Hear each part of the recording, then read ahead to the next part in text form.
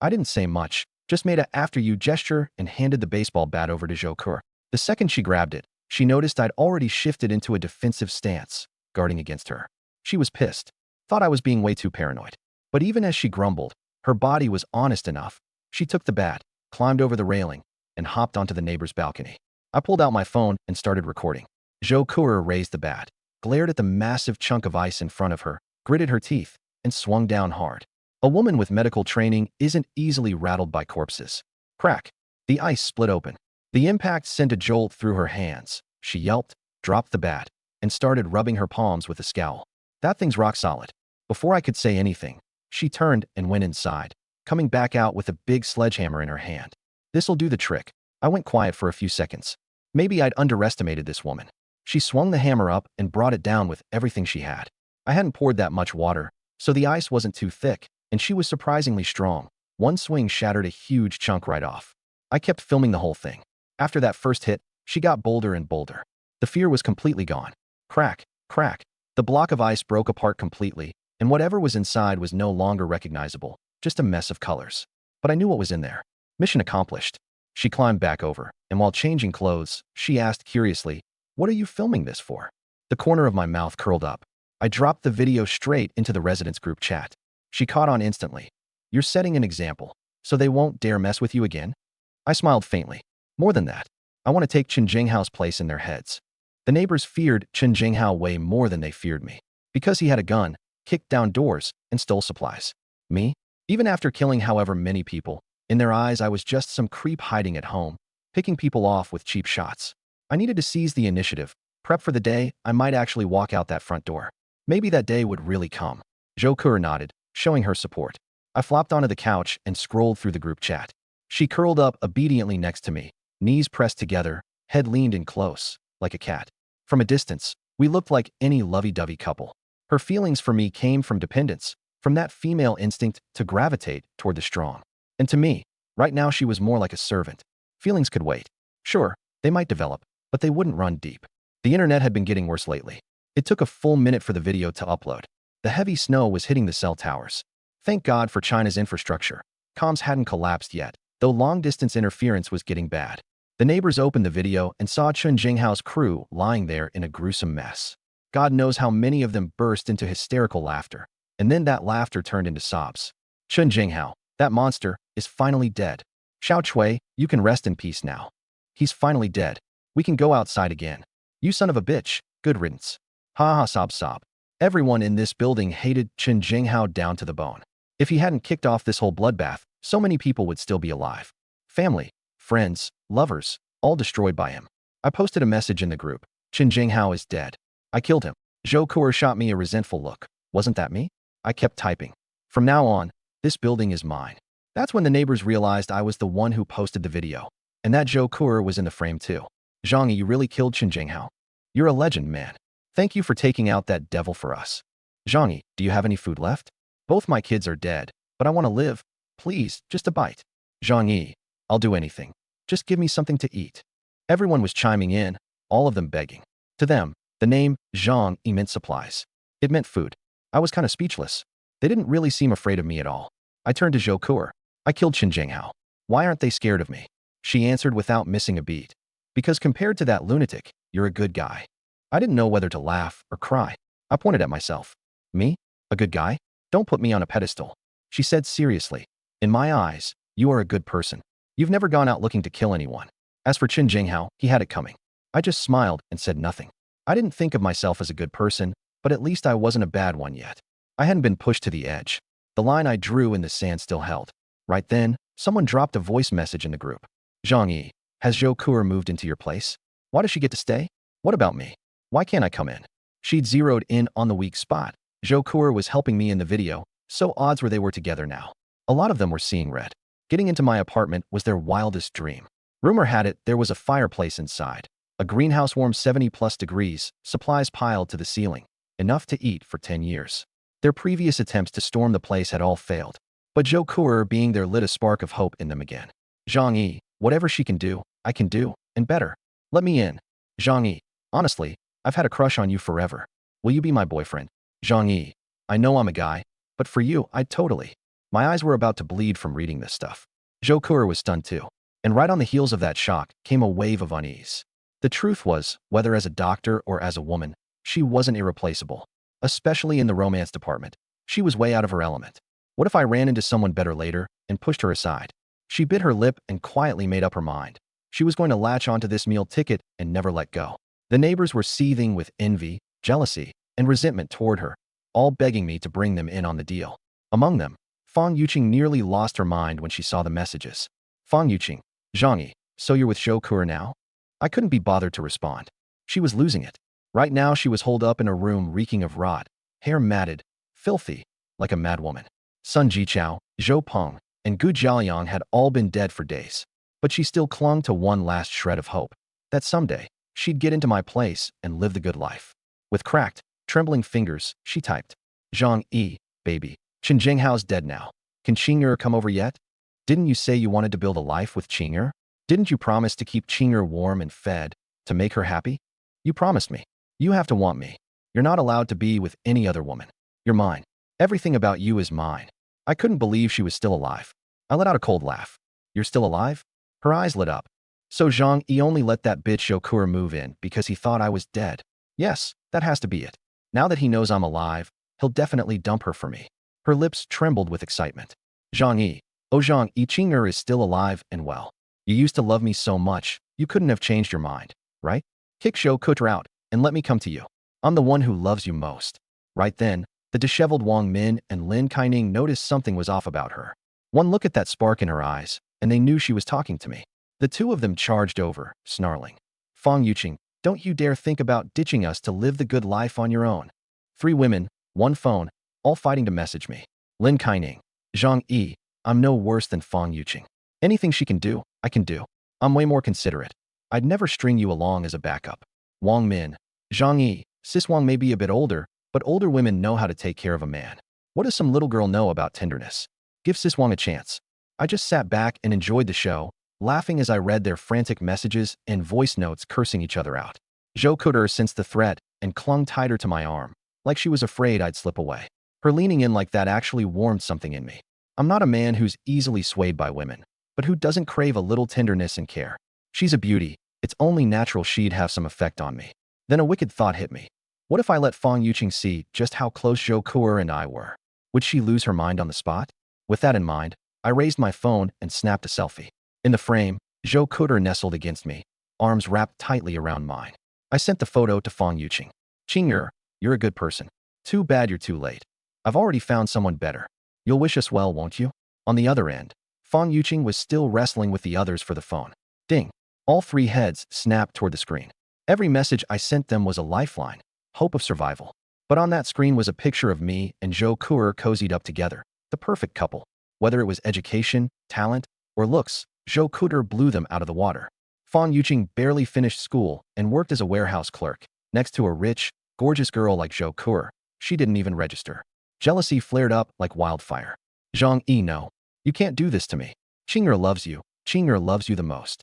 She must be tricking you. Give me one chance. I'll prove I'm the one who loves you most. I sneered. No need. Ku'er and I are the real deal. She's leagues above you. Why would I ever give her up for you? You really think you measure up? Let's not contact each other anymore. I don't want her getting the wrong idea. I knew those few lines would push Fang Yuqing over the edge. Because I understood, I was her last hope in this frozen apocalypse. And personally snuffing out someone's last shred of hope? That's a beautiful thing. Especially like this. Fang Yuqing had always thought she was some goddess, that men existed only to worship at her feet. But today, her man, or so she thought, had been stolen by another woman, and that woman just happened to be prettier and more accomplished than her. Double the agony. She'd want to slap herself senseless, cursing her own blindness for not marrying a man as good as me back when she had the chance. Sure enough, she completely lost it, letting out a hysterical, guttural scream. I don't believe it. I don't believe it. Zhang Yi, weren't you my little simp? You worshipped me for 2 whole years. I'm throwing myself at you. Why aren't you groveling anymore? You bitch. What gives you the right to steal what's mine? Go dot.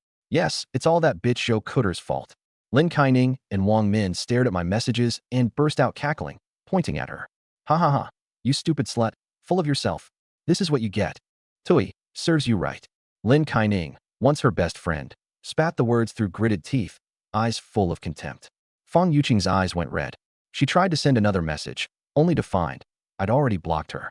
From this moment on, I never wanted to lay eyes on this woman again. It wouldn't be long before she died in this frozen wasteland. And the torment and humiliation I'd inflicted on her left me utterly satisfied. I set the phone down, a smile playing on my lips. The more this bitch suffered, the happier I got. Zhou Kuer leaned against me, tilting her head up to look at me curiously. I turned, and our eyes met. Suddenly, I furrowed my brow and gripped her hand tightly. Do you think I'm cruel?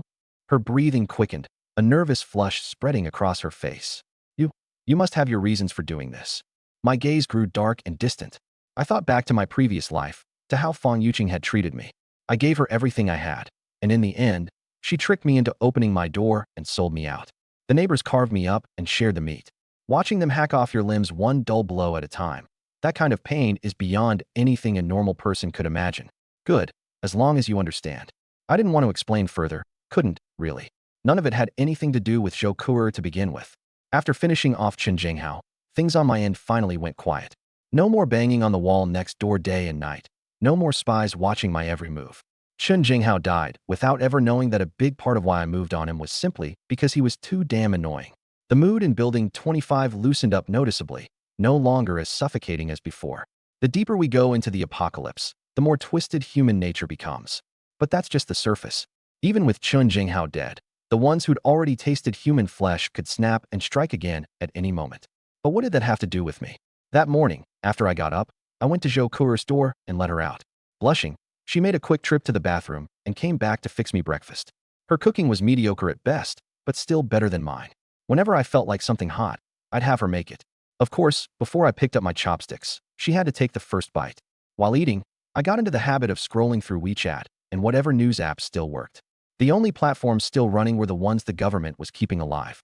Under this extreme cold, the vast majority of people simply couldn't survive. Only the important ones were hanging on, propped up by the top brass's emergency contingency plans. As I scrolled, a familiar face popped up in one of the WeChat groups. Annie Lin, the same one who'd been stirring up so much drama before. She sent a message. The blizzard's about to end. My brother's the party secretary of Jiangnan province. He just called and told me. From now on, you all better listen to me, or I'll have every single one of you dragged out and shot. You hear me? Bring me food now. Not a single person in the group chat responded. I said flatly, she's lost it. Honestly, it's a miracle she's still alive. If I remember right, Chen Jinghao's crew hit her place first when they went looting. Across the table, Zhou Kuer's face flickered with sadness. Back when I was treating Lin Xiaohu, I felt bad for them, so I gave them a little bit of my supplies. I glanced at her, afraid I'd think she was being a bleeding heart. She quickly added, the blizzard had just started. I thought it'd blow over soon. I smiled a little, set my phone down, and folded my hands. That's not the point. Whatever you gave her should have run out ages ago. So what's she been living on? Zhou Kuer had a rib in her mouth. When she heard that, she quietly put it back in her bowl. Lin Xiaohu had no medicine. He died about 10 days ago. I nodded. Well, that explains it. After a pause, I added with a grin. Lin Xuanxia always used to say Lin Xiaohu was the apple of her eye, like she wanted to keep him in her mouth. Guess she made good on that promise. Zhou Kuer clapped a hand over her mouth and glared at me. I'm eating. I couldn't help but laugh out loud. It suddenly hit me. Having a woman around wasn't half bad. At the very least, the conversation didn't get boring. Right then, shouting broke out from outside. We both turned toward the window. On the balcony of Building 18, about 40 meters across from us, a stark-naked man was raising his arms to the sky and screaming. A second later, he dove headfirst off the ledge like an Olympic diver. Zhou Kuer frowned and sighed. When is this blizzard ever going to end? In the apocalypse, people who lost hope and took their own lives were a dime a dozen. I shook my head. Who knows? This is nature's game. Human tech can't touch it. Just staying alive is enough. Just then, my phone rang. I checked the name. It was Uncle Yu, the building's doorman. Thanks to memories from my past life, there were only two people I trusted in this one. Uncle Yu and Zhou Kuer. Both had sacrificed themselves for others, holding on to their humanity until the very end. That's why I let Zhou Kuer into my home as my servant. As for Uncle Yu, he had the second largest stockpile of supplies in the entire building, right after mine. A bachelor in his mid-40s, no kids, worked as a doorman to save money. His place was packed with instant noodles and sausages, so he was still holding up pretty well. I picked up. Hey, Uncle Yu. Zhang Yi.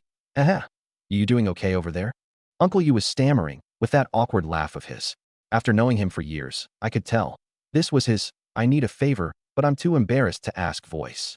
I did some quick math. If he wanted to borrow supplies, I could spare some. The guy had served in the military for 5 years. He was tough. Down the road, when things got hairy, he'd be someone I could put between me and a bullet. A little goodwill in exchange for a strong ally? Great deal. Uncle you, I'm hanging in there. Just got an extra mouth to feed. So supplies are going faster than expected. I shot a glance at Jokur. Her face flushed, and she ducked her head back into her bowl. Oh right, that's a problem too. Uncle Yu's voice trailed off. He hesitated a long time before finally saying, Zhang-yi, I wanted to ask you something. Uncle Yu, no need to be polite with me. Spit it out. If I can help, I will. It's like this. Xieli Mei's daughter, Tang Bao, is running a fever. There's no medicine in the house. The kids flushed red all over. We're worried sick. Do you have any medicine left? By the end, his voice was shaking. My eyes widened. Well, I'll be damned. So Xieli Mei had actually landed Uncle Yu as her meal ticket. Gotta hand it to that woman. Out of all the single guys in this building, she managed to zero in on the second best catch, right after me. But thinking back to how Xieli Mei did in my past life, it all made sense. She looked all sweet and helpless on the outside, but she ended up outliving even me. No way she was as innocent as she seemed. Xieli Mei wasn't quite 30. Face was a solid 6 out of 10, but she'd had a kid, and her figure was full and curvy. Uncle Yu had been single his whole life. No way he could resist that kind of mature woman appeal. Other people's love lives weren't my business. If Xieli Mei could rope in some sucker to help raise her kid, more power to her. I said, I see. Congrats, Uncle Yu. Congrats on what? We're just shacking up to get by. You know my situation. If it weren't for the blizzard, I'd never have found a wife. I've got a few boxes of medicine left. Come on over and grab some. I kept my tone casual and light, but those 2 words, a few boxes, dropped a key hint. I didn't actually have much fever medicine left either. Yet even in the middle of this frozen hell's cape, when supplies were gold, I was still handing some over to you, Uncle Yu. Chew on that. Really let it sink in. Look how loyal I am, how good I am to you. So down the line, you'd better be ready to take a bullet for me, right? Sure enough, Uncle Yu was so choked up he couldn't speak for a while. Zhang-yi, I don't even know how to thank you. You've bailed me out twice now. Yu Guang, am telling you right here, the day you need me, if I so much as hesitate, I'm not a man. I laughed. Uncle Yu, come on, now you're being a stranger. We go way back. In my book, you're basically family. Enough with the formalities. Get over here and grab the meds. Across from me, Zhou Kuer was pouting, watching me with a mischievous look. She even stuck her tongue out and made a face at me. She was just now realizing that behind my cold, cautious exterior, there was a pretty sly side too. I hung up. Zhou Kuer asked, curious, are you really that close with Uncle Yu? I picked up my bowl and chopsticks and said mildly, at the end of the day, all relationships are built on mutual interest, and in the apocalypse, that goes double. Uncle Yu's a good man, and he can fight. Getting him to owe me a favor pays off later. I paused, then added, and honestly, I don't want to see that little spark of humanity in him snuffed out by this apocalypse either. That kind of thing is too rare to lose. A while later, there was a knock at the door. Zhang-yi, it's Yu Guang. You home? Out of habit, I checked the security camera. And the moment I did, my brow furrowed. Standing at the door wasn't just Uncle Yu. There was also a woman holding a child. She was bundled up in a thick down jacket, but I knew right away. That had to be Xieli Mei. What's she here for? I liked Uncle Yu well enough, but I had no real connection with Xieli Mei.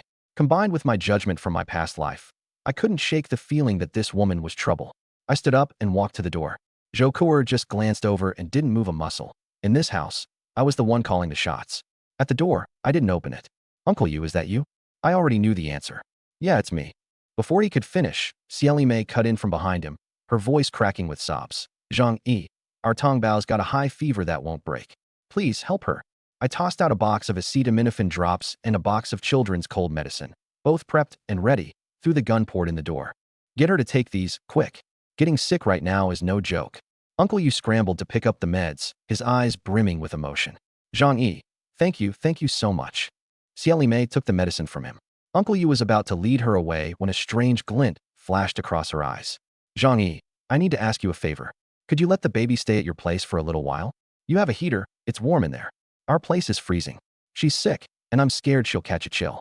Could you help us out, please? Uncle Yu, standing beside her, froze. She hadn't said a word about this to him before they came. His face turned awkward. He hadn't cleared it with me, and now Xieli Mei had blindsided him and put him right in the middle. It was embarrassing, but looking at her pitiful, pleading eyes, he didn't know what to say either. Inside, listening to all this, the corner of my mouth curled up. Give her an inch and she takes a mile? Your sister Xia, right? Sorry, but in times like these, I can't let anyone in. Besides, I'm almost out of coal. Honestly, it's not much warmer inside than out. I wasn't about to fall for her act. She dressed it up nicely, for the child. But neither Zhou Kuer nor I had ever taken care of a kid, and even if we knew how, I couldn't be bothered with that headache. Once the kid was in, she could use taking care of the baby as an excuse to muscle her way in too. Easy to invite the devil in, hard to send it out. If she had bad intentions, I'd have to watch my back 24/7. Yeah, no thanks. Uncle Yu also tried quietly to talk her down. Zhang Yi's already done us a solid.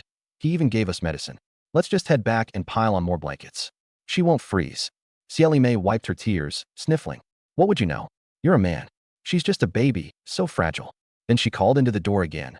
Zhang Yi, I know it's not right to ask, but I really have no other option. Big sis knows you've got a kind heart. That's the only reason I'm working up the nerve to ask. For the baby's sake, and for Uncle Yu's sake. Please, just let her stay a little while. She'd laid it on thick and even dragged Uncle Yu into it. Most people, if they weren't hard-hearted enough, would have caved. Before asking for something big, ask for something small first. Once they say yes to the small thing, they feel too awkward to say no to the big one. Which tells you, this woman was no simpleton. She deliberately kept Uncle Yu in the dark and only opened her mouth about the baby after I'd already handed over the medicine. But she underestimated just how hard my heart was. I crossed my arms and leaned against the door.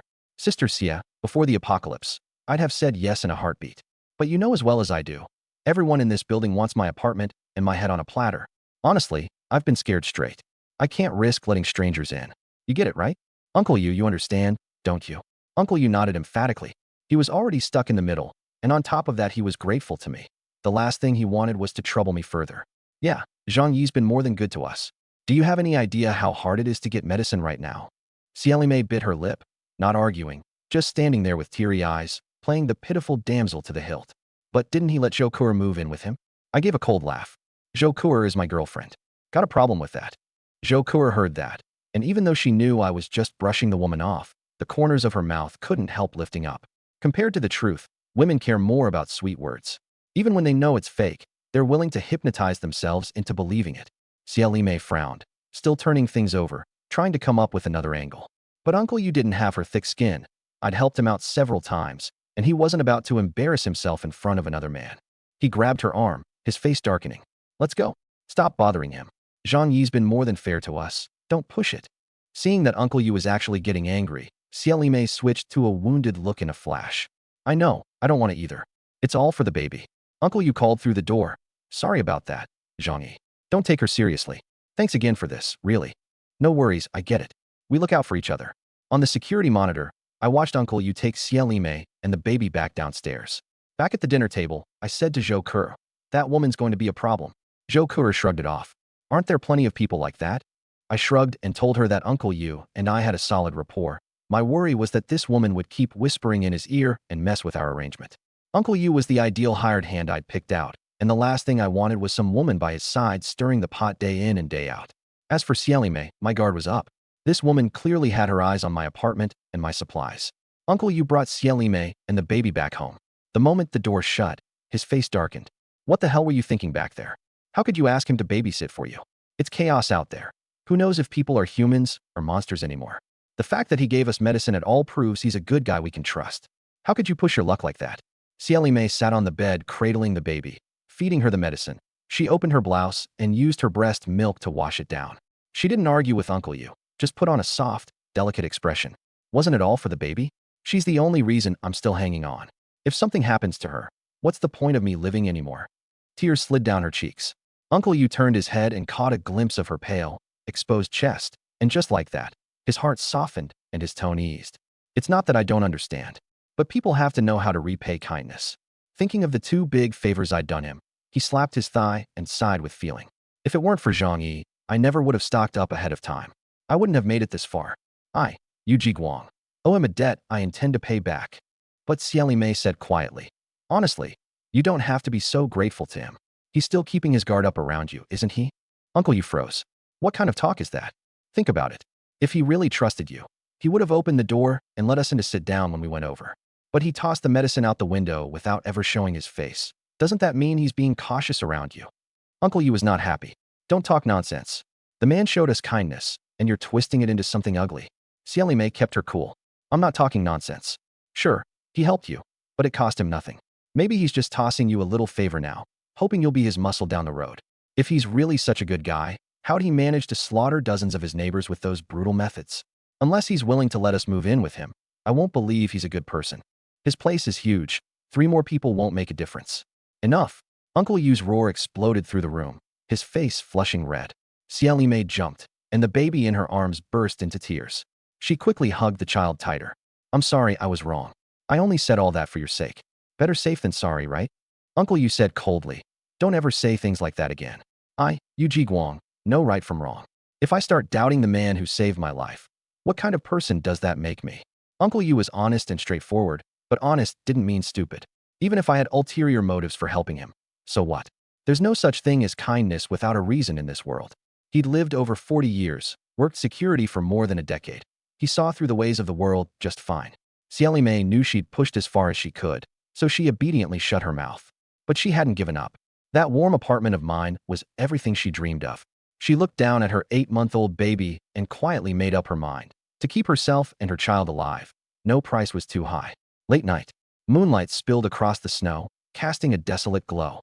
The heavy snow had been falling nonstop for nearly a month. In Yuelu community, the snow had already piled up to the 4th floor. Most people were asleep by this hour.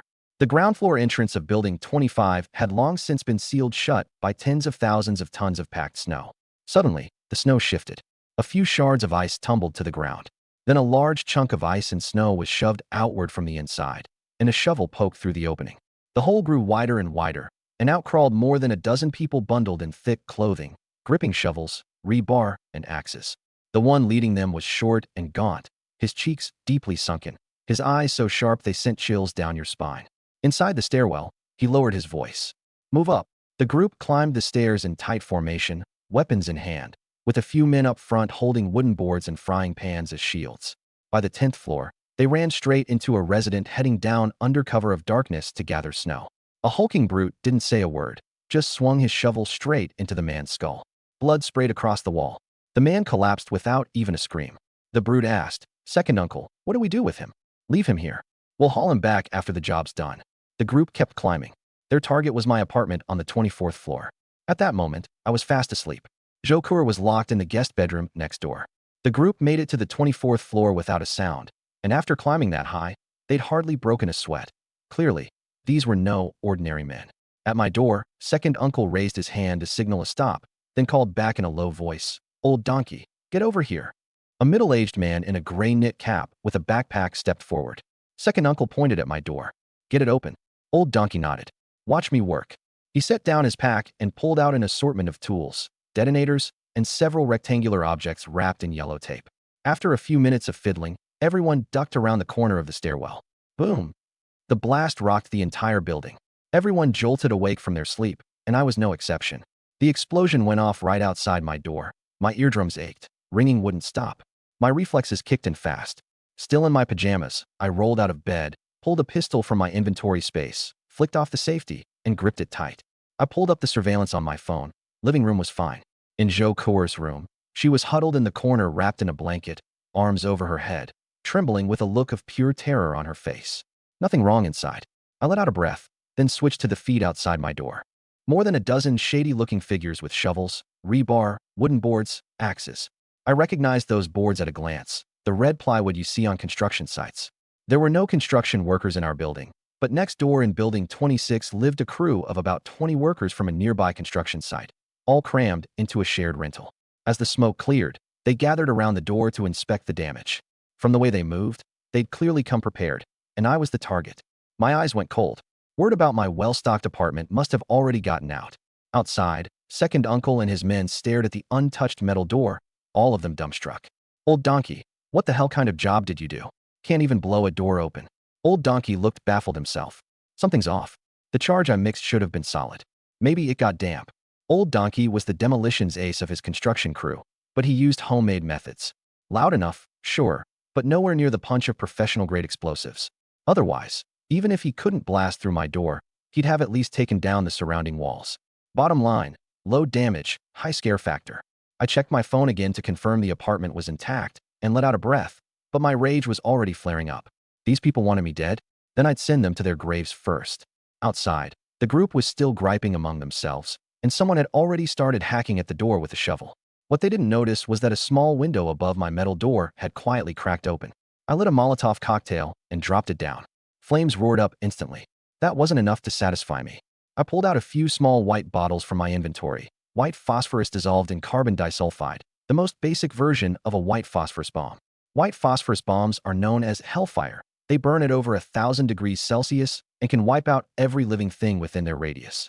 Once it touches skin, there's no getting it off, and the wounds it leaves are horrific. Maximum lethality, maximum psychological terror. Internationally, this stuff is banned. But what did I care? As long as it took out my enemies, I'd use anything. The Molotov hit the ground, flames erupted. These guys were wearing clothes soaked with snow, normally hard to ignite. But once the fire caught, the carbon disulfide flashed off, and the white phosphorus ignited immediately. The air spiked to 1,000 degrees in an instant. Flames splattered onto their clothes, and no matter how they beat at them, they wouldn't go out. The entire hallway was engulfed in a sea of fire in seconds. This attack blindsided them completely. For a solid 10+ seconds, they couldn't even process what was happening. A lot of them got splattered with white phosphorus, and their down jackets and cotton coats turned out to be the perfect fuel. Aya, help me. Somebody help me. The blood-curdling screams sounded like they were coming straight from hell. Being burned alive is the most agonizing way for a human to die. A regular person howls in pain from just brushing a fingertip against a match flame. Imagine every square inch of your skin being devoured by fire. Still not satisfied, I raised my gun and unloaded an entire magazine, spraying bullets outside like I was setting off firecrackers. Bodies dropped one after another. Out of the dozen or so attackers, 8 corpses ended up sprawled outside my door. Only 5 or 6 got lucky enough to escape. I didn't open the door to chase them, safety first. Once I confirmed they were all dead, I closed the firing port and switched on the air filtration system to keep the smoke out. I glanced down at my pistol. Completely empty. I shook my head. This thing really doesn't hold up. Good thing I didn't buy a machine gun. A single belt would have burned through hundreds of rounds in seconds. Looked like I'd need to get my hands on some heavier firepower down the road. My sense of danger hadn't been sharp enough before. Today, that crew of workers using explosives had been a wake-up call. Anyone who could survive in the apocalypse was no pushover. From here on out, I'd be dealing with hardened bastards. If some engineer showed up one day loaded with explosives, he might just bring the whole damn building down on top of me. Okay, that was an exaggeration. Regular folks couldn't get their hands on that kind of quantity. But it did drive home the point. I needed to prepare for the worst.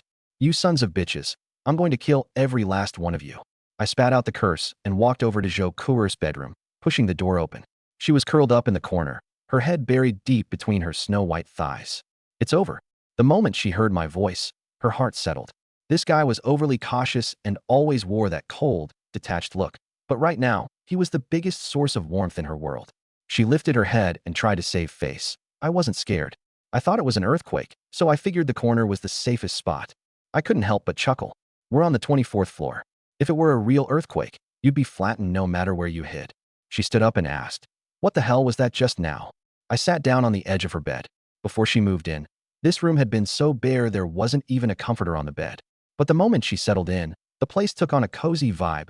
Pink velvet comforter, yellow sheets, black lace lingerie, and black stockings hanging on the windowsill to dry. You could tell she was a woman who cared about the finer things.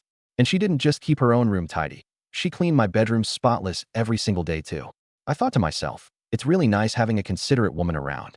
If it weren't for the apocalypse, you couldn't marry a woman like her without shelling out 18.88 million yuan in bride price.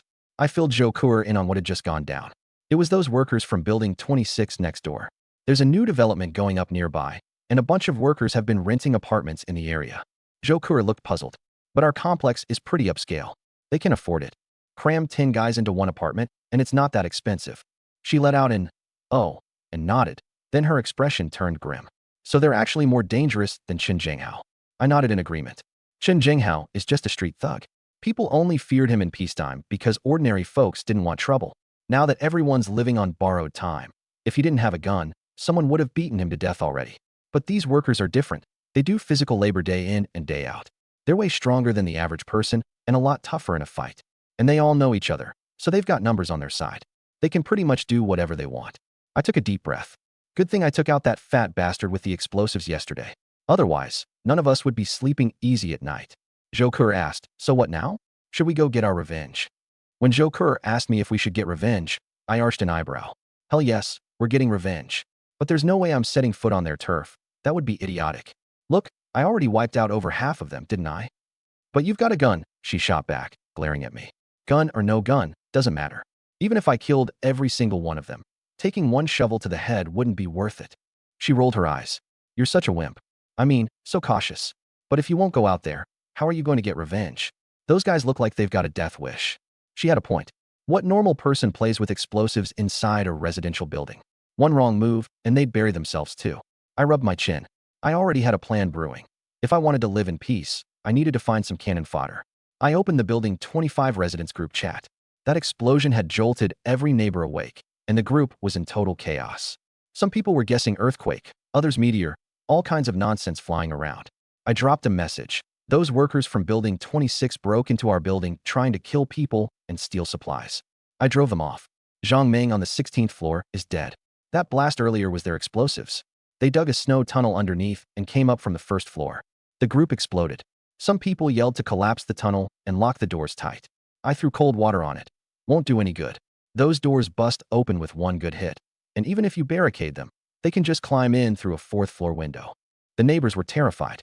If I hadn't driven those guys off tonight, they probably would have all been slaughtered in their beds. What do? We're no match for those laborers. Half the building is already dead, and the rest are just old folks, women, and kids. Not surprising, really. Most of the able-bodied ones had died right outside my door. Then the tone shifted. Thank God we have Zhang Yi. You drove all those guys off single-handedly. You're our hero. Everyone else caught on to what was happening. I was the strongest fighter in the whole building, and I had a gun. Naturally, I was the best pick to deal with the guys next door. What a joke. Just a few days ago, they'd been cursing me in the group chat every single day, calling me selfish and shameless. Every household had lost someone thanks to me, and they hated my guts. Now that they needed something from me, suddenly I was a hero. Did they seriously take me for an idiot? I curled my lip. I burned through a lot of ammo dealing with them. Right now I can barely protect myself. Everyone's on their own. Good luck. Why the hell should I protect you people? What does it matter to me whether you live or die? After that, I went silent. The group instantly erupted, everyone begging me to step up. Zhang Yi, you can't just stand by and watch us die. If we're all dead, won't just the two of you get lonely? Once we're gone, you'll be the next target. You have no idea how many people are already watching you. That last line made my eyes go cold. They weren't wrong. Plenty of people had their eyes on me now. Those videos I'd posted in the group had definitely been leaked out by the neighbors. People on the outside were probably just jealous, but the folks in the surrounding buildings? They actually had a real shot at coming over to take what I had. But I still didn't say anything. Uncle Yu, on the other hand, sent me a private message asking if I wanted his help. I know those bastards over at Building 26. Drank with them before. These sons of bitches have the nerve to come after you? I'm not letting them get away with it. Just say the word if you've got a plan. I laughed. Uncle Yu, they've got quite a few guys, don't they? Started out with 30 plus, but they lost about 10 recently. 20 or so left. Their leader's called Huang Tianfeng. He's talked to me before. But these assholes have gotten a lot of people killed at Building 26. No way I'm siding with them.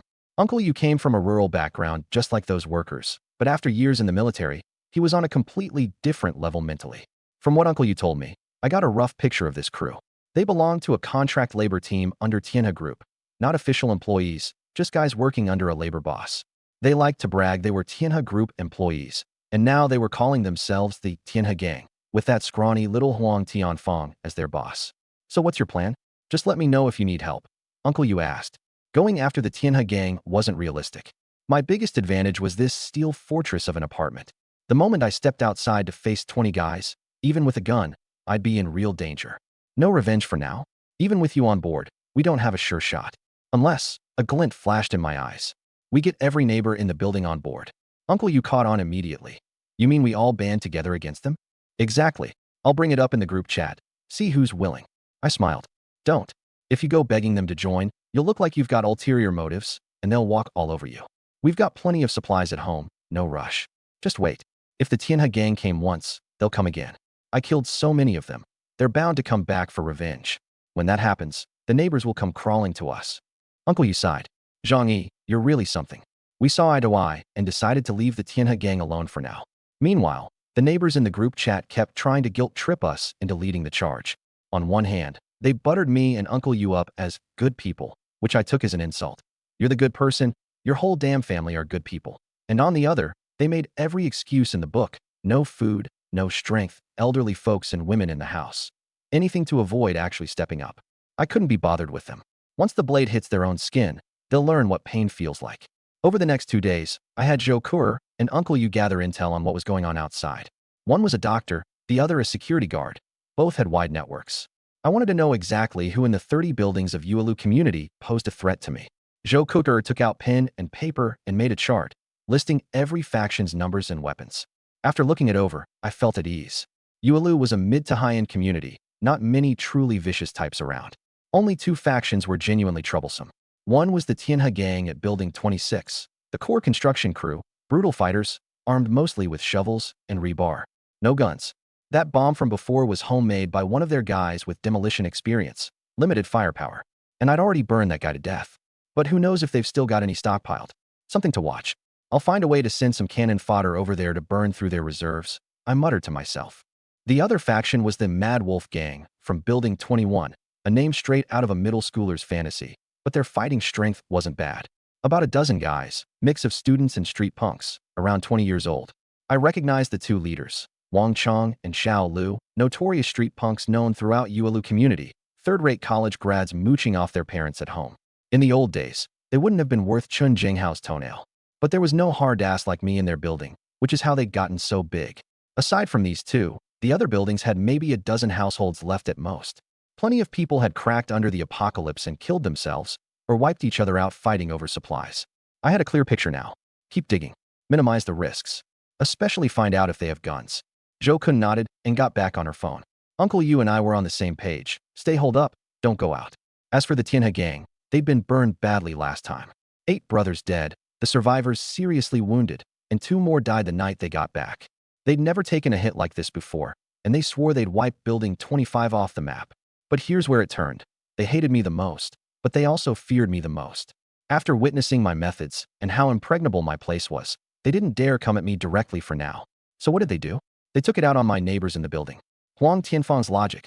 I can't kill you, but I can kill your neighbors, right? Won't you feel guilty when they die horribly? How are you going to face their accusations? Killing your neighbors is the ultimate revenge. The guy had a real AQ spirit, always picking the softest persimmons. Over the next few days, he brought his men back and ambushed several apartments. After the killings, they'd scrawl messages in the hallway with blood. Zhang Yi, if you don't come out, I'll kill every one of your neighbors. Huang Tianfang thought he was clever, trying to force me out with this move. If I were some bleeding heart movie protagonist, I would have stepped out to negotiate by now. Too bad. I didn't feel a shred of guilt. I was practically laughing my ass off. That was exactly what I wanted. Him killing more neighbors, spreading panic, forcing these people to come begging me for help. Sure enough, within 2 days, the neighbors couldn't hold out. Seeing those bloody messages, they unanimously decided the only way out was for me to go handle it. The group chat blew up. Private messages, voice calls, nonstop. Zhang Yi, you caused this, you fix it. You brought the Tianhe gang here. What does this have to do with us? Own up to your own mess. Don't make us pay the price. They won't stop until you go out there. If you've got a conscience, deal with it yourself. How can you stand watching everyone die because of you? I looked at these messages and laughed. I wasn't even angry. I knew these people's true colors too well. I fired back a few lines in the group chat. It's not like I invited them. They came to kill me. I killed them first, and somehow that's on me. You couldn't defend yourselves? Not my damn problem. You said yourselves those guys are dangerous, so hell no, I'm not going out there. Safer inside. Hee. I added a smiley emoji for good measure. The neighbors lost it. You're safe, what about us? You brought them here. Why should we bear the consequences? Do you have any conscience at all? I sneered. Why the hell should I care what happens to you? Whether you live or die is none of my damn business. And you're lecturing me about conscience? Back when you were storming my apartment, every single one of your families was in on it. Frankly, I was being generous by not showing up at your doors with a gun and putting a bullet in every last one of you. You people don't get to talk about conscience. I lowered my voice. You really think I don't have the guts to kill you all? That one line shut a lot of mouths right up. They suddenly remembered. Zhang Yi wasn't someone to mess with. How did Qin Jinghao die? Frozen alive into a solid block of ice, then shattered into pieces. Yeah, that was me. I didn't say anything else. I just sent Uncle Yu a private message. Uncle Yu, you're up. Don't worry, I got this. Over in the residents group chat, those people were left scrambling after I shut them down. Their guilt tripping had failed, negotiations had broken down, which meant they'd have to face the Tianhe gang on their own when they came storming in at any moment. Most of the men in Building 25 were dead. The only ones left who could actually fight were me and Uncle Yu. What do?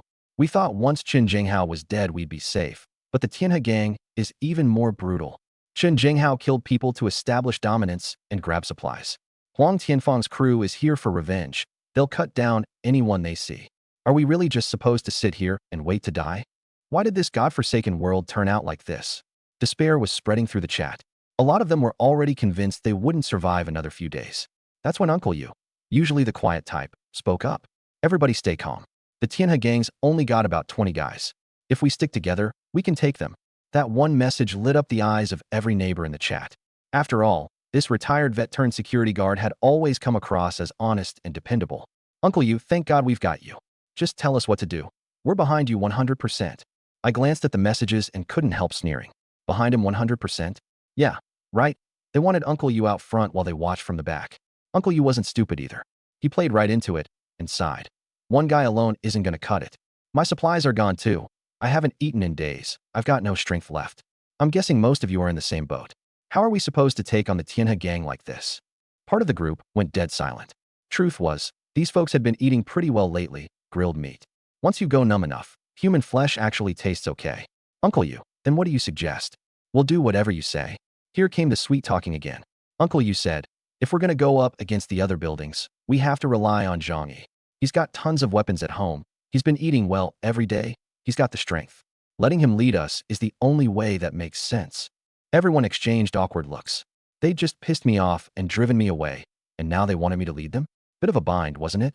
But he literally just told us to fend for ourselves. Still, if he's willing, that'd obviously be the best outcome. In their eyes, I might be a bastard, but I was a ruthless one. Half the unit's residents had died by my hand, and I'd even turned a thug like Chen Jinghao into a human popsicle. Uncle Yu took the opening. How about this? I can still talk to him. I'll go try to convince him. Uncle Yu, we're counting on you. I read every single message. Uncle Yu med me. What's the next move? I replied, the timing's about right. In a bit, back me up and get these people falling in line. Carrot and stick. That's the only way this building stays safe going forward. Whether they were safe or not, I couldn't care less. As long as I was safer. Besides, a lot of these neighbors had lost family to me, and given half a chance they'd definitely come for revenge. So the best move was to take them out now. Once we had our plan, we hopped back into the group chat. Uncle Yu made a big show of tagging me. At Zhang Yi, everyone really needs you right now. If this whole building ends up with just you left, wouldn't you get lonely too? Have a heart. Help everyone out. We'll all be genuinely grateful. The neighbors jumped right in. Yes, yes. If you save us, we'll be forever in your debt. From now on, you call the shots in this building. I'm putting my whole family's lives in your hands. The flattery came pouring out like it was free. I sneered. I'm only bothering with you because of Uncle Yu. I'm doing just fine on my own. Why the hell would I risk my life for you? The more I said stuff like that, the more panicked they got. Zhang Yi, please don't. Whatever you tell us to do, we'll do it. Oh, whatever I tell you to do. Everyone agrees to that. Someone tested the waters. As long as it's not telling us to go die, anything. So if I told you to grab weapons and go fight the Tianhe gang to the death, would you go or not? The chat went instantly silent. Nobody said a word, everyone waiting for someone else to be the sacrificial lamb. I burst out laughing. So basically, you just want me to go die for you? Fine, count me out. When Huang Tianfang comes through the door, just stick out your necks for him. But, Uncle Yu jumped in fast. Zhang Yi, don't go. We're gonna die either way. At least fighting gives us a shot. I'm in with you. Then he started rallying the crowd. What are you still hesitating for? Fighting gives us a chance to live.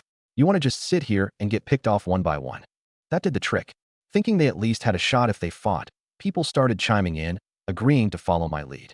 Uncle Yu and I played off each other perfectly, and just like that, we had control of the whole building. I spoke calmly. From this moment on, everyone listens to me. The situation's critical. The enemy could attack any minute. Anyone who slacks off or drags their feet is betraying the whole building. And don't blame me when I kill them myself. I scanned the group's member list. Only about 20 people had actually spoken up. The rest were obviously trying to play ostrich, hiding out and letting me risk my neck for them. Don't let me catch anyone trying to hide and get out of pulling their weight. I find one, I kill one. Wanna lay low and reap the rewards? Not a chance. That statement even had the neighbors who'd agreed to fight fired up. Fong Lin, get your ass out here. I saw you shoveling snow just yesterday. Liang Yulu, don't pretend you're not seeing these messages. Red-eyed with anger, people started tagging the ostriches one by one. People are selfish. If I'm making up my mind to put my life on the line, why the hell should I let someone else hide behind me like a coward?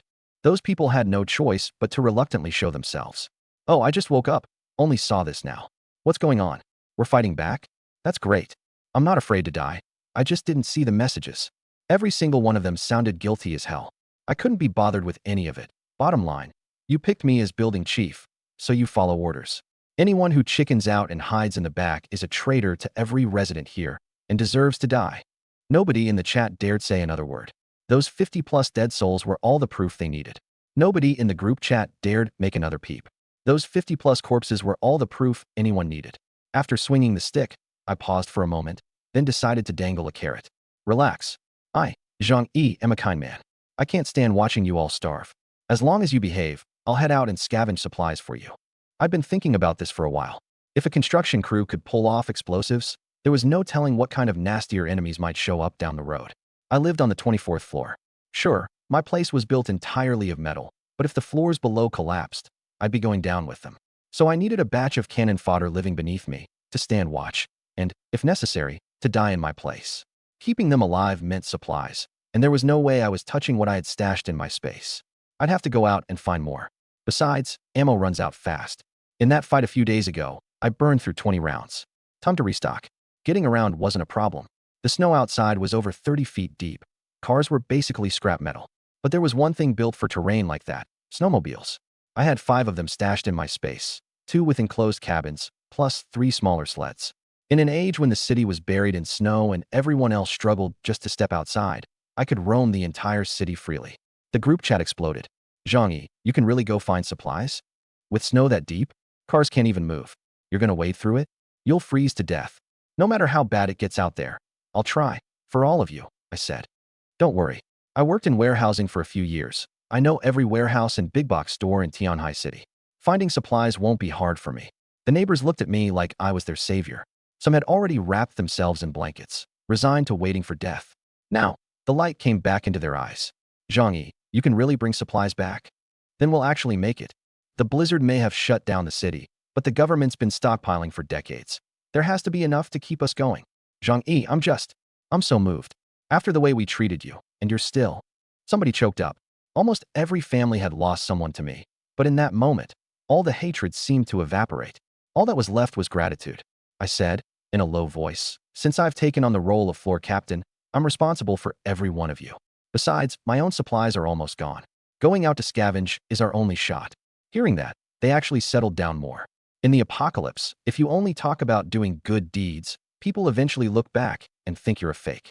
Only when you admit you've got skin in the game too, do they buy it as normal. After all, it had already been nearly a month since the world ended. People had starved to death in these very apartments. In their minds, no matter how much I'd hoarded, it had to run out eventually. Especially now that there were 2 people in my apartment burning through it faster. Before long, the neighbors were praising me like I was some kind of god. Shokura laughed beside me. If you started a religion right now, you could be the founder. Disaster is when religion grows fastest, because people always need something to hold on to spiritually. I smiled faintly. No need to overcomplicate things with a bunch of cannon fodder. 1 moldy steamed bun from me, and they treat me better than their own fathers. Shokura asked, curious, you're really going out there? Concern flickered in her eyes, along with a hint of guilt. She genuinely thought I was running low on supplies and felt like she was a burden. I pinched her soft pink cheek and grinned, eyes narrowed.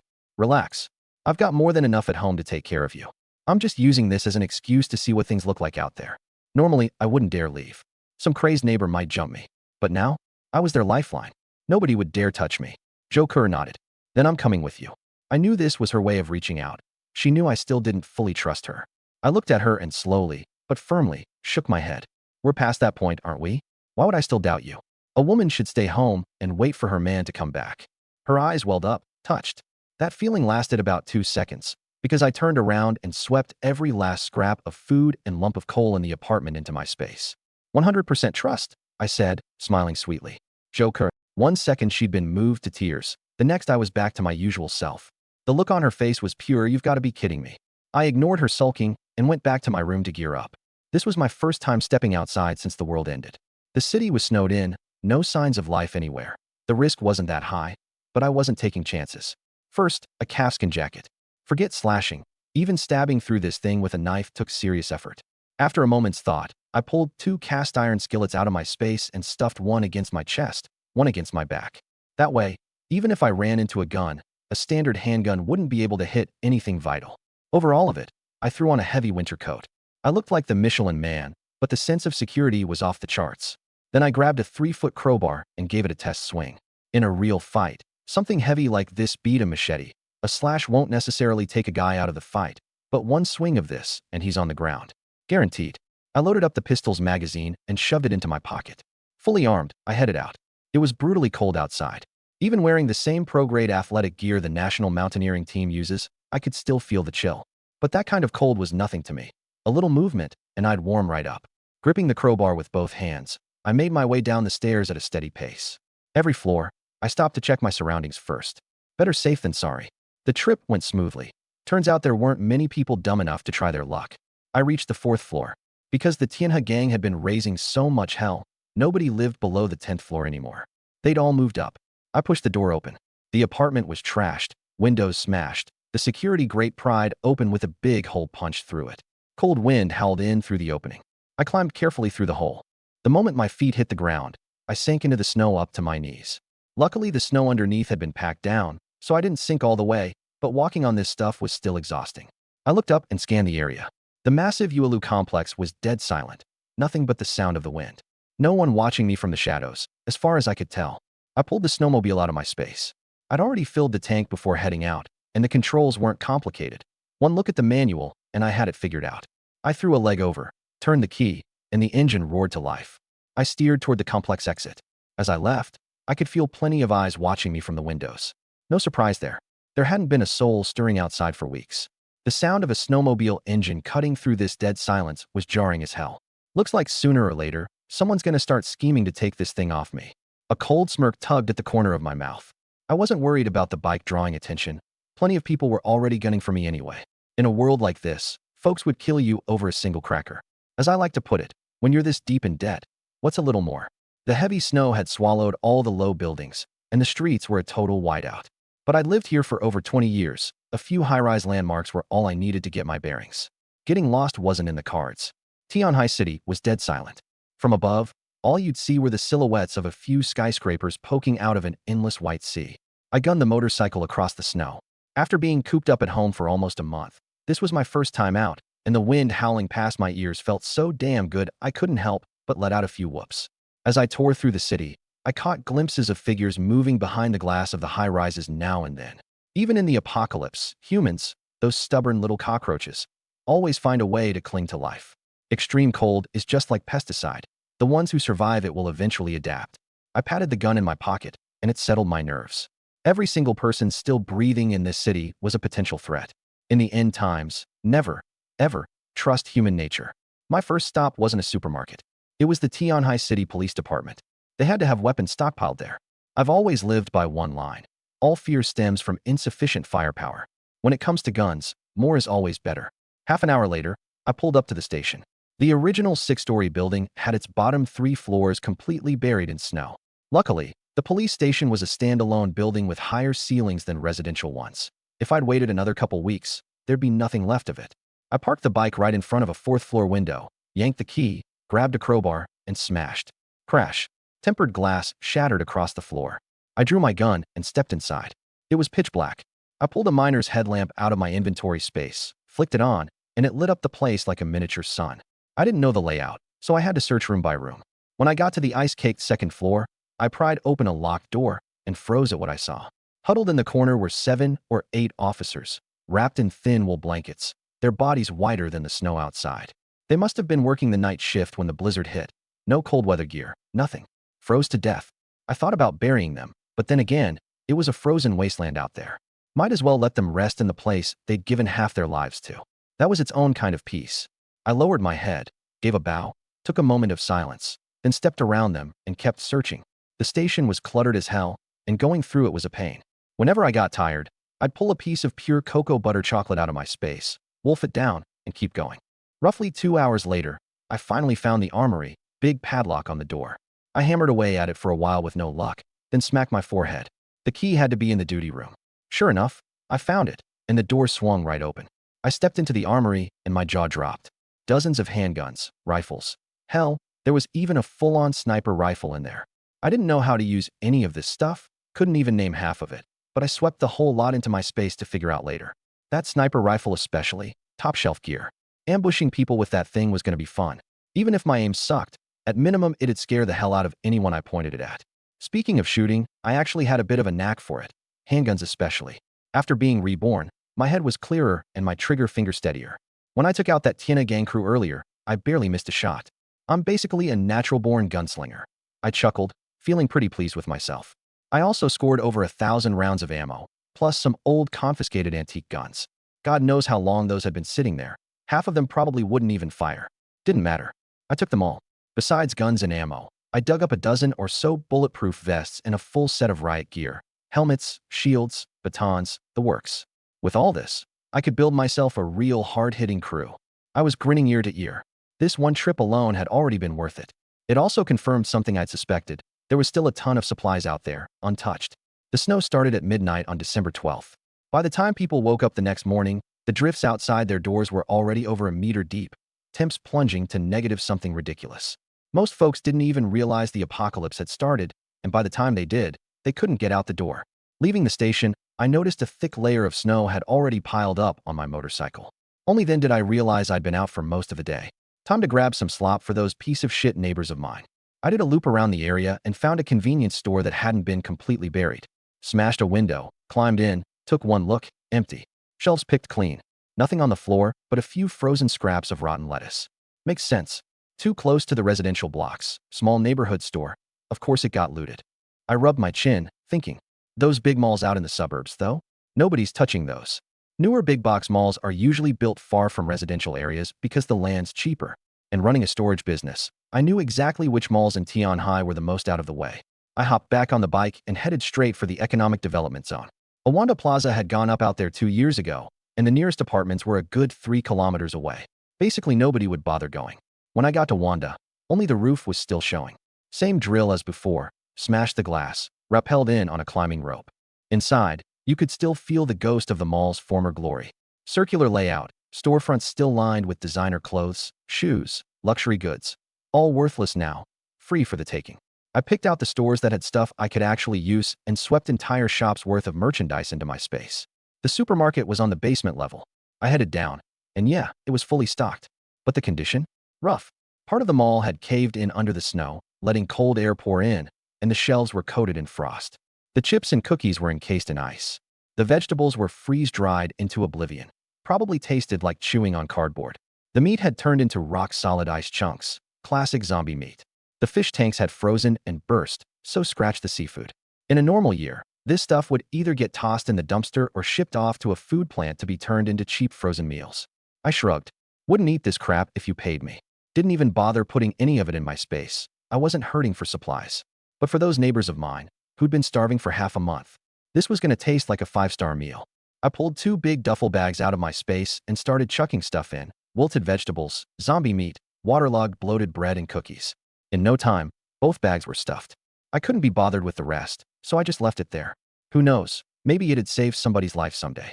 I glanced at the Rolex on my wrist. This watch had been cold-proofed, so it kept ticking even in extreme cold. Not super accurate, but good enough to get a rough idea.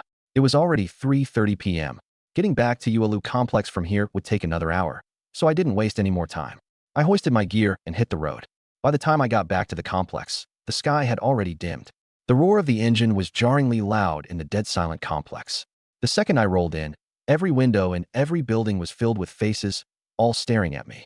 Building 26, 15th floor, Huang Tianfeng, boss of the Tianhe gang, squinted his beady eyes, fixated on my brand-new snowmobile. Half his face had been burned, making him look even more monstrous. His crew had managed to escape that night, but his face was ruined for good. Damn, there's actually something like this, can run on snow. If we got our hands on it, going out to scavenge food would be a breeze. Wouldn't need to eat that so-called sour meat anymore. A fat guy next to him took a look. Second uncle, back where I'm from, we call these things sleds. This one here's an electric sled. Huang Tianfeng didn't take his eyes off it. Whatever it is, we've got to figure out a way to get it. He wasn't the only one thinking that. Every single person watching me was thinking the same thing. After more than 2 weeks of isolation, plenty had already lost their minds, and the rest were just one step away from insanity or death. They were desperate to leave and find food, and my snowmobile had just rekindled their hope. I could feel every ounce of greed and murderous intent in their stares. But I patted the gun at my waist and thought about the pile of weapons I'd scored today and felt at ease. After I got off, I looked up and saw the neighbors in Building 25 pressed against their windows too, eyes locked onto the two duffel bags with excitement. I smirked, deliberately rode the snowmobile around to the underground garage in the back, out of everyone's sight, and only then stashed it into my space. Then I grabbed the two bags and walked back. The bags were heavy. My footprints sank deep into the snow. The crowd in Building 25 was practically drooling against the windows, howling with excitement. Huang Tianfeng and his crew next door were watching with their eyes practically glowing too. "Second uncle, you think that might be food?" The fat guy pointed at me. Huang Tianfeng cursed. "No shit. Who the hell goes out in this weather for anything other than food? You think he's out looking for women?" A group of Tianhe gang workers gathered around, swallowing hard. "He's got food? There's still food out there? We're saved. What are we waiting for? Let's jump him. Take everything. The sled too." The whole group had bloodshot eyes. Huang Tianfeng paused for a moment, then said coldly, "Don't rush. This kid's probably that Zhang Yi, the one who killed Qin Zhenghao. He's vicious. Last time he got a lot of our brothers killed, and word is he's packing. If we're gonna move, we do it quietly." The two buildings were next to each other, but there were still dozens of meters between them, and running through that deep snow would make you a sitting duck. He was cautious, hungry as he was for it. He didn't dare make a rash move. But where there are cautious ones, there are always reckless ones. A few workers in the back weren't happy with Huang Tianfeng's plan. They huddled up and figured if they didn't act before I got inside, they'd lose their chance. They grabbed knives and wrenches and snuck downstairs. I climbed in through the stairwell window and pulled out my phone to call Uncle Yu for backup. Actually, I didn't even need to. He'd already heard the engine and was rushing over. "Zhang Yi, you actually found this much stuff." Looking at the two huge bags in my hands, Uncle Yu's eyes were full of amazement and admiration. Outside, the snow stretched endlessly. Anyone else going out there probably wouldn't even find their way back. Professional work needs a professional touch. I shoved the two bags into Uncle Yu's arms and turned back to unlock the door for Zhou Ke, bringing her down with me. Only then did I post a message in the group chat, calling the neighbors over to pick up food. Within minutes, people came flooding in. The stairwell was packed level by level, everyone gaunt and skeletal, eyes glued to the duffel bags at my feet. Hungry, greedy stares. A few even looked ready to pounce and just take them. But the moment they got a clear look at the dark chunk of metal in my right hand, their feet froze right where they were. I squinted and gave them a smile. "It took me one hell of an effort to get this stuff for you all." I nodded at Zhou Ke to open the bags. She unzipped them, and with a whoosh, everything spilled out onto the floor. Vegetables, meat, bread, crackers, all piled up right there. The quality was god-awful. Before all this, a dog wouldn't have touched it. But these starving neighbors? Their eyes turned green with hunger. Uncle Yu reacted first, throwing his fist in the air and shouting, "Long live Zhang Yi! Long live Zhang Yi!" Everyone else joined in immediately, yelling at the top of their lungs, "Long live Zhang Yi! Bro, you're our savior. Big bro, from now on your family." Honestly, at that moment, if I'd told them to crawl over, they would have done it happily. That's just how powerful the temptation of food is. Fang Yuqing and Lin Kaining pushed their way out of the crowd. The two of them looked absolutely wrecked. Hair so greasy you could fry an egg on it, like a pair of madwomen. The second Fang Yuqing saw how much food I'd brought back. She waved at me excitedly. "Zhang Yi, it's me, Qing." The look in her eyes said she still thought I had feelings for her, that even with Zhou Ke right next to me, I'd give her an extra share. Next to her, Lin Kaining was pleading pitifully. "Yuqing, we're best friends, right? Help me get a little more." Fang Yuqing shot her a look of pure disgust and shoved her away. "Get lost, you slut." Their little scene made me frown. Someone next to them immediately growled, "Cut it out. Listen to what bro Zhang Yi's saying." Everyone around glared at them, and the two shut up instantly. Fang Yuqing still muttered under her breath, "What are you all so mad about? You know what I am to Zhang Yi." I scanned the crowd, waiting until they were all quiet before speaking. This time going out, I busted my ass to bring this stuff back. I always planned to share it with everyone. Then my tone shifted, turning cold. "But what times are we living in? I, Zhang Yi, don't feed freeloaders. If you eat my food, you pick up a weapon and get to work. Anyone who eats without pulling their weight, I'll make you puke up more than you swallowed." They looked at the gun in my hand, then at the pile of food on the floor, and every one of them nodded. "Carrot and stick, it works. All right, let's start handing it out." I was just about to start calling names when two arms suddenly reached in through the fourth-floor window, for Tianhe gang workers climbed inside. The moment they saw the pile on the ground, their eyes lit up. "Bro Zhao, so much food, we hit the jackpot. Cut the crap, grab it." Four guys grabbed their weapons and came charging straight at me. These bastards were ruthless. Even with dozens of people around, they didn't give a damn. Because they could tell, Barely anyone here could actually fight. Just a bunch of sheep. My pupils contracted, and my hand instinctively raised the pistol, aiming right at them. But in that split second before I pulled the trigger, I changed my mind. I didn't shoot. Instead, I backed up while shouting to my neighbors, "This food is all for you guys. Don't let them take it. Whoever takes one of them down gets a 5-person share of food as a reward." That one shout stopped everyone dead in their tracks. The neighbors who'd been ready to bolt suddenly froze. Right, this food was what I'd brought back. If it got snatched away, they'd be sucking wind. Food meant life, and taking one down meant 5 extra shares. They glanced at each other. Dozens of them. What was there to be afraid of? A few of the younger guys gritted their teeth, pulled out their weapons, and charged. These days nobody left home unarmed. Came in handy real quick. I fell back, gun trained forward, watching for anyone who might try to grab the food in the chaos. The 4 Tianhe gang members were completely dumbfounded. They'd figured these pushovers would scatter in terror. Instead, everyone came at them like they were juiced up on adrenaline. The 4th floor wasn't much space. Dozens of people crammed together, shovels, steel pipes, and cleavers clanging away. For food, everyone had gone berserk. Add in the god-awful cold that numbed the pain of any wound. And pretty soon people were bleeding.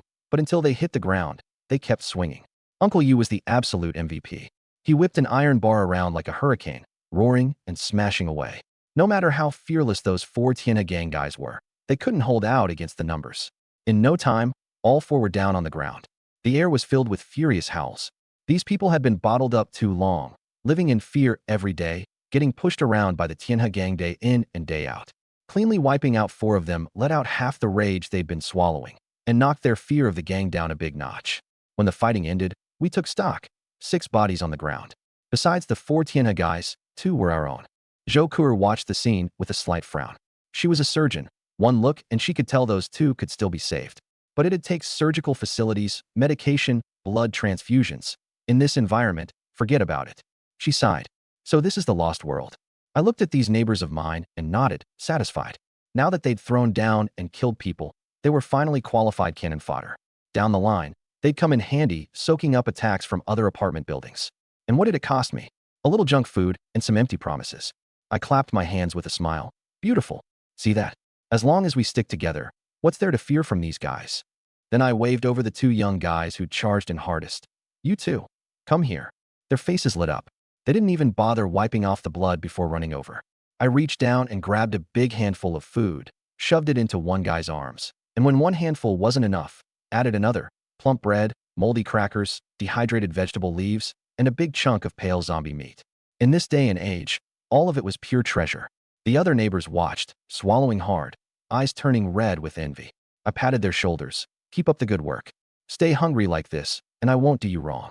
The 2 of them were shaking with excitement, tears welling up. It had bing way too long since they'd eaten anything real. Brother Zhang Yi, from now on, we're with you. You're like a real brother to me. I made a mental note. One was Li Qingbin, the other was Jiang Lei. Everyone else watched with regret written all over their faces. Why didn't I put in more effort just now? Exactly the effect I wanted. All right, now we divide up the goods, one at a time. I'd seen exactly who worked hard and who slacked off. The hard workers got more, the slackers got less. Though for most people, more meant a single piece of bread or 2 palm-sized packets of crackers. I've raised dogs before, so I know one thing. Feed a dog full every day and it gets lazy, stops listening. The best method is to keep it just barely alive, hungry, but not starving. Same goes for people. The neighbors stared at their meager portions, none too happy, but nobody dared say a word. Because I'd already made examples out of 2 guys standing right there. You think yours is too little? Take a look at Li Qingbin and Jiang Lei. Why they get so much? Don't blame others. Look in the mirror. Su Hao. I called his name. That rich kid Su Hao came scampering over, hands stretched out. Where's mine? I gave him a disgusted look, kicked around at the ground, picked up a single piece of hard candy, and stuffed it in his hand. Here. That's yours. The crowd around us burst out laughing. Anyone who'd felt shortchanged suddenly felt way better. Hey, at least I'm not that pathetic. Su Hao's eyes bulged, his face flushed red. You've got to be kidding me. 1 piece of candy. Seriously, I sneered. You've got the nerve to complain? When everyone else was throwing down, you were bouncing around in the back the whole time. You didn't even scratch those 4 guys.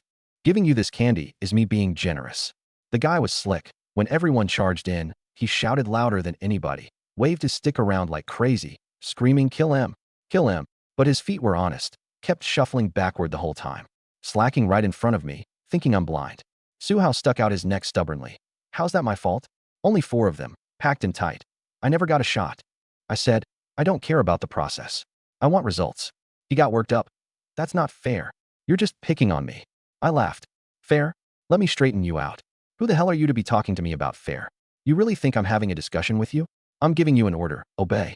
Got it, you piece of trash. I turned to look at Li Changbin and Zhang Lei. How do we handle punks who don't fall in line? They were already my loyal attack dogs. One word from me, and they carefully set their food on the ground, walked over, grabbed Su Hao, and started laying into him hard. Su Hao tried to protest. A fist slammed into his gut, and his whole body convulsed as he curled into a ball. Anyone still trying to reason with people in the apocalypse is a pure, grade A idiot. Fists are the best argument. I let them beat him until he was barely breathing before calling them off. Su Hao was a piece of trash, sure, but hand him a weapon and he could at least serve as cannon fodder. I pointed at him and announced to everyone. That's what happens when you don't listen. And don't say I'm being a tyrant. Nobody's more fair than me. Anyone who thinks I'm out of line, feel free to put your food down right now and walk out with your pride intact. I won't stop you. The neighbors exchanged glances, but nobody dared move. Yeah, right, food was life itself. Walk away. Like hell. I nodded. Good. Then it's settled. I walked over to Su Hao. He'd been beaten so badly his whole body was twitching, curled up like a shrimp, but that hand of his was still clamped shut around it. A single piece of candy. Maybe enough to save his life. My eyes went cold. I stomped down. The sole of my snow boot was thick and hard. It peeled a layer of skin right off the back of his hand.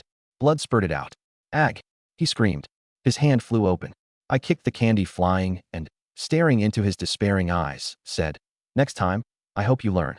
I, Zhang Yi, don't feed dead weight. That little demonstration did the trick. The whole crowd fell in line, waiting quietly for me to hand things out. Nobody dared make another sound. The food was distributed quickly. Only a handful of people got nothing at all. Once everything was divvied up, I had Zhou Kuer collect the leftovers into her bag.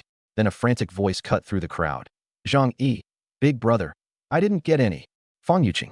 She'd been convinced the whole time that I'd single her out for special treatment, hand her the biggest share. She'd stood there waiting like a puppy and gotten nothing. Next to her, Lin Caning lost it too. Zhang Yi, how could you forget me? I looked at the two of them, amused. I didn't forget you. Their faces lit up. They thought I'd deliberately saved them for last. Then my next sentence dropped them into the pit. You two were never getting any. Fang Yuqing's eyes went wide, like she couldn't believe what she'd heard. Lin Caning exploded on the spot. Why? Everyone else got some. Why not me? Fang Yuqing couldn't take it either. She pushed through the crowd right up to me, tears already streaming down. Zhang Yi, big brother, you're joking with Qing, right? You said you liked me, remember? I folded my arms and raised an eyebrow. Yeah, I said I liked you. You didn't actually believe that, did you? I say that to plenty of girls. It's just a game. Everyone knows how it works. I'm not interested in you anymore. Don't bother me from now on. I've got a girlfriend. As I said it, I deliberately pulled Zhou Kuer into my arms. Zhou Kuer standing next to Fang Yuqing was a stark contrast. One was a top university grad, an attending physician at a Class A hospital, flawless figure, face, and presence. The other was some office grunt at a nothing company, a gold digger who spent her nights sexting men in nightclubs. And right now, Fang Yuqing was disheveled, filthy, a mess. Zhou Kuer's makeup was flawless, her outfit sharp. It was a fairy standing next to a beggar. Fang Yuqing broke. The one thing she'd always been most proud of, her looks and her charm. I was grinding into the dirt under my heel. She jabbed a shaking finger at me, sobbing, No, this isn't real. Just the other day you told me to come stay at your place. Why are you doing this now? The corner of my mouth twisted. Oh, that? I was messing with you. Look at yourself right now. Pathetic. Kind of funny, actually. I turned to Wang Min and Lin Caning. Hey, wasn't she telling you two every damn day that I liked her? That I was going to bring her home? Both nodded immediately. Yeah, this bitch has zero shame. Living in a fantasy world. This trash even got my cousin killed. She deserves to die. I stripped her bare in public. Every pair of eyes around us was pure contempt. Fang Yuqing's face went white. She clutched her head.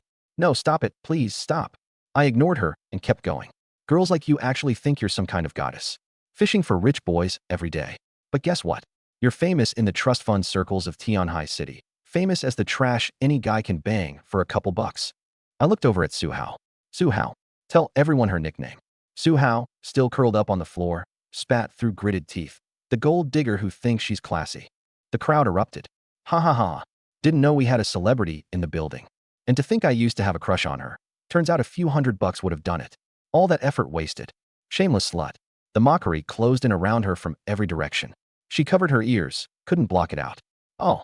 She screamed like she'd snapped, spun around, and ran. I pulled out a small pack of crackers and tossed them at Suhao's feet. Good boy. Reward. Same principle as training a dog. Obedience gets treats. Suhao's eyes lit up with pure euphoria. He never imagined he'd get food back after losing it. Half his rage over the beating just evaporated. Instead, he decided I was actually a fair guy, that he'd been the one in the wrong for pushing back against me. Thank you, big brother Zhang Yi. I'll do whatever you say from now on. That's when Lin Caning stepped forward again. Zhang Yi, sure. Fang Yuqing crossed me before, but you and I don't have any beef, right? I just backed you up. Shouldn't I get a bigger cut? I flicked a glance at her. No. She lost it instantly. Why not? You were chasing her, not me. I looked her dead in the eye. Because you annoy me. I don't want to give you any. That a problem? She was stunned silent. You? The supplies are mine. I brought them back. I decide who gets what. Got a complaint? Swallow it. This isn't fair. She burst into tears. Only losers whine about fair. I couldn't be bothered. Everyone around her was watching with open glee. Li Chongbin and Jiang Lei read the room and hauled her out of sight. With the supplies done, I said, now let's talk defense. Beside Uncle Yu, Xieli Mei was furrowing her brow and muttering in his ear. How come there's nothing for our family? You killed 2 of them. We should get 11 shares. Uncle Yu said, Zhang Yi won't forget us. Just keep quiet for now. She shot him a disgruntled look, dropped her head, and grumbled something under her breath. I continued, not counting the kids who can't walk. We've got 47 people in this building. Take out me, Zhou Kuer, Uncle Yu, and Xieli Mei. That leaves 43. We split into 6 teams, 7 or 8 per team. 24-hour rotating shifts. If another building tries to hit us, we'll be ready. If you spot anyone approaching, bang on the stair railings, or any metal you can find to alert the whole building. When the folks on the upper floors wake up, they pass the signal up the same way. I stuff my hands in my pockets. The bounty still stands. Kill 1 enemy. Get 5 shares of food. No kill. Standing watch earns you 1 share a day, but you pick after everyone else, and I can't promise the portion size. I looked over at Uncle Yu. Uncle Yu, you handle it. He nodded. Sure. No problem. The neighbors were all mulling over the pros and cons in silence. Someone asked, Zhang Yi, we get why you and Zhou Kuer don't have to stand watch, but why is Uncle Yu exempt? He's clearly the strongest fighter here. I locked eyes with him and said, word by word. Precisely because Uncle Yu is our key combat asset, he needs to conserve his energy for when it really counts. Got it. The reasoning was flimsy, but nobody dared push back. My real motive was to keep Uncle Yu safe. Everyone else on the front line absorbing the blows. They were cannon fodder, expendable. Uncle Yu, on the other hand, had skills and integrity. He was the subordinate I valued most, so of course I had to keep him alive to serve me down the road. Once I finished laying out the assignments, I told the neighbors to head back to their own places, leaving only the watch team stationed near the 4th floor. Anyone trying to attack our building had to go through the 4th floor. Whether they tunneled in or climbed through a window, holding that floor meant we'd spot them first. Only after everyone else had gone upstairs did I take Zhou Kuer back home. I wasn't about to turn my back on people I didn't trust. Now that no one else was around, Xieli Mei, unable to hold back any longer since I still hadn't mentioned their share, finally spoke up. Zhang Yi, did you forget about our family's food? I looked up at her, a cold trace of a smile in my eyes. Uncle Yu quickly grabbed her arm. What are you saying?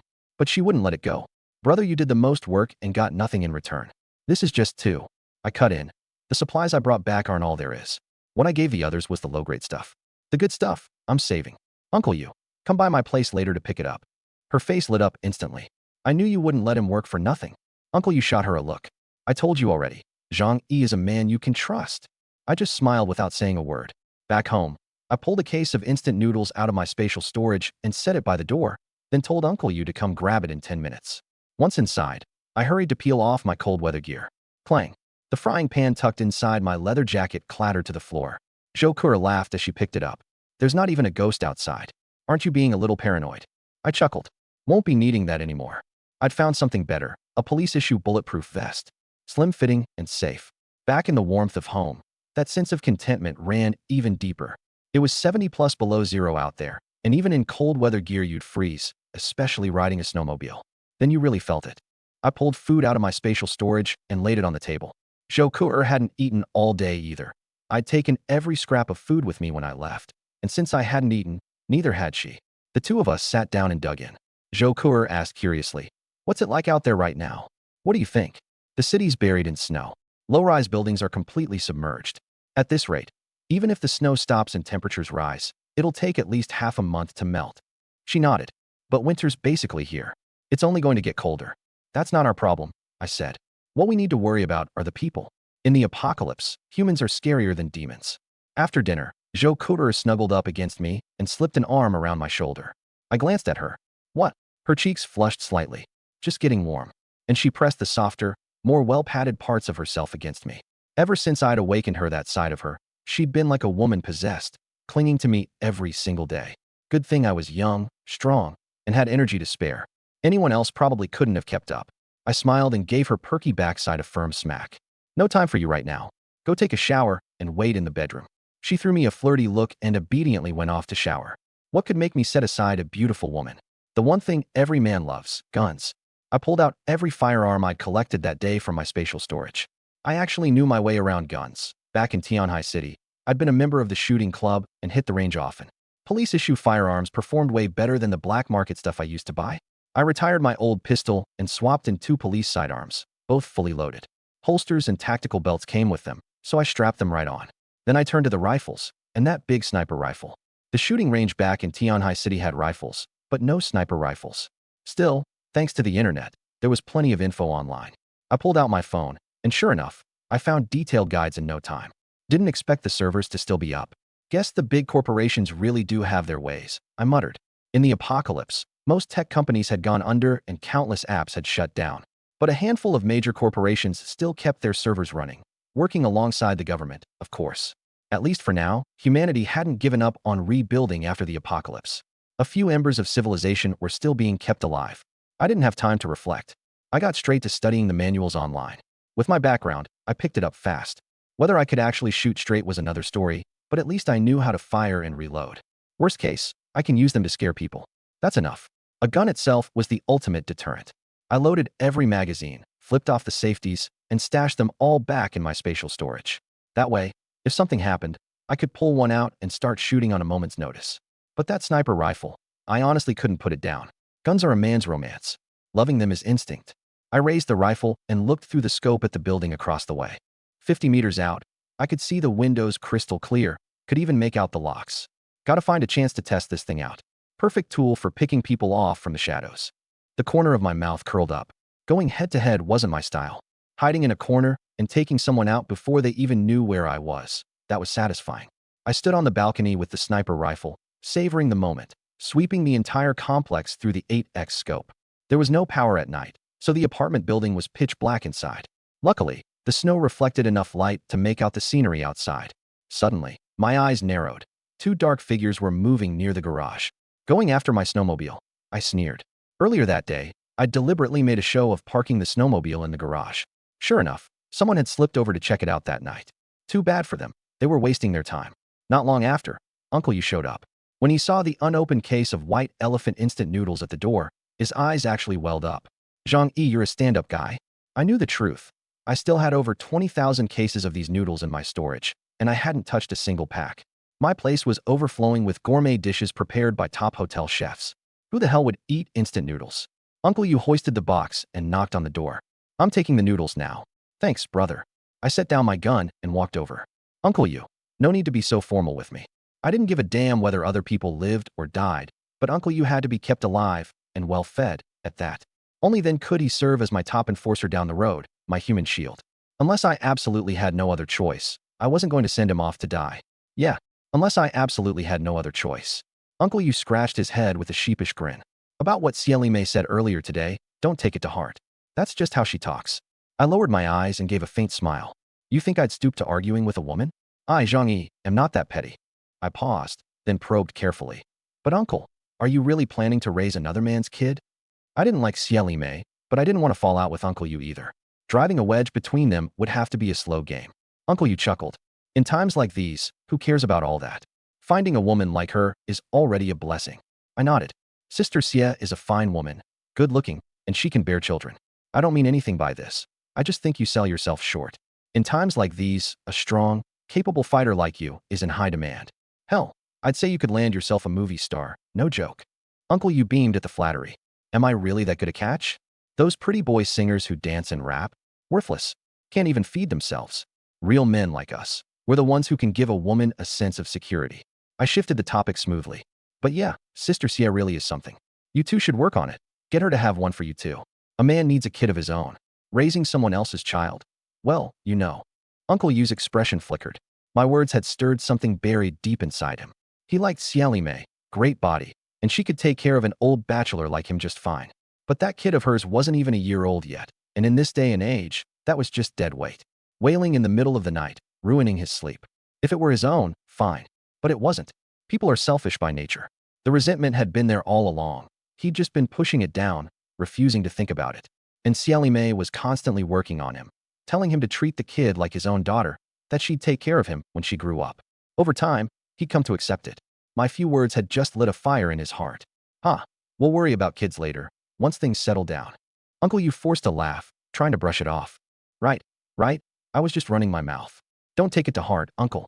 I genuinely hope you and Sister Sia are happy. After Uncle Yu left, I reloaded the magazine and stashed the sniper rifle back into my spatial dimension. The rifles and sniper gun were my secret weapons. The sound of running water in the bathroom stopped. Zhou Kuter stepped out wrapped in a pink towel, her skin like milk, her long legs glistening seductively under the light. I lay back on the couch and pinched the bridge of my nose, drawling lazily. I'm a little worn out today. Come give me a massage. She obediently walked over and gently began working on my shoulders. In the dead of night, the Tianhe gang launched another attack on Building 25. After a string of easy wins over the past few days, they'd stopped taking anyone in Building 25 seriously, except me. Leading the charge was Huang Weifeng's nephew, Huang Wei. At 2 in the morning, he crept up the stairs with 8 men in tow. They'd barely reached the stairwell when bricks came raining down from above. Clang, clang, clang. The neighbors on watch duty held the high ground with kitchen knives and clubs, hurling anything they could grab. They fought back while banging on windows to make noise, and within moments the whole building was wide awake. Huang Wei, hungry for revenge and desperate for supplies, gritted his teeth and pushed the assault. But his numbers were too few. No matter how vicious they were, they couldn't take on an entire building. Especially not with my bounty on the line. One kill was worth 5 people's rations, and the neighbors were fighting like men possessed, scrambling over each other for the kill count. Within minutes, blood was spilled. 3 bodies were left on the scene. Realizing things had gone south, Huang Wei shouted, "Fall back. Go, go, go." The moment they turned to run, the neighbors chased after them, howling. One worker was too slow climbing out the window. A cleaver came down on his ass, blade sinking in halfway. He tumbled out screaming, hip twisted at an angle. Once outside the building, the neighbors didn't dare chase too far. It was the middle of the night, and God only knew what was lurking out there. By this point, I'd been woken up too. I walked out to the balcony and looked down at the fleeing figures below. A thought popped into my head. From this distance, could I take them out with the sniper rifle? When a man gets his hands on a good weapon, he's got to test it out.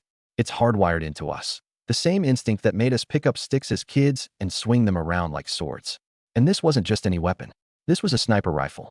In China, an ordinary person wouldn't even dare dream of owning one. Let's see what this baby can do. I pulled the sniper rifle from my spatial dimension, stood on the 24th floor balcony, and took aim. The 8x scope was incredible. Figures that had looked like ants were now crystal clear. I held my breath, worried my breathing might fog up the lens. The 7 men were slogging through the snow, which slowed them down. Getting them in my sights wasn't hard. Fighting back my excitement, I lined up the crosshairs on one man's back and squeezed the trigger. Strangely, the instant the round left the barrel, a peculiar feeling washed over me. This shot cannot miss. Bang! The gunshot cracked through the dead silence of night, jarringly loud. God knows how many people it jolted awake. Through the scope, I watched the man crumple, blood spreading across the snow in a widening crimson stain. Holy shit, since when am I this good a shot? Am I some kind of prodigy? I was stunned and elated. I'd only been testing it out, no real expectations, and I'd nailed it on the first try. What was that feeling just now? No time to think it through. The others, hearing the gunshot and seeing their buddy drop, were now sprinting for their lives. I quickly reloaded and lined up the next target. The moment I locked in, focused with total concentration, that strange sensation returned. Bang! Another man went down. Now I got it. Nailing precise shots from the 24th floor wasn't luck, it was a gift. Or more accurately, an ability. I murmured to myself. Looks like the spatial dimension isn't the only thing I awakened. The rest just hadn't surfaced yet. And I could tell, this ability had to be tied to space itself. That's what made me a natural-born marksman. Before, with crossbows and pistols, everything was close range. The sensation wasn't as clear. I just felt like my aim was unusually good. But with the sniper rifle, the feeling was unmistakable. In the apocalypse, every extra ability was one more chance to stay alive. My heart was pounding with elation. I raised the rifle again, this time aiming for the head. Bang! The man's skull erupted in a red mist. Confirmed. This was a precision shooting ability. Riding the high, I fired shot after shot. Click, click, click.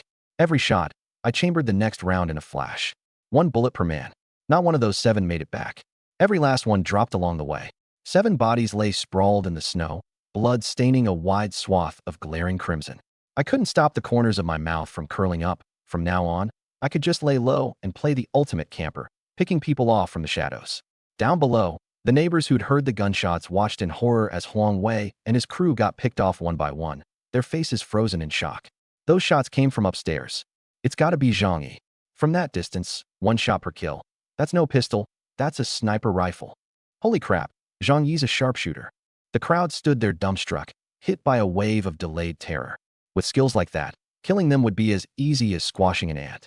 Their imaginations ran wild, and they convinced themselves I was some elite soldier hiding out in the city. How else could anyone shoot like that? From now on, we better do exactly what Zhang Yi says. The only reason we're still alive is because he hasn't lost his temper yet. The human imagination is a terrifying thing. Their awe of me shot straight through the roof. The gunshots woke up the entire complex.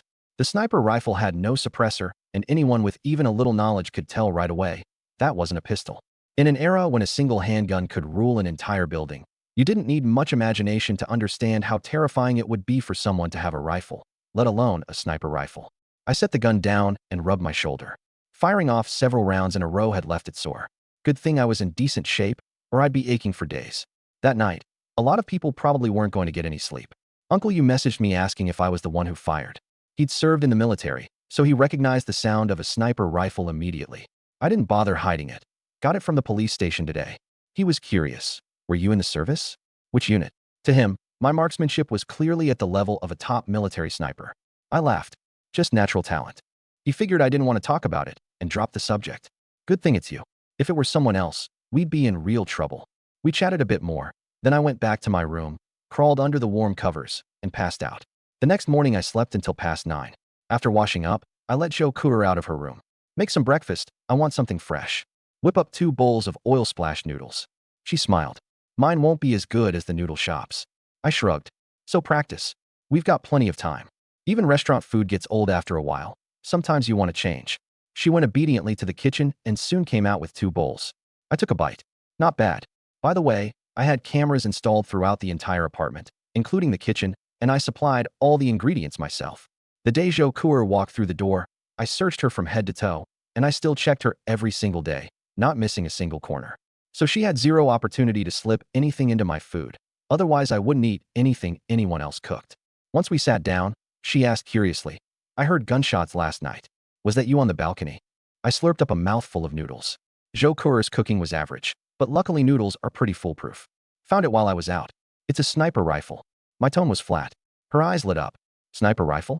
You know how to use one. Not only do I know how, I'm damn good at it. I gestured out the window. 7 bullets last night, 7 bodies. Men, right? We always love showing off our kills in front of women. Sure enough, there was a new hint of admiration in her eyes. Zhang Yi, you're amazing. She rested her chin on her hands and gazed at me. Aren't you curious how I learned to shoot a sniper rifle? She shook her head. What does that have to do with me? Even if you were a murderer or a psycho, I'd still stick with you. Beats dying out there, right? I nodded. Smart woman. Not like some idiots who have to poke around asking questions. Next door at Building 26, Tianhe Gang territory. I only found out later that Huang Tianfang didn't discover the 10 bodies piled up outside until dawn. Last night when the shots rang out, he knew something was off, but he had the sense not to go out and check. Now the Tianhe Gang was down to 9 members. Their fighting strength had been cut in half. They've got guns, and last night the fire was thick. They've still got plenty of ammo. This isn't going to be an easy fight. Huang Tianfang's face was ashen. One of his men panicked. Boss, if we don't grab their snowmobile and supplies, the residents in our building won't last more than a few days. Huang Tianfang gritted his teeth. Fight my ass. They've got guns. What are we supposed to fight with? Tonight, we sneak over and steal the way and the others' bodies back. The room fell silent. Brothers for years, sworn to live and die together, and now this was all they could do. But compared to survival, nothing else mattered. After breakfast, I got up and headed out. Zhou Kuer quickly slipped a bag of chips into her pocket. I didn't say anything, and this time I didn't clear out the 2 boxes of food in the kitchen either. After spending enough time together, I trusted her judgment. Unless she found a bigger meal ticket, she wasn't going to betray me. The guys on watch downstairs snapped to attention the moment they saw me. Brother Zhang heading out? Their eyes were full of respect. I nodded. Keep up the good work. I climbed out through the fourth-floor window, made a show of circling around to the back garage, hopped on my motorcycle, and rode out of the complex. Silhouettes flickered behind countless windows, watching me go, some excited, some envious, some outright vicious. Building 21 was the Sky Wolf Gang, a bunch of guys in their 20s. Their leader, Wang Chong, had a bloody, rust-caked machete beside him. He stared in the direction I'd left, frowning. Where the hell is he hiding that motorcycle? He was the one who'd sent people to steal my bike last night. His second in command, Xiao Lu, said, "The complex is big and he's hiding it well. Not going to be easy to find." Wang Chong snorted coldly. "One way or another, that snowmobile is going to belong to the Sky Wolf Gang. Once we've got it, we can head out to scavenge for supplies, expand our numbers. Hell, we could build a real syndicate. First, though, figure out a way to get me some cigarettes. Half a month without a smoke. I'm losing my mind." The bosses of the other buildings were all sizing me up too. My gun was a threat, but the snowmobile was an opportunity. Some wanted to fight, some wanted to negotiate, but contact was inevitable, sooner or later. First, I hit up a nearby supermarket. Unfortunately, all the supermarkets in this area were small, single-story buildings, all buried under the snow. Looks like unless this snow melts, the only places left in this whole city to get food are a few of the big standalone supermarkets and the warehouses. That's when I thought of where I used to work, the southwest corner of the economic development zone, that huge sprawl of factories and warehouses where hundreds of Tianhai City's corporations stored their goods. I'd already cleaned out the Walmart, but the others were still untouched. Medical supplies, food, auto parts, toys, you name it. I turned my bike around and headed straight for the warehouse district. 10 kilometers, less than 20 minutes. Out here the land was open and the factory buildings were tall. The snow wasn't as thick as downtown, and you could still see some of the rooftops. I grabbed my pistol and crowbar and headed straight for the RT Mart warehouse. Using the crowbar, I smashed through a window at the top and peeked inside, empty. Already cleared out. I wasn't surprised. I'd been mentally prepared for this. I checked warehouse after warehouse. All the same. Medical supplies, household goods, food, snacks, even pet food, everything was gone. Just as I thought. When disaster hits, the government experts get the intel first. The higher-ups always prioritize moving supplies for themselves. That's exactly why I'd cleaned out the Walmart a full week ahead of time. Those big shots only look out for themselves. They couldn't care less whether ordinary people live or die. But I wasn't giving up. With hundreds of warehouses out here, something had to have slipped through the cracks. Sure enough, after hours of searching, I found a warehouse storing automobiles. Easily 1,000,000 square meters. Cars were packed onto steel racks like sardines in a can, including plenty of luxury vehicles that went for millions before the world ended. Now, all just useless junk. I stared at them, gnawing my lip in indecision, then gritted my teeth. My storage space is huge anyway. I'll grab them now. Who knows, they might come in handy someday. Hey, what guy doesn't love cars? Worst case, I've got some premium collectibles. I picked out a dozen or so of my favorites and stashed them in my dimensional space. For the rest of the day, I worked that warehouse district like a scrap picker. Heavy-duty trucks, excavators, a Rolls-Royce Wraith, bulldozers, but not a single scrap of food or supplies. You never know when you'll need it, I told myself, then had to laugh at how ridiculous that sounded. In this frozen wasteland, you couldn't drive these things an inch. What the hell was I going to do with them? Thankfully, my dimensional space was big enough. Even after all that, there was still plenty of room to spare. That about did it. Nothing else worth searching here. I pulled a chocolate bar out of my space and bit into it, the icy wind blasting into my mouth. Not pleasant. Hot water was out of the question. Unscrew the cap, and it'd be freezing in 30 seconds. I grabbed a handful of snow and shoved it in my mouth to make do. Then another idea hit me. All these vehicles had me thinking about gasoline and diesel. The fuel I already had in my space was fine for everyday use. But if I was going to be running the snowmobile daily, it might not last. Better safe than sorry. Time to check out a gas station. I rode my snowmobile toward the biggest gas station in Tianhai City. When I arrived, I let out a long, white breath of frustration. The entire massive station was completely buried under snow. I could only tell where it was by looking at the surrounding high-rises. Gas stations don't have tall structures, which means there's no way to even get to the pumps? Damn it. With snow this deep, digging by hand was completely out of the question. Who knew how many years this blizzard would last? Would I have to start rationing fuel? Given what I had stockpiled and my snowmobile's consumption rate, 20 years max before I ran dry. Human labor is just too weak. If I had heavy machinery, I laughed at myself. I was about to turn the key and take off when I froze. Excavation equipment. Would an excavator work? I just grabbed a few excavators from that warehouse. I'd only picked them up as collectibles. Never expected they'd come in handy this fast. Using an excavator to dig snow? Piece of cake. The snow and ice had only been piling up for less than a month, so it hadn't compacted into hard glacial ice yet. Totally diggable. And the snow was only about 10+ meters deep. Once I hit the doors or windows, I could break in without much trouble. This could work. No time like the present. I pulled a large excavator out of my dimensional space. Thud. The nearly 20-ton beast slammed down and immediately sank over a meter into the snow.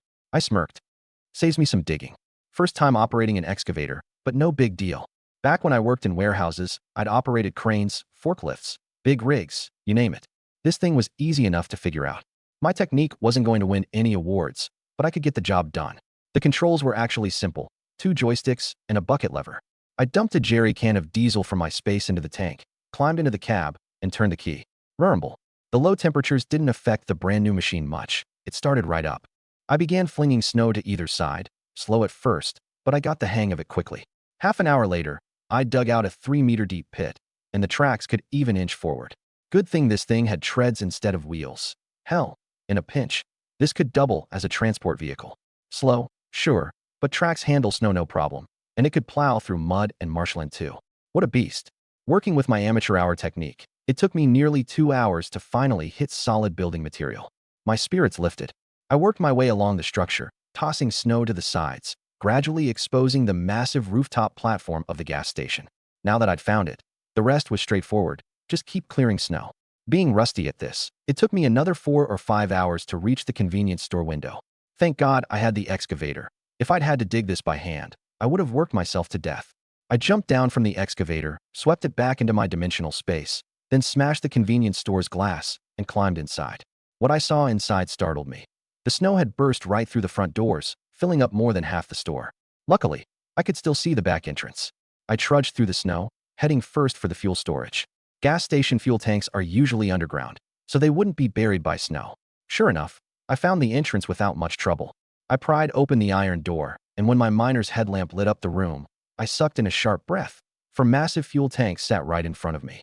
Nearly 200 cubic meters of fuel total. What a sight. I stepped back outside, discharged my static electricity, then dared to go back in. The station was completely shut down, pitch black inside. I sealed off all the fuel lines, wrapped the openings in multiple layers of plastic sheeting and cling film to prevent leaks, then swept all 4 massive tanks into my dimensional space. 3 tanks of gasoline, 1 of diesel. I wouldn't have to worry about fueling up for a long time. Wait a second. A light bulb went off in my head. If the excavator could dig through snow, that meant anywhere buried under snow was fair game, right?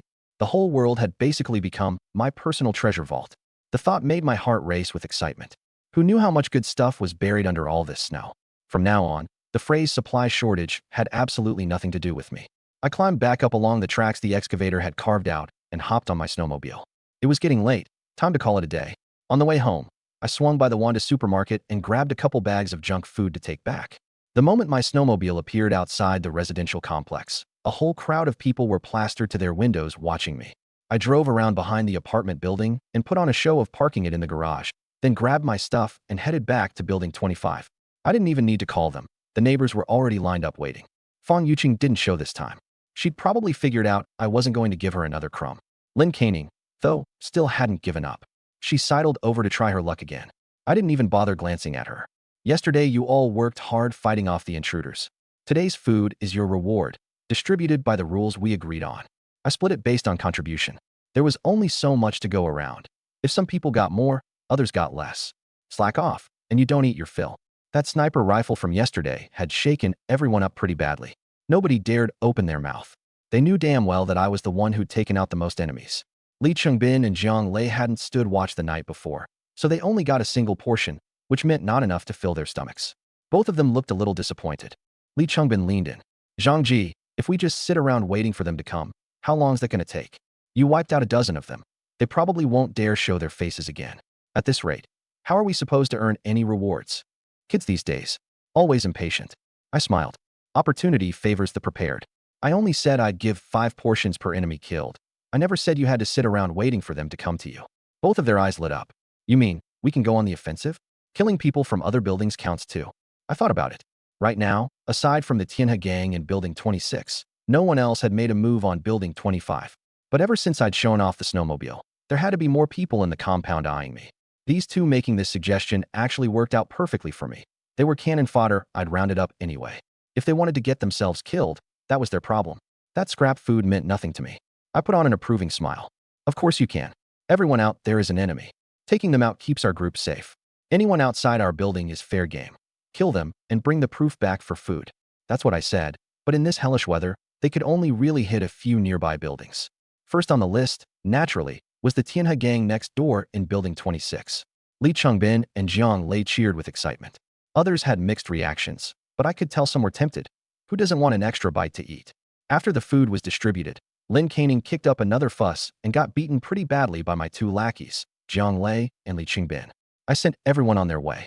Zhou Kuer walked beside me and slipped her arm through mine, whispering, "Something's off in the compound today." I casually pulled my arm away and asked flatly, "What do you mean?" She froze for a second, then caught on. "I don't like being tied down when we're out in the open. At home, anything goes. But the moment I step outside, I don't let my guard down for a second. I just feel like there are all these eyes watching us. It's really strong." I smiled. Not surprising. The second that snowmobile showed up, people were bound to get jealous. This is the South. That kind of vehicle is practically unheard of down here. With it, you can go out and scavenge supplies, which means you can survive. Who doesn't want to survive? Do you think the other buildings might come after us? I'm worried it could get dangerous. I checked to make sure no one was around and lowered my voice. Isn't that what the cannon fodder is for? Besides, no matter how tough they are, breaking into our place would be harder than climbing to heaven. But when people get desperate, they'll do anything. You've got a point there. As I spoke, I habitually swept my eyes around. It wouldn't be great if anyone overheard us. But in that one glance, I caught a black sliver in my peripheral vision. We'd just reached the 13th floor. The iron door to the stairwell was cracked open, and a blood-red eyeball was staring at me through the gap. Who's there? Every muscle in my body snapped tight. As gutsy as I am, an ambush like that still made my heart lurch. Bam! The door flew open. A wild-haired, filthy woman came screaming out, a cleaver crusted with dried blood in her hand, swinging straight down at my skull. Zhou Kuter screamed in terror. I shoved her hard out of the way, using the momentum to throw myself in the opposite direction. The blade missed. The woman was like a lunatic, chasing me down with another swing. I just went with it and rolled down the stairs. My clothes were thick. I had a bulletproof vest underneath. No way I was getting hurt. I tumbled several flights before catching myself. I looked up, and it was old lady Lin, who'd been missing for ages. She raised the cleaver, her bloodshot eyes glaring as she chased after me. "Zhang Yi, you're gonna pay for my grandson's life." Damn old hag. I'd already regained my composure. I pulled out a thick, long crowbar from my interdimensional storage and swung it straight down at her head. The stairwell was narrow. She had nowhere to dodge. That cleaver never even got close to touching me. She flinched on instinct. The crowbar veered off and slammed into her shoulder. Crack.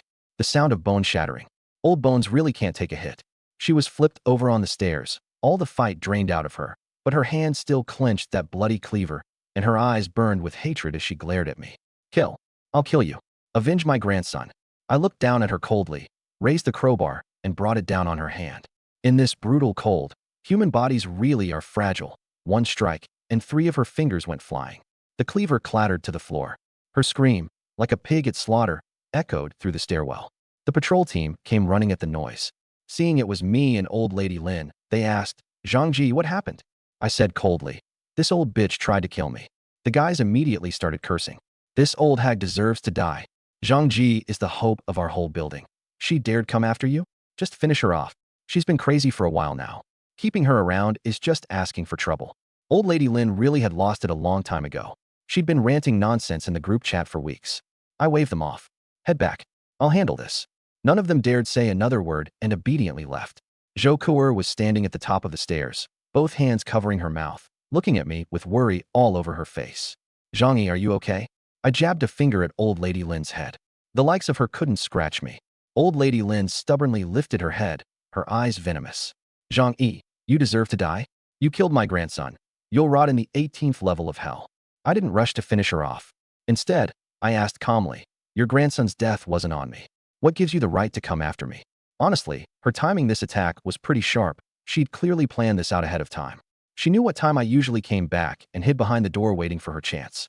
It was only because I got distracted talking to Zhou Kuer that she managed to catch me off guard. Otherwise, as careful as I am, there was no way I'd have missed that crack in the door. "I just want to know, Why the hell is this crazy old hag coming after me? She was baring her teeth, spit flying everywhere, snarling like a rabid bitch. You killed my grandson. You deserve to die 1,000 deaths. I want to drink your blood and eat your flesh. My expression stayed calm, but I don't recall ever killing your grandson. Technically, I'm your benefactor. The ones who kicked your grandson to death were Chun Jinghao's men. I'm the one who killed Chun Jinghao for you. You should be thanking me. She froze for a second, then got even angrier, because she realized what I said actually made sense. But a woman, especially an unreasonable one, would never admit she was wrong. Don't play the good guy with me. My grandson wasn't dead yet. He suffered in agony until he died because there was no medicine. You refused to give him any. You're the one who killed him. Suddenly, everything clicked in my mind. Oh, so that's how you see it, I nodded. But isn't there a bit of a misunderstanding here? I looked down at her, met her hate-filled eyes, and lowered my voice, almost whispering. See, the thing about me is, I talk tough, but I've got a soft heart. How could I bear to watch a child suffer to death? So later on, I actually came by your place to bring medicine. Her eyes went wide. You're lying. I'm really not. I went to your home. Think about it carefully. Oh, you were probably too worked up to notice. A flicker of pity crossed my eyes. Little who was still alive back then. I saw it clearly. His chest was still moving. But you. Sigh. He had a chance to live, and you personally cut off his lifeline. What a wonderful grandma you are. My tone was ice cold. Old Lady Lin was already mentally unhinged. After hearing me say that, her mind completely unraveled. A flash of panic crossed her eyes. Could it be that Little Who really wasn't dead? Had she been the one who killed her own grandson? No, impossible. Little Who was already dead. You did it.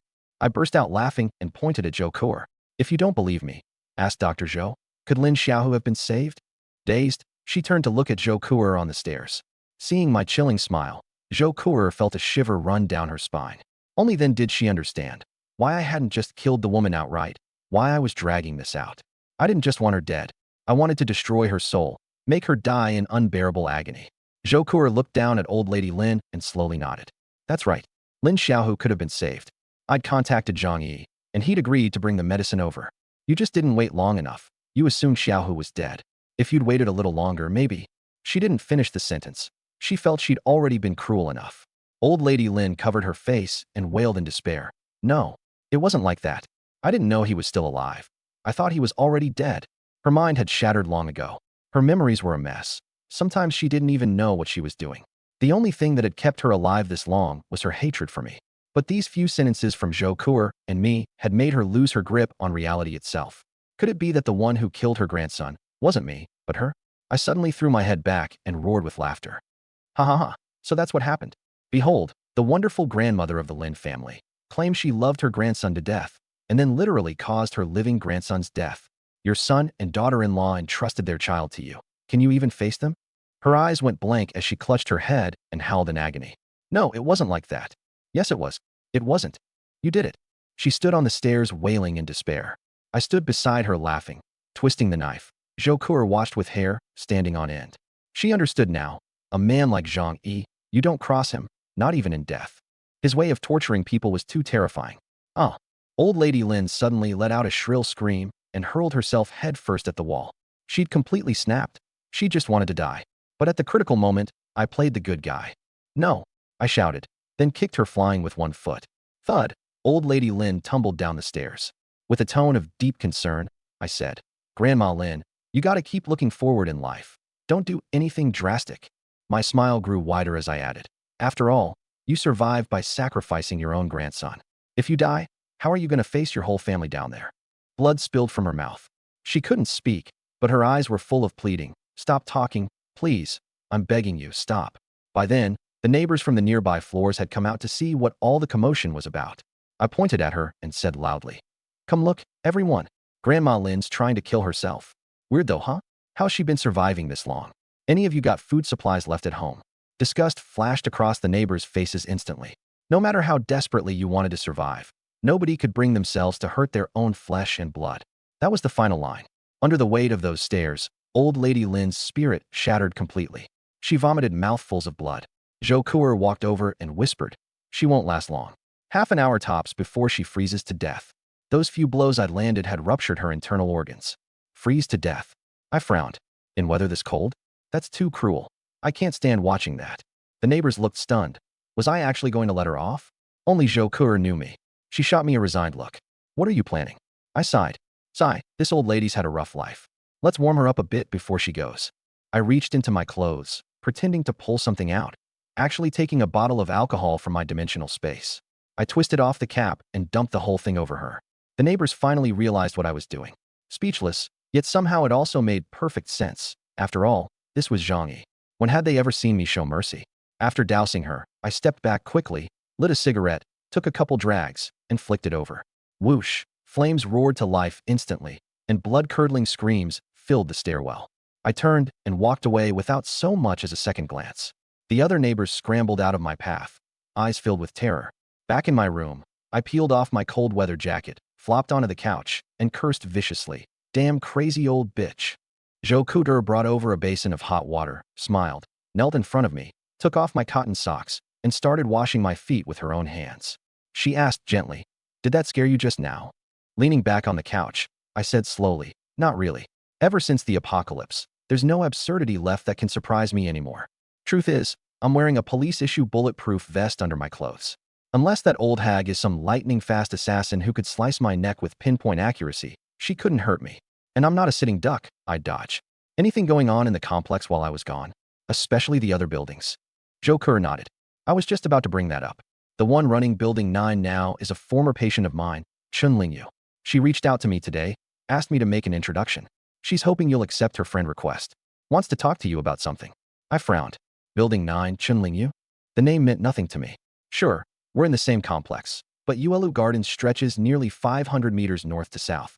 Building 25 and Building 9 are basically opposite ends of the village. Normally, our paths would never cross. What does she want to talk about? Zhou Kuder shook her head. She only said she wanted to discuss a partnership with the building captain. She insisted the details have to come from you directly. I let out a scoff. Partnership? Bullshit partnership. I've got everything I need. They're just stuck in their building waiting to die. What the hell do they have to bring to the table? Zhou Kuder looked up with a smile. So should I tell her you're not interested? I waved her off. No need to rush. Fill me in on this woman first, and the situation in her building. Zhou Kuder gave me the intel she'd gathered. Chun Lingyu, 38, owner of a cosmetics company in Tianhai City valued at 200 million yuan. Basically a WeChat multi-level marketing operation. Above average looks, aggressive personality, a total power player. She and Zhou Kuder met while getting treatment at First People's Hospital. More of a nodding acquaintance than a real friendship. Building 9 is now completely under her and her people's control, and she's managing it pretty well. Only 10 dead so far. I nodded, drumming my fingers together. For a woman to hold down an entire building at a time like this. Yeah, this Chun Lingyu's got some chops. Zhou Kuder sighed. Well, she's been running an MLM pyramid scheme. Brainwashing people is her bread and butter. I chuckled softly. That's what makes her truly dangerous. A woman like that will throw her own family under the bus without blinking. Parents, relatives, doesn't matter. You can't afford to underestimate someone like her. I added. It's no surprise she's coming to me now. Word about my snowmobile and my ability to go out scavenging has spread. Every single building in this complex must be eyeing me like vultures. Zhou Kuder asked. So are you going to talk to her or not? I thought about it for a few minutes. Fine, I'll hear her out. I want to know what the other buildings are plotting anyway. Can't afford to back everyone into a corner all at once. If all 29 buildings turn on me, that's a real headache. If I planned on just holing up at home, I wouldn't give a damn about them. But now that I know there's a treasure trove out there, and I'll need to keep going out to scavenge, I can't burn every bridge. While I enjoyed Zhou Kuder's massage, I pulled up WeChat. My friend requests were already showing 99 plus. I hadn't bothered checking. Everyone hitting me up wanted something. I opened it. Right at the top, A. Ferone Group CEO Chun Lingyu. Women's business suit, white blouse, arms crossed. That over-the-top salesperson smile. Textbook MLM profile picture. I was about to accept when I noticed another familiar face just below. Business professionals almost always use their real photos on WeChat, and I recognized this one immediately. Li Jian, regional CFO for Walmart South China. I'd seen him give a presentation at the company's annual banquet. I'd heard he lived in this complex, but our work never overlapped, so we'd never connected. The request timestamp was 10:30 this morning, right after I'd left the complex. Looks like he's here about the same thing. Now I had a clearer picture. I might as well accept both requests at once and see what each of them wanted. That'd help me figure out how to handle the other buildings. The second I accepted, both replies came in almost instantly. Chun Lingyu. Hello, Mr. Zhang Yi. I'm Chun Lingyu from Building 9. I'm currently in charge of Building 9 and would like to have a chat with you. Li Jian. Hello, Mr. Zhang. I'm Li Jian from Building 18. Thanks for accepting my request. I'd like to discuss a cooperation on behalf of Building 18's residents. I opened Chun Lingyu's chat first. What do you want to talk about? She replied immediately. It's not really convenient to chat like this. Can we do a voice call? No, just type it out. I fired back, cold as ice. I know MLM women all too well. Their mouths run like machine guns. Give her an opening, and she'll talk your ear off for 3 days straight. Get to the point. Keep it short. I don't have the patience for fluff. I gave her that opening shot to let her know I wasn't someone to be trifled with. Over in Building 9, Chun Lingyu was pacing back and forth in her room. Not from nerves, but because it was freezing and moving around kept her warm. She was bundled up in several layers, with a fur-collared coat pulled over everything, doing her best to look sharp and put together. When my icy reply came through, she took a deep breath and muttered to herself, "Yeah, he's the real deal. Can't slip up here." Truthfully, dealing with me had her stomach in knots. She was outright scared. My reputation had already made the rounds. A guy who single-handedly took out half the residents in his own building, armed to the teeth with all kinds of weapons, even a sniper rifle, supposedly. Those rumors had every other building treating me with deep, wary caution. She steadied herself and started typing out the pitch she'd rehearsed 1,000 times in her head. "Mr. Zhang Yi, I've heard so much about you and have been wanting to meet. Word is you have a snowmobile and can go out for supplies. Building 9 would love to partner up with you." I glanced at the message and smirked contemptuously. Partnership? What exactly are you bringing to the table? A partnership requires equal footing. You understand that, right? She replied right away. Building 9 is well organized. Minimal casualties, plenty of manpower. You've got the snowmobile to venture out beyond the complex. We can supply 76 people, all top-tier labor. Out there, the snow's buried everything. Order has completely collapsed. Whoever grabs it first owns it. You've got the transportation and firepower. I've got a team that follows orders. Together, we could build something huge. I dug at my ear. Sounds impressive, but it's all hot air. Let me ask you, half these people don't even know if they'll make it to tomorrow. What building are you talking about? She swallowed hard. That's exactly why we need you to help us scavenge for food. First we survive, then our people become the best workforce you could ask for. I shook my head, lost interest. Some MLM ringleader might be able to swindle desperate homeowners on the brink, but trying that con on me? She was just wasting her breath. Too lazy to type, I sent a voice message. Not interested in anything you've said. Goodbye. She panicked. She gritted her teeth and fired back. Right now, you're the envy of the entire complex. As long as you provide food, we can at least stay neutral toward you. You don't want us as enemies, do you? Reading that, my expression finally turned serious. That's what I wanted to hear. Why waste my time with all that fluff before? Damn these MLM types. I probed carefully. Oh, so you're saying plenty of buildings want to come after me? Huh, I don't buy it. I'm doing just fine, and nobody's attacked me yet. She knew I was testing her, but to prove her sincerity, she had to give something up. Zhang Yi, you're a smart guy. You should understand the saying, wealth invites envy. There are thousands of people in this complex, all stuck at home waiting to starve. You're the only one who can ride a motorcycle out to scavenge for food. If you were in their shoes, wouldn't you be green with envy? The only reason nobody's made a move yet is because they're weighing their options. It's only a matter of time. I'm not asking for much. Just guarantee us basic food supplies, and Building 9 will stay out of your way. Absolutely. My eyes narrowed slightly. This was essentially a threat. Oh, so what you're saying is, if I don't agree, Building 9 is going to attack Building 25. My voice went ice cold, laced with killing intent. She flinched, but quickly steeled herself. I trust you won't do that. Making enemies of us. Even if you win, there's nothing in it for you. The reason she could stay this calm was because Building 25 and Building 9 were far apart. Leading my people over there would cut off my retreat and leave me exposed to attacks from other buildings. All we want is a little food, nothing more. With my brains and your firepower, ruling this whole complex down the line wouldn't even be a challenge, she said, getting worked up. A trace of contempt curled at the corner of my mouth. First time I've ever seen someone beg for a handout with this much attitude. She sucked in a sharp breath, furious. This is a partnership. I replied flatly. Let me think it over. I'll get back to you. With that, I had nothing more to say and closed the chat window. I dropped my phone onto my lap and started running through how this was likely to play out. Chun Lingyu? She wasn't even on my radar. Building 9 was nothing. No matter how many they threw at me, it wouldn't matter. They had no idea how many guns and how much ammo I was sitting on. If they actually tried to attack, one assault rifle plus my precision shooting ability would be enough for me to wipe them all out solo. The problem was, in this whole complex, Chun Lingyu definitely wasn't the only one eyeing my stash. Every one of the other 29 buildings was staring at my snowmobile. Some of them, the desperate ones running on empty, might just come at me swinging. And if they teamed up and hit building 25 all at once, my trigger finger would be sore before I finished them off. I glanced up at my safe room. Aerospace-grade alloy shell wouldn't crack under artillery fire. Even if the entire complex broke in, they'd never get through. Unless they could tear down all of building 25, it posed zero threat to me. What are the odds of that actually happening? I frowned, thinking it through. If all 29 buildings really joined forces, it was actually possible. But with power rationed the way it was, they couldn't run jackhammers or power drills. Try tearing down a building with bare hands? At 40 below, half-starved, just walking outside was enough to freeze you solid. Where would they find the strength to smash through walls? Once I worked that out, I felt a lot better. As long as I stayed holed up in building 25 and didn't venture out, with my firepower and safe room, forget the other 29 buildings joining forces, the entire complex combined couldn't touch me. Asterisk, my safety's not in question. Worst case, I hop on the snowmobile, fight guerrilla style, and grind them down over time. Asterisk, but that'd be a massive headache. 29 buildings worth of people. How long would it take to pick them all off? Asterisk, then again, if I don't take them out, they're sure as hell coming for me. Asterisk. For the moment, I couldn't make up my mind. I glanced at my phone and figured I'd chat with Li Jian, see if every building head was thinking the same way. I opened the chat, and before I could even say anything, Li Jian was already enthusiastically laying out their situation. Mr. Zhang, I'm genuinely here to talk about a partnership. I'd like to work with you to build a harmonious community, an end-of-the-world utopia.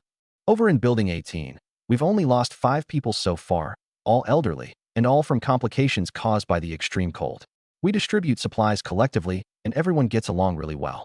In my view, this is the best way to live through the apocalypse, preserving a spark of civilization and making rebuilding easier once the blizzard passes. Right now, we're short on food. In exchange for partnering with you, we can offer manpower and resources, do our best to meet your terms, and even help you smooth things over with the other buildings to avoid conflict. Reading that, I felt a whole lot better. He really was a CFO at a major corporation, leagues above that MLM hustler Chen Lingyu. Clear reasoning, sharp grasp of the stakes, neither groveling nor arrogant. But what caught my attention most was that phrase, harmonious community. 20+ days into the apocalypse, and their building hadn't lost a single person to internal conflict. I looked up at Zhou Kuer, who was massaging my feet. Kuer, what do you know about Building 18? Zhou Kuer thought for a moment. I hear their building head is a really charismatic guy. The moment the apocalypse hit, he pulled all the residents together and set up a shared resource system. Almost every single one of them is still alive. I let out a sigh of admiration. No wonder. He's a CFO, knows management, knows how to maximize value. Honestly, Li Jian's approach was the most rational one out there. Take our Building 25. We burned through a mountain of supplies purely because of infighting and conflict. In theory, one person who stays put and doesn't stress out only needs 1 meal a day. Asterisk, Li Jian's a real asset. Asterisk. Then I added, asterisk, but thinking you can survive the apocalypse on that approach alone isn't realistic either. Asterisk. He could build order and rally the people of Building 18, but what happens when someone breaks in from outside? A crowd used to comfort, going up against something like the Tianhe gang or a monster like Qin Zhenghao. They'd just be lambs to the slaughter. Same reason the old dynasties of the Central Plains kept losing to the nomads. Without military strength, all the stability in the world is just an illusion. I asked him, and if I say no? Li Jian took a long moment before replying. We extended this invitation in the spirit of friendly cooperation. If you decline, I'd be deeply disappointed. But that doesn't mean your thinking won't change down the road. I'll continue to look forward to the possibility of working together in the future. I chuckled. That corporate speak of his was actually pretty smooth to read. Oh, you're not planning to attack Building 25? And you guys won't jump in even when others are fighting? Li Jian's reply was refreshingly candid. Our firepower is strictly for self-defense. We don't start fights. It's not that we can't. It's that infighting just leaves everyone bleeding out. I almost wanted to give him a round of applause. The guy was straight up chicken shit, but he could dress it up like some noble principle. Then again, if Building 18 had survived half a month through peaceful means, they clearly didn't have the guts to go to war in the first place. Li Jian knew the score. Even if I threw down with someone else, jumping in wouldn't get him much of a cut. Better to sit back on the mountain and watch the tigers fight. And if I lost, the motorcycle would end up in someone else's hands, and he could just find a new partner. Wait for my answer. After sending that, I pulled up my friend requests. So many people had been begging me for supplies that I'd been ignoring all of them. Now it looked like every single building in the complex wanted to hit me up, asking me to scavenge for them. I added a few more building reps. Same story every time. No different from Chun Lingyu or Li Jian. cooperate, scavenge supplies, keep them alive. And the terms I could offer were pretty limited: manpower, women, and a promise not to stab each other in the back when conflicts broke out. The only real difference was attitude. I flopped back on the couch, staring up at the ceiling, muttering to myself, two options right now: war or peace. War means killing off anyone who's a threat. It's not that I can't pull it off, it's just a massive time and ammo sink. 30 buildings full of people. Even if I burned through all 1,000+ rounds I grabbed from the police station, it might not be enough. And even if I could pick them off when they came out, if they holed up inside their buildings, I wouldn't dare risk going in after them. Besides, killing people doesn't really mess with my head, but I'm not some psycho butcher either. Most people in this complex have no beef with me. Wiping them all out would still weigh on me. Might even give myself some kind of mental breakdown. I rubbed my temples. Slaughtering the whole complex wasn't a great option. Way too much hassle. Listening to me talk to myself, Zhou Ku'er sitting next to me was scared out of her mind. No one in the entire complex had a clue. Every single one of them was tap dancing on the edge of hell right now. Their lives hung on a single thought of mine. Thank God I stuck with him, Zhou Ku'er thought, counting her blessings. I glanced over at her and patted the couch beside me. Come here. She scooted over and pressed up against me. The room was warm. We usually just wore loungewear at home. Every piece of her outfit was something I'd picked out. This particular set was extra cute, made her look like a little Siamese cat. Soft and sweet. I took a sip of water and asked her, Kuro, tell me, should I go to war with them or make peace? She'd expected me to say something sweet, not ask her opinion. A tiny bit disappointing, but she was still happy I trusted her enough to ask. Her eyes darted around. If you fight, can you actually hold off all 29 other buildings attacking at once? Yeah, no problem. I said it with total confidence. Truth is, I was a little uneasy, 99.99% sure, with maybe a 0.01% wild card. What if some building had enough explosive stash to bring the whole tower down? But those odds were about the same as a hydrogen bomb landing on my house. If it happens, it happens. Not worth worrying about. Zhou Ku'er's eyes went wide with shock. She'd figured I'd say it couldn't be done. But then again, I had superpowers. Anything was possible. She asked, and if you negotiate, doesn't that mean you'd have to supply the whole complex from here on out? I laughed. The way they're pitching it, yeah, pretty much. That's insane, she shot back immediately. Even if each building only has 50 people, 30 buildings is 1,500 people. Expecting one person to feed all of them? That's ridiculous. I waved her off. That's not how the math works. They're jacking up the numbers, so I'll haggle them down. And don't peg these people as decent human beings. Anyone who can control a whole building has their own inner circle. Any supplies that come in get funneled to their people first. A cold glint flashed through my eyes. As for everyone else, they're just livestock. Why waste food feeding the livestock? Zhou Ku'er nodded, seeing the logic. But even so, one person supplying 30 buildings, that's still a stretch. Exactly. Which is why I need to dump this whole headache. I nodded, smiling. Either kill them all, messy, dangerous, and I'd have to leave this apartment and go out to play with them. I rubbed my head. So, is there a way to get rid of this whole mess without going through the trouble of killing everyone? She lowered her head, thinking hard. I reached over and slipped my arm around her waist. After a long pause, she said helplessly, there's no solution. You're their only hope. If you don't help, they'll have to come kill you. Well, there is one theoretical option. Not really practical. I raised an eyebrow. Oh, let's hear it. She grinned. Running away might be shameful, but it works. Just leave the complex. Move somewhere else. That gets rid of them, doesn't it? I stared at her wide-eyed. At first it sounded ridiculous. Abandon the safe house I'd busted my ass to build? Just walk away? But then a thought struck me. Could I stash the whole safe house inside my spatial storage and just take it with me? I'd stored large objects before, but they had to exist as independent items. My safe house was built into the frame of the building. To take it with me, I'd have to dismantle it. But how? With what tools? If it could be torn apart, those bastard neighbors would have already done it. The idea was bold, borderline impossible, but it was a fresh angle. Maybe someday, when conditions were right, I could give it a shot. Definitely not now. Zhou Ku'er saw how serious I looked and couldn't help laughing. I was just kidding around. Don't tell me you actually took it seriously? I smiled and pinched her little nose. Then you tell me. What should I do? She pouted. How am I supposed to know? My gaze turned distant. Then we don't rush. We wait. Time's on our side. The advantage is mine. The only thing giving me a real headache right now was the possibility of all 29 other buildings joining forces against me. But in the apocalypse, everyone's playing their own angles. 30 buildings had already spawned every flavor of faction. Me with the Tianhe gang and Crazed Wolf gang, ruling through force and bloodshed.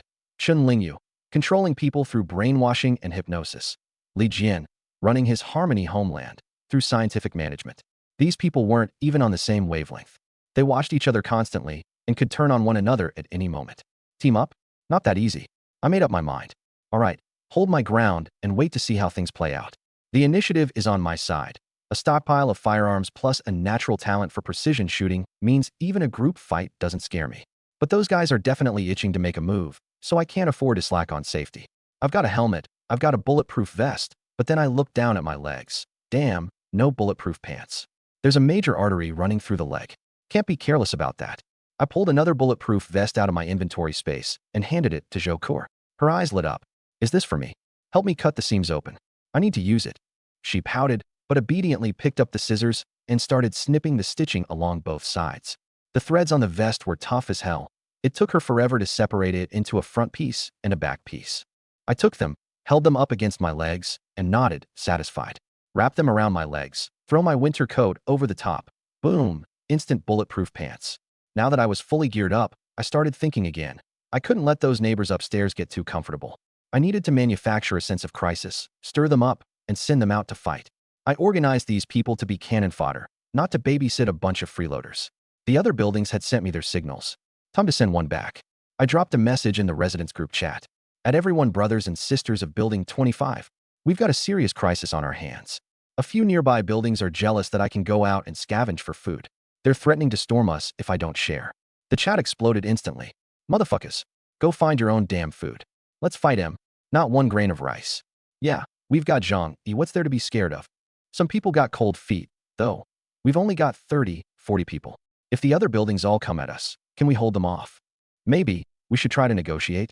Huh. Everyone's fighting for their lives over food. You think anyone's gonna listen to reason? I chimed in at just the right moment. Y'all know how it is out there. The blizzard buried the supermarkets. Finding supplies is pure luck. There are over 1,000 people out there. Hand our food over to them, and we starve.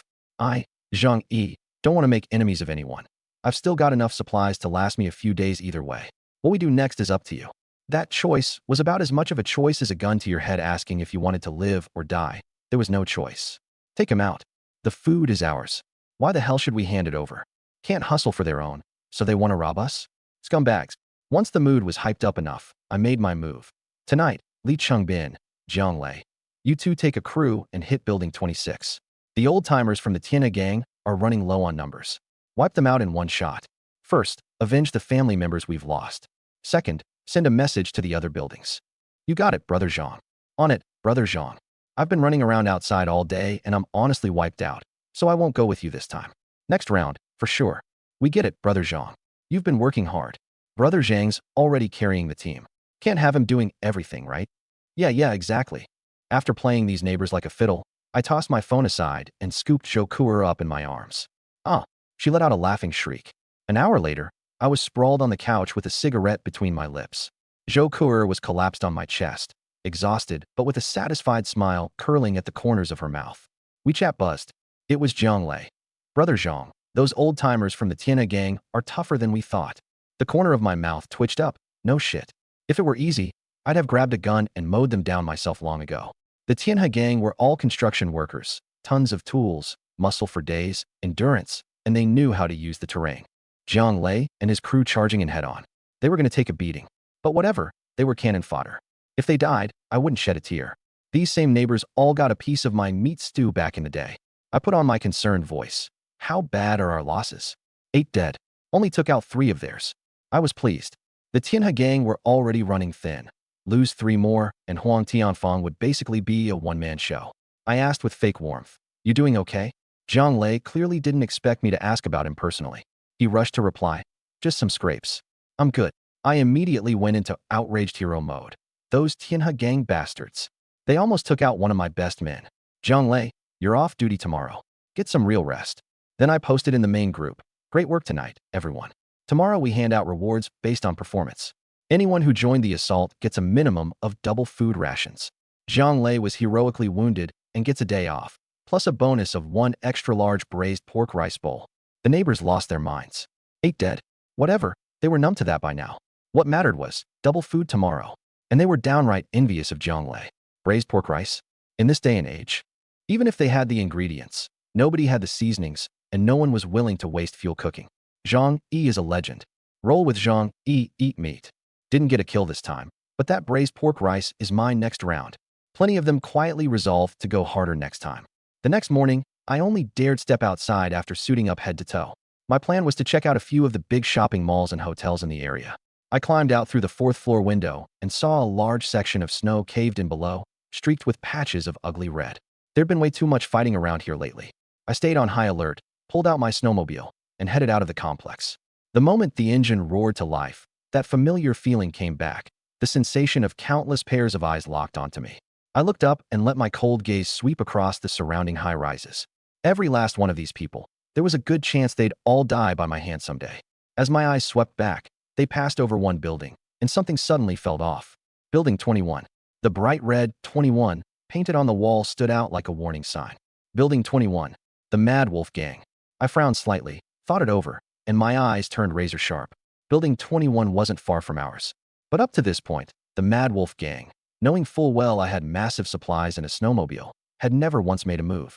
I used to think they were being cautious, scared of me, maybe. But thinking about it now, no? Something's off. Very off. No matter how cautious you are, there's still a bunch of hot-blooded guys in their early 20s. A snowmobile is the kind of temptation nobody in that group could just shrug off. Even weirder, every other building's boss around here has come to me to talk about an alliance. Everyone, except the Mad Wolf Gang.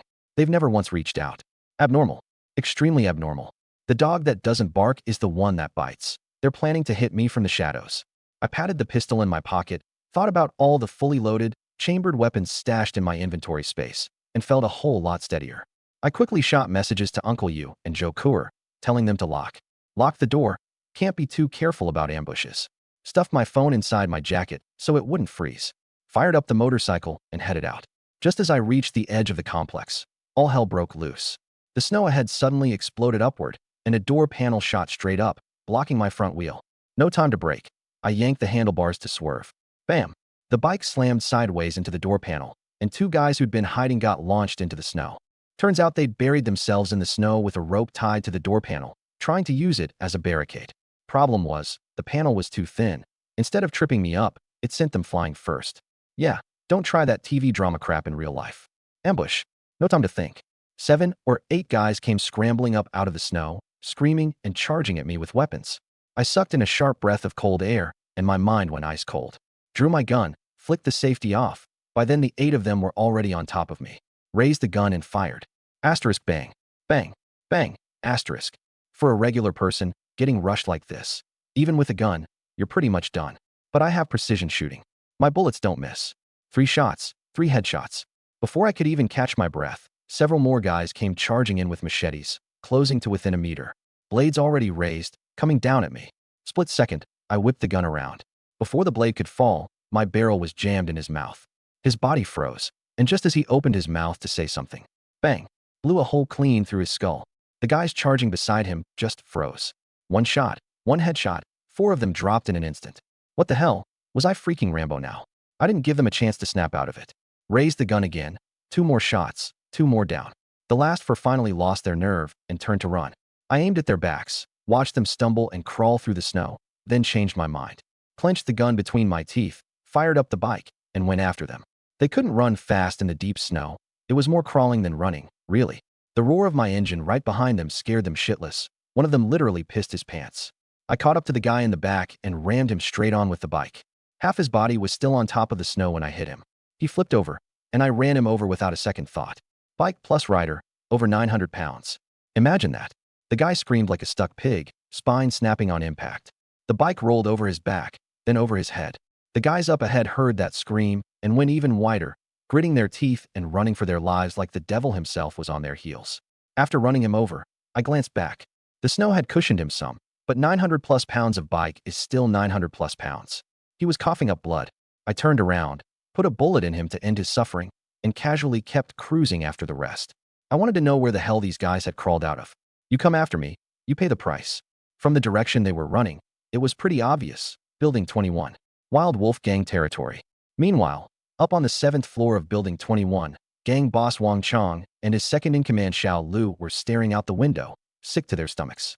They'd spent days prepping for this heist, scoped out my routine, my routes, my timing, and sent 10 men to ambush me. They thought it was a lock. They hadn't counted on my aim being that good, or on me having that much ammo. Not only did they not get the bike, they got wiped out. And now I was coming for them. Wang Chong gritted his teeth. Get every man down to the entrance. Set the traps. Watch out for his gun. Xiaolu nodded. Stairwells already rigged. He steps inside, he's dead. Big talk. But their feet were backing away from the window in perfect sync. They knew I had a sniper rifle. Poke your head out, you're done. Inside Building 21, the Wild Wolf gang was on full alert. Everyone hunkered down in the stairwell, praying I wouldn't come in. Outside, I took my sweet time. Every straggler got a bullet, one at a time, nice and steady. The last one made it to the front entrance of Building 21, but before he could even get inside, my engine was already in his ear. I glanced at the dark stairwell in the doorway. Definitely an ambush waiting inside. This time I didn't use the gun. I pulled out the Damascus steel hunting knife I'd bought a while back. Originally meant for game, sharp as hell, but I'd never tried it on a person. SHHK, the blade slid across his throat, smoother than I expected. Blood sprayed, and his head flew up before landing on the ground. The Wild Wolf guys hiding in the shadows watched this go down and felt their blood run cold. All 10 of their brothers, dead. I stopped the bike, walked over, picked up the head, and casually chucked it through the window into a 4th-floor apartment. The head rolled a few times across the floor, empty eyes staring into the room. Dead silence inside. The Wild Wolf guys were frozen stiff. They knew if I came in with that gun, it was going to be a bloodbath, and a lot of them wouldn't walk out. But I didn't go in. I had no idea what the setup was in there, but there were definitely traps. A wise man doesn't stand under a crumbling wall. I wasn't about to walk into a death trap. Still, letting them off scot-free would be too generous. Luckily, the gunfire had already alerted the whole complex. Over at Building 25, Uncle Yu and Li Bin were rounding up men to come back me up. Zhang Yi, what the hell happened? Why were you fighting these guys? Uncle Yu demanded. I said flatly, they ambushed me. I killed them all. From the edge of the complex all the way to Building 21, 10 bodies lay in a trail, blood staining the snow. Uncle Yu cursed. Those sneaky bastards. He turned to the crowd. If anything happens to Zhang Yi, our food supply is gone. None of us make it. That hit them. They suddenly realized just how serious this was. I waved a hand. Head back. Get everyone together. I want them all there. Back at Building 25, every resident was assembled. My face was cold as ice. I was in the worst mood. I'm not afraid of ambushes. That's just part of life in the apocalypse. With my gear and the assault rifle in my storage space, 20 guys couldn't take me down. What pissed me off was this. Someone in Building 25 was tipping off the Wild Wolf gang. I varied my departure times every single day, specifically to prevent this kind of thing. In weather this brutal, burying yourself in the snow for more than half an hour is a death sentence. And yet they managed to be in position right when I rolled out. There's no such thing as that kind of luck. Someone on the inside had leaked my schedule. Honestly, I wasn't that angry about the betrayal itself. These neighbors of mine were never saints. Give them a big enough payoff and they'd flip without a second thought. I just wanted to kill whoever leaked it. Problem was, in this whole building, pretty much everyone was a suspect. And I had no idea who. Fine then, everyone gets the same treatment. Building 21 was locked down tight. A direct assault would mean heavy casualties. Might as well let them tear each other apart. I couldn't care less who dies. I swept my eyes coldly across the crowd. Fear was written on every face. But they'd tasted what it felt like to get ambushed, so they got it. I spoke up. The people in Building 21 came after me. If I die, none of you make it out alive either. They want me dead. That means they want you dead. People like that, they all have to go. Uncle Yu, you're coming with me this time. Everyone else, Li Qingbean's leading you into Building 21. 10 rations of food for every kill. The moment they heard about the reward, their eyes lit up. The ones who hadn't scored any credit last night were itching for a shot. But someone spoke up anyway. A bald, pot-bellied guy named Guadahai. Going in now isn't smart, is it? They're definitely expecting us to come for revenge. Better to hit them at night. He pointed at Uncle Yu. And Uncle Yu's our heavy hitter. If we're going in hard, he should stay back. The others thought that made sense and started murmuring among themselves. Yeah, a night raid safer. Is Zhang Yi letting his temper cloud his judgment? Uncle Yu'd be more useful staying here as backup. I let out a cold laugh. The second the sound left my mouth, everyone shut up. Been eating too well lately? Gut's getting fat too. My gaze swept the room and landed on Guadahai. The bald fatso stumbled back 2 steps in terror. When I took over as building chief, I made it clear, everyone does what I say. My smile turned sinister. It's been what, a few days? And you already forgot. The words had barely left my mouth when I pulled my gun and aimed it right at Guadahai's head. Bang!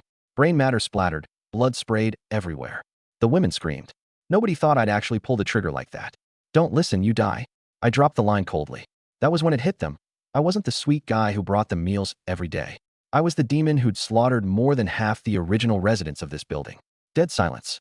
Nobody dared to breathe. I raised an eyebrow, casual as anything. Now, get moving. Wipe out the Mad Wolf gang. All in favor? Any objections? After a beat of silence, Li Changbin raised his hand. I'm in. We follow Brother Zhang. The rest raised their hands one after another. We're with Zhang Yi. The warm smile slid back onto my face. That's more like it. We're family. Family helps each other out. Look, I took out 10 of them by myself. All I'm asking is for a few dozen of you to handle the remaining few dozen. That's more than fair, right? Get out there. Uncle Yu and I are heading out for supplies. We'll have a big dinner tonight. Carrot and stick works every damn time. Guodahai was dead, sure, but it wasn't their problem. And with food on the table, most of the resentment evaporated. I stayed back with my gun trained on them as they moved out. Willing or not, they had no choice but to grab their weapons and storm Building 21. Not long after, the chaos of shouting and fighting erupted inside. I glanced at the gold Rolex on my wrist. Simple, elegant, and boring as hell. Let him fight it out. Time for me to go. Any later, and who knows when I'll get back. I turned to Uncle Yu. Let's move. Need you to do me a favor this time. Today was just a routine supply run. Nothing special I was hunting for, so bringing Uncle Yu along was no big deal. Uncle Yu chuckled, threw a glance at Building 21, and nodded. Let's roll. I furrowed my brow and clutched my ribs, faking a pained expression. I can't drive. Banged myself up earlier. Ribs are killing me. Uncle Yu looked at the motorcycle and volunteered. I'll drive then. I smiled and nodded. Good. The injury was fake. I just don't trust anyone at my back. Like Yin Shuangying, the war god, said, watch your six. The two of us rode out of the compound. Uncle Yu had no helmet, no goggles. The cold wind forced him to squint, but he looked thrilled. Cooped up in that complex for over half a month, the guy had been going stir-crazy. Haha, feels great to be out. So, where we headed? I said casually. Tianhai City's a big place. Anywhere works. Let's hit Shimao first. Shimao was Tianhai's famous commercial district. Uncle Yu navigated from memory, and we got there in a little over half an hour. The place was a wasteland. Skyscrapers jutted up out of the snow like bamboo shoots, half exposed, half buried. We got off the bike and headed inside to scavenge. It was Uncle Yu's first time out, and everything caught his eye, especially the luxury boutiques. Gold, jewelry, designer clothes, exotic car showrooms, all of it ownerless now. He was practically buzzing, grabbing a bag and stuffing it full. I glanced over and noticed he was mostly grabbing clothes, and mostly baby and toddler clothes at that. I couldn't decide whether to call him a good man or a total simp. I walked over. I already checked this area. No food here. Wrong place. Uncle Yu grinned. Yeah, but we've got plenty of food at home. It's the kid. Grows so fast. Never has anything to wear. I gave him a helpless smile and dropped into a nearby chair. Things are going pretty well between you and Sister Xie these days, huh? Uncle Yu laughed sheepishly. Ain't about going well or not. We're just making a life together. Man needs a woman to warm the bed. That's what gives life something to look forward to. A playful glint flashed in my eyes. If that's your thing, I'll hook you up with a few. Nice curves, real generous up top and down below. Get you properly taken care of. Uncle Yu had his back to me, but I saw him stiffen for a second. That probably ain't right. You know me, I'm not that kind of guy. I laughed on the inside. Back before all this, he used to run over to Yuhu Street a few times a month, headed straight for the Twin Peaks salon to get his itch scratched by the girls there. He might have been a straight shooter, but that didn't mean he was above enjoying himself. If he really wasn't into it, Xiaoli Mei wouldn't have hooked him so easily. Relax, we're brothers. Leave it to me. I threw an arm around his shoulder with a shit-eating grin. Oh, come on. Don't talk like that. I'm a decent man. Uncle Yu licked his lips. His mouth was denying it, but he couldn't wipe the grin off his face. Sure. Now I had my red on him. Uncle Yu had feelings for Xiaoli Mei, but they didn't run deep. If that woman ever became a problem down the line, I could deal with her whenever, as long as I had another warm, skilled, attentive woman lined up to fill the gap. We kept wandering around, gathering supplies, and the conversation eventually circled back to the compound. Uncle Yu asked, somebody's already made a move on you. Everyone's got their eyes on that motorcycle of yours. The trouble's only going to get worse from here. What's your play? I gave a bitter smile. You're asking me? I was going to ask you. I sighed. Right now, every single person out there's got their eyes locked on that bike. They know it's the one thing that, anything that can move, people are going to fight tooth and nail to grab it. What can I do? All I can do is try my best to protect the snowmobile and protect myself. Uncle Yu nodded gravely. You're right. The fact that you can look out for us is already a lot. There's no way you can cover the whole complex. Thousands of people. Yeah, we'll take it one step at a time. Uncle Yu hesitated for a long moment. Actually, this morning, Huang Tianfang reached out to me. My eyes turned sharp. What did he want with you? Uncle Yu had his back to me and didn't catch the shift in my expression. You scared the hell out of him after that beating. He wants to make peace. And he tipped me off. People in the other buildings are organizing an alliance to put pressure on you. They invited him to join. He said he doesn't have to join, but you'd need to hand over food and cold weather supplies. I let out a flat "oh." I'd heard these demands so many times my ears had calluses. No surprise there. Everybody wants a piece of me these days. Scary stuff. My tone sounded meek, but there wasn't a trace of fear in my eyes. Bottom line, as long as I had enough ammo and enough time, I could wipe out this entire complex single-handedly. Of course, to play it safe, it'd be a drawn-out fight. But that son of a bitch Huang Tianfeng, I'm taking him out for sure. Him, is Tianhe gang, and that Mad Wolf gang crew too. Not one of them walks away. I said it casually, like I was talking about something trivial. But every word dripped with cold-blooded killing intent. They struck first. So they had it coming. In the apocalypse, if you want to survive, you can't let anyone who threatens you keep breathing. Uncle Yu nodded. They deserve it. Killing innocent people, going after you unprovoked. But, do you have enough firepower on hand right now? Ever since I cleaned out the police armory, I was sitting on a decent stockpile of ammo. But Uncle Yu didn't know exactly how much. All he knew was that when I came back that day, I looked pretty light on gear, so he probably figured I'd burned through most of it these past few days. A glint flashed in my eyes and I sighed. Yeah, that's actually a bit of a problem. Not a lot of bullets left. But as long as we're not looking at large-scale combat, I can manage. Uncle Yu scratched his head. Zhang Yi, if we had enough weapons and gear, do you think you could hold down our home and that snowmobile of yours? That one sentence lit my eyes right up. Uncle Yu, do you know where there are weapons? I had plenty of ammo, sure, but sniper rounds were running thin. The police didn't stock many of those to begin with, and I'd only found one police-issue sniper rifle. As for other weapons and ammo, the more the better. All fear stems from insufficient firepower, after all. Uncle Yu gave a smug little chuckle. You forgot what I used to do? I served 5 years in the military. I fired back right away. Did you serve in Tianhe City? If so, he could take me straight into a Tianhe military base for a full-on raid. I served way before that, not in Tianhe. But I've got old buddies stationed in Tianhe, and I know where the base is. Once we're inside and find the ammo stockpile, you'll never have to worry about bullets again. He looked at me with something close to admiration. A marksman like you without ammo? That's just wasting talent. The military has always worshipped strength, and a sharpshooter is basically a god in every soldier's eyes. Having seen my shooting firsthand, Uncle Yu had naturally developed a real respect for me. I was over the moon, didn't see this bonus coming at all. What are we waiting for? Let's roll. The military has all kinds of heavy weapons. If I could get my hands on a tank or an APC, I'd drive that thing right back and blast every last holdout into oblivion. After that, who the hell would dare cross Zhang Yi? Uncle Yu, you're a goddamn treasure. Seeing me this hyped, Uncle Yu actually looked a little awkward. Hold up, don't get ahead of yourself. I'm not done. The place is out of the way, northwest edge of the city, over 60 miles from here. And even though I know the base is there, don't get your hopes too high. It's been snowing for so long that landmarks are hard to make out. Even if we get there, the whole thing might be buried under snow. Military bases are usually on the outskirts of a city, and Tianhe's garrison was way out in the countryside, surrounded by farmland and empty fields. Once heavy snow covered everything, pinpointing the location would be a nightmare. I cooled down. If we take our time, can we confirm the location? I know the area well. No high-rises out there, but there are some 6-story storefronts. If we look carefully, we can nail down the bearings. What I'm worried about is the base being buried, then it's useless. We can't exactly dig it out. A mysterious little smile tugged at the corner of my mouth. Digging? Yeah, that's kind of my thing. No worries. Let's find the location first. If we figure out a way later, we can put it to use, right? I clapped him on the shoulder, my expression turning serious. We might be up against a whole lot of enemies soon. We need more firepower to protect ourselves and our families. Uncle Yu nodded firmly. You got it. Let's move. The two of us climbed onto the snowmobile and headed northwest out of Tianhe City, into the wind and snow. The storm was heavy, so I didn't dare push the snowmobile too hard, didn't want to flip it. Cruising at about 30 miles per hour, it took us over 2 hours to reach the northwestern wilderness. Once we were outside the city, there were basically no landmarks left. 30-plus feet of ice and snow buried everything on the ground.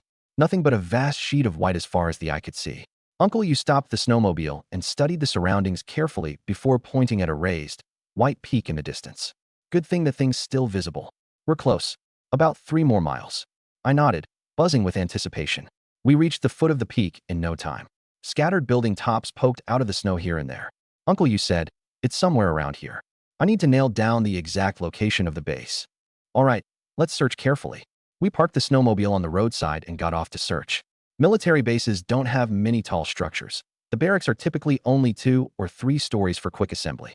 Combined with the massive footprint of a base, it made the search a real pain. If it weren't for Uncle Yu knowing the terrain like the back of his hand, I could have searched for 2 weeks straight on my own and still come up empty. After a while, Uncle Yu's eyes suddenly lit up. Found it. You found the base?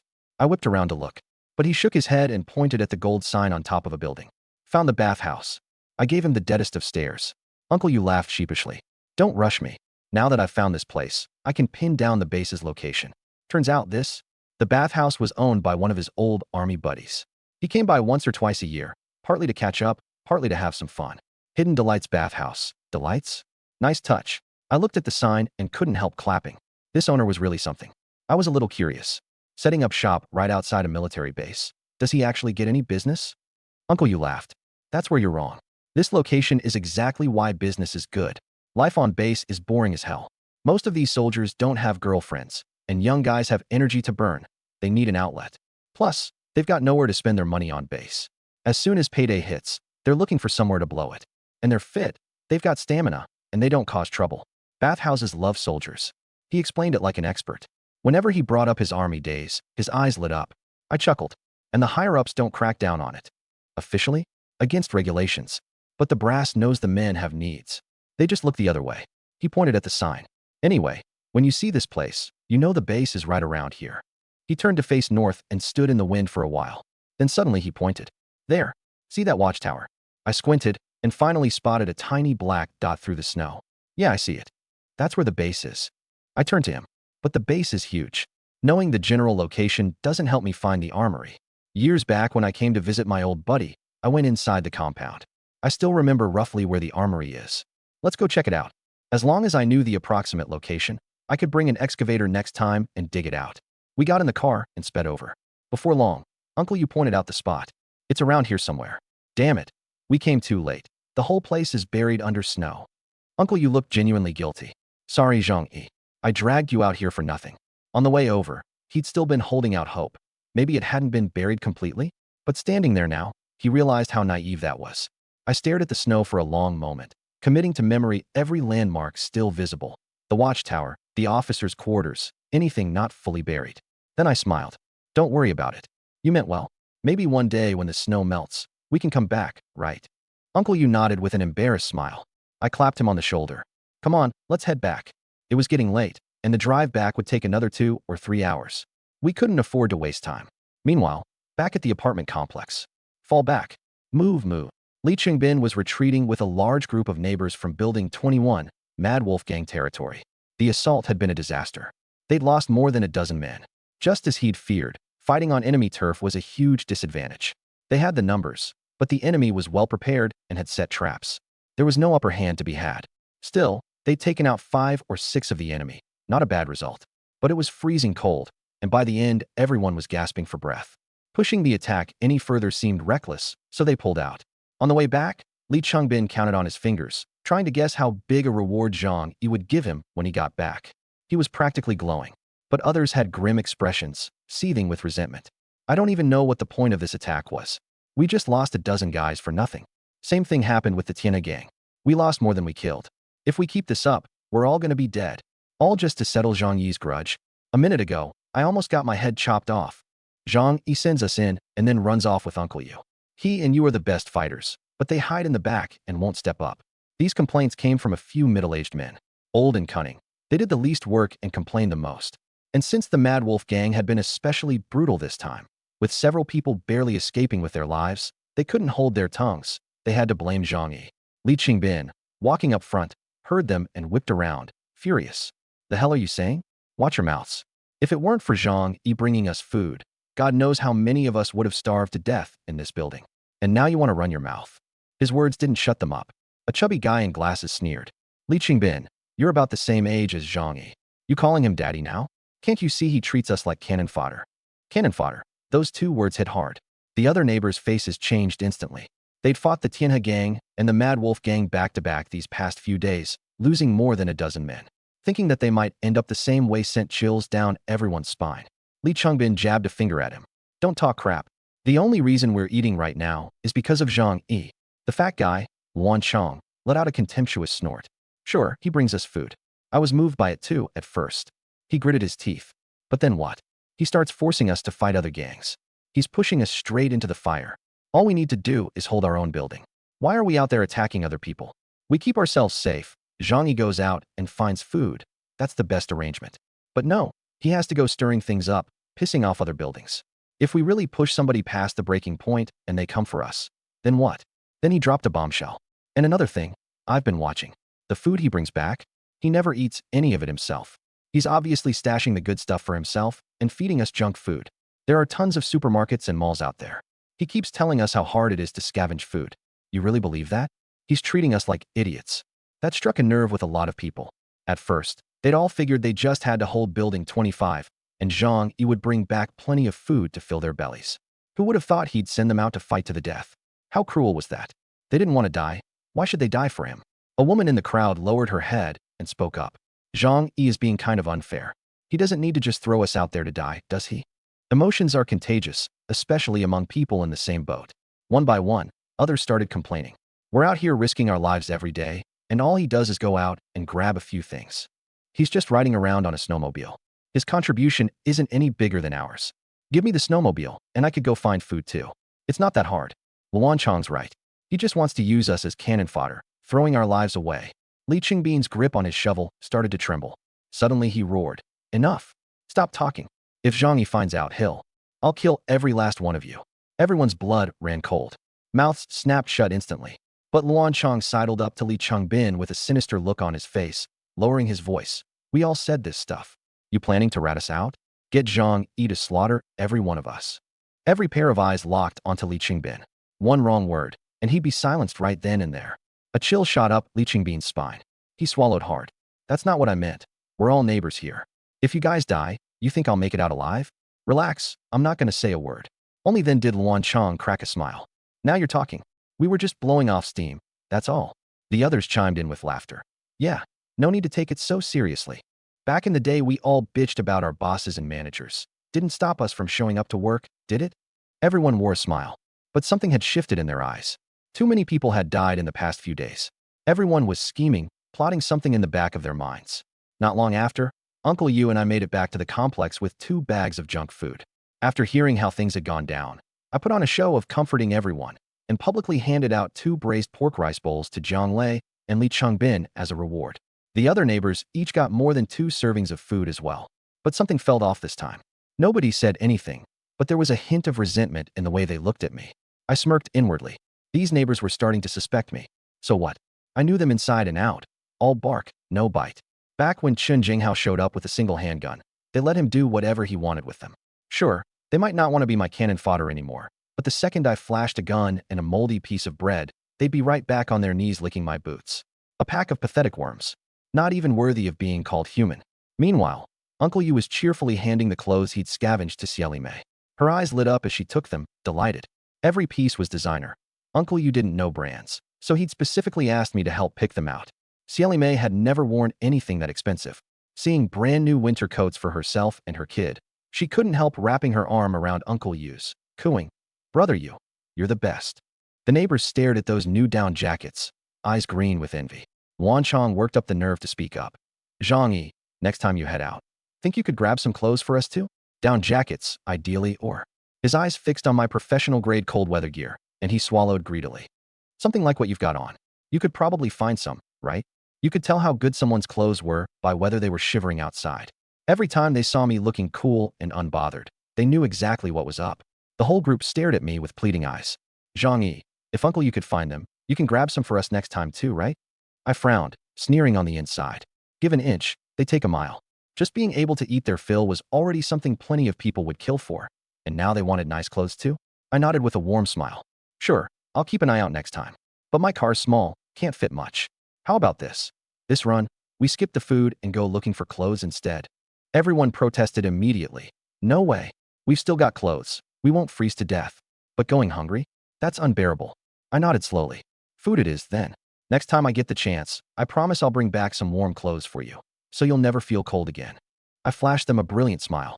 After handing out today's rations, there was a decent surplus. Over a dozen people had died in the last couple days. Plenty of familiar faces were gone for good. Fang Yuqing, Lin Kaining, probably froze or starved to death already. Back home, Zhou Kuter came out of the kitchen in an apron, smiling sweetly. "Welcome home, master." Seeing her like this, so wifely, so obedient, lifted my mood. Enough time had passed that she'd fully settled into the role of servant. She was a smart woman. She understood that in the apocalypse, the happiest thing you could be was a vine wrapped around a mighty tree. Whatever I asked, she did her best to deliver. Even things I hadn't asked for, she took the initiative on. "What are you making?" I asked as I peeled off my cold weather jacket. She crouched down to swap out my shoes for slippers and neatly arranged my snow boots. "Potato and beef brisket stew. That's your favorite, right?" "First time trying it. Hope it turns out okay." I was craving something hot to warm my stomach. I sank into the couch, and she brought over a basin of hot water for me to soak my feet in. The moment my feet hit the water, every muscle in my body relaxed. I'd been out battling the wind and snow all day. Even top-tier gear couldn't keep the cold out completely. It was moments like this that made me appreciate having a warm home. Today had been a good day. I'd scoped out the military base, and next time I could go alone to dig out the underground armory. The weapons and ammo there had to be several times what the police station had. Maybe even grenades and RPGs, the big-ticket stuff. Tanks and armored vehicles? I shook my head. Regular units wouldn't have those, and anything that heavy would just sink straight into the snow if I dug it out. Useless. But there's got to be a ton of weapons and ammo. Once I have those, nobody around here can touch me. Riding the high, my thoughts drifted to the less pleasant stuff, like getting ambushed by the Mad Wolf gang. Thank God I'd been fully geared up with a gun and ammo. In close quarters, stuck in the snow, how the hell was I supposed to take on 10 guys? The Mad Wolf gang had to go. But those bastards were slippery. Once they figured out my firepower, they hunkered down and refused to come out. And I couldn't just charge in either. So how was I supposed to take them down? I sank into thought. Storming a high-rise would be idiotic. They had plenty of room to retreat, while I'd be stuck out in the snow with no cover, barely able to move. The stairwells were narrow and complicated. Fighting upward against a defender is brutal. And if they picked up my trick and started throwing Molotovs down at me, even if the flames didn't get me, the smoke would. That's when my eyes lit up. Fire. I could use fire against them. I remembered an old news story. Some residential building caught fire, thick smoke everywhere, and the people on the upper floors couldn't escape. Every single one of them suffocated. The more I thought about it, the more it clicked. I couldn't get in, but smoke could. And smoke rises. Hiding on the top floors wouldn't save them. With how cold it was outside, they kept every door and window sealed shut, which meant the smoke would choke them out even faster. Try to open a window and jump? One jumps, I pick him off. Next, I clap my hands. Brilliant. Perfect strategy for enemies holed up inside a building. The only problem was, I'd need one hell of a fire. And most of the wood inside the building, minus the doors, had already been stripped out long ago. But then it hit me.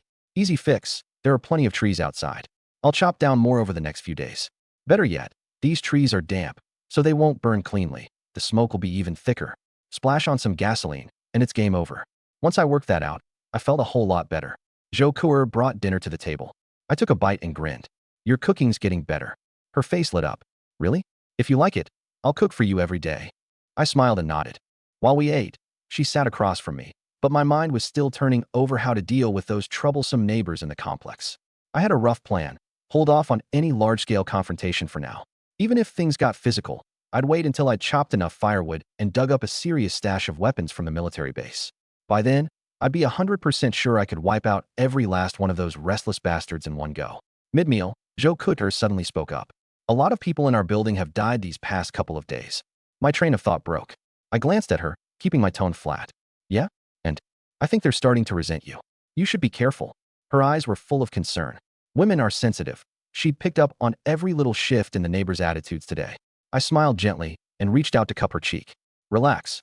If I needed you to warn me about stuff like that, I'd have been dead 100 times over." She said seriously, "The death rate has been way too high these past few days. Some people might be having second thoughts.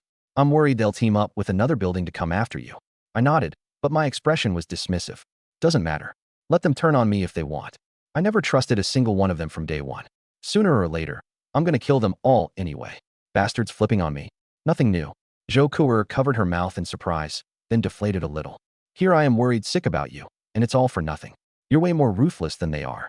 She sounded disappointed, but inside she was reassured. Having a man like me by her side was exactly what made her feel safe. Then something occurred to her. I'd said I didn't trust anyone. So what about her? Over our time together, she'd given me the most precious thing she had, and deep down she'd already grown seriously attached. Women are emotional creatures. No matter how smart, they can't help falling in. So she needed to believe she was different from everyone else.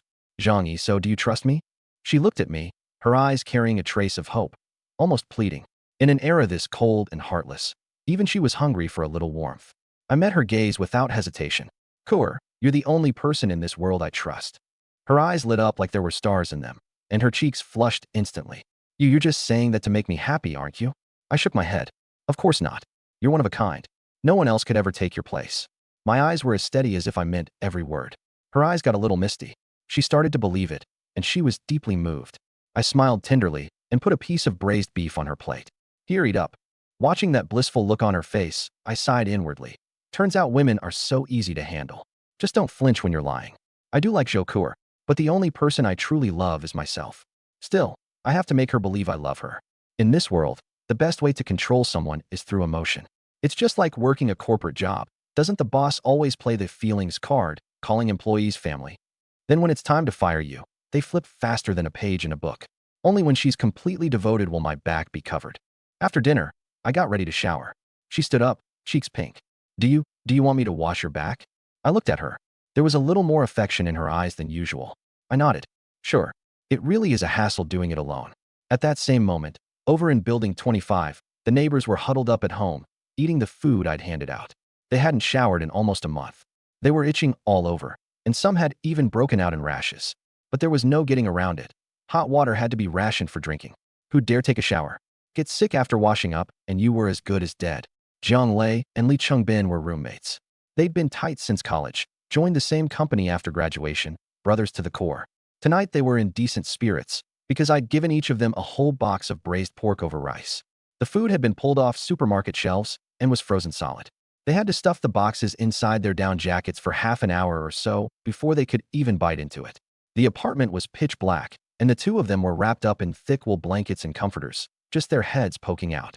Jiang Lei worked a chunk of braised pork loose and shoved it in his mouth, chewing forever before the flavor came through. His face was pure bliss. These days, a meal like this was fine dining. Damn, good thing we hitched our wagon to Zhangyi. We can still eat braised pork. Jiang Lei said with feeling. Li Chongbin didn't say anything, just kept his head down and gnawed at his food. Asterisk, not ate. The rice and meat were frozen into one solid lump, and he couldn't be bothered with the spoon. He just pressed his face right up to it and chewed. Seeing Jiang Lei didn't get a response, he elbowed him. Hey, tell me I'm not right. From here on out, we stick with Zhangyi. Have you seen Jokur? All done up, wearing a Canada Goose jacket. And the scariest part is, looks like she can still take showers. His eyes were full of envy. His idea of cleaning up these days was rubbing his skin with his hand. Dirt would come off in long streaks. Eventually, he stopped bothering. That layer of grime kept him warm anyway. Li Chongbin shot him a look. What good does envying it do? You don't have what it takes. Jiang Lei sighed. Fair point. Don't got the equipment she's got. Otherwise, I'd definitely give it a shot. He let out a snicker. But hey, until then, I can make you feel good. Get lost. Not even if you paid me. Come on, don't act like it's gross. Worst case, I'll use my mouth. Shut up. You're getting more disgusting by the second. Things got a little weird between them. After a long silence, Li Qingbin's voice turned serious. Jiang Lei, you ever get the feeling Zhang Yi's just feeding us so we can be his cannon fodder? Like he never actually planned on us making it out alive? Jiang Lei's eyes went wide. What are you saying? Li Chongbin repeated what the neighbors had been saying earlier that day. Jiang Lei went quiet too. It took him a long time to squeeze out a response. No point talking about this. What are we gonna do? It's not like we didn't think about killing him and grabbing his place and food back then, but we couldn't take him, and he damn near killed us instead. In this world, whoever's got the biggest fist calls the shots. Long as he keeps giving us a bite to eat, we've got no choice but to fall in line. Li Chongbin said nothing. Just then, both their phones buzzed. Li Chongbin pulled his phone out of his jacket, read the message, and his expression turned serious, but with an undercurrent of tension and excitement he couldn't quite hide. The next day, I rode my motorcycle out of the complex as usual. Since I'd been ambushed the day before, this time I took a long detour and left in a different direction. I didn't call Uncle Yu today because I was heading to the military base to dig out the weapons and gear buried under the snow and to cut down some trees while I was at it. Last night, Li Jian, Chun Lingyu, and their crew hit me up again, same old song and dance, asking if I'd made up my mind yet. I blew them off with some vague answers, told them I still needed more time to think it over. But I could tell some of them were starting to lose patience. Not that I cared what kind of attitude they had. I just wanted to see when they'd finally make their move. After all, getting all 29 buildings on the same page was going to take a while. That gave me plenty of time to get everything ready. 2.5 hours later, I made it back to yesterday's spot from memory. Everything below me was a blinding white. Aside from the landmark in the distance, there wasn't a thing in sight. I pulled the excavator out of my spatial storage and started digging. With yesterday's experience under my belt, I handled it a lot more smoothly. After a good while of digging, I hit a building underneath. No idea if it was the armory, but any building was better than snow. I could always just punch through a wall. I jumped down and took a look. Not the armory, it was the soldiers' barracks. Wrong spot, but at least it meant the armory had to be close by. The moment I stepped inside, though, something felt off. By all rights, when a blizzard like that hits and every ground vehicle gets knocked out, a bunch of these soldiers should have frozen to death. The base should have been littered with bodies. But in the barracks, the blankets were folded neat and square, the sheets pulled tight. Not a single frozen corpse in sight. Weird. Where the hell is everyone? I checked a few more rooms. Same thing every time. Don't tell me, they all pulled out? Once the thought crossed my mind, the more I thought about it, the more it fit. When the blizzard hit, the higher-ups would have been the first ones with the intel.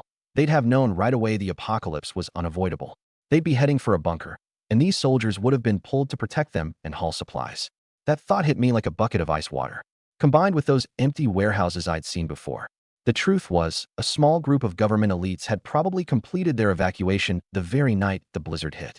But the average person? Nobody said a word. Right now, they were holed up somewhere, waiting for the disaster to blow over, ready to come back out and pick up ruling the world right where they left off. A wave of caution washed over me, because I knew this disaster wasn't going to blow over anytime soon. Given enough time, people change. Sooner or later, armed factions would start popping up, and they'd become a serious threat. But that day was still a ways off. For now, order was holding. I didn't have time to stand around theorizing. The days were short and the nights were long. If I didn't find that armory soon, it'd be dark by the time I got home. Luckily, hitting the barracks gave me a reference point.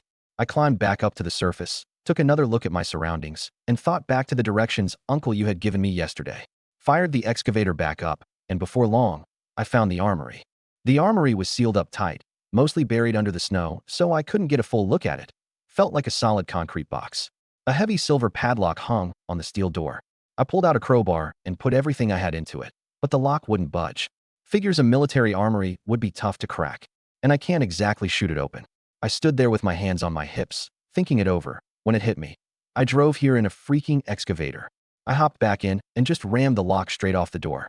The second I stepped inside, I saw something that'd get any man's blood pumping.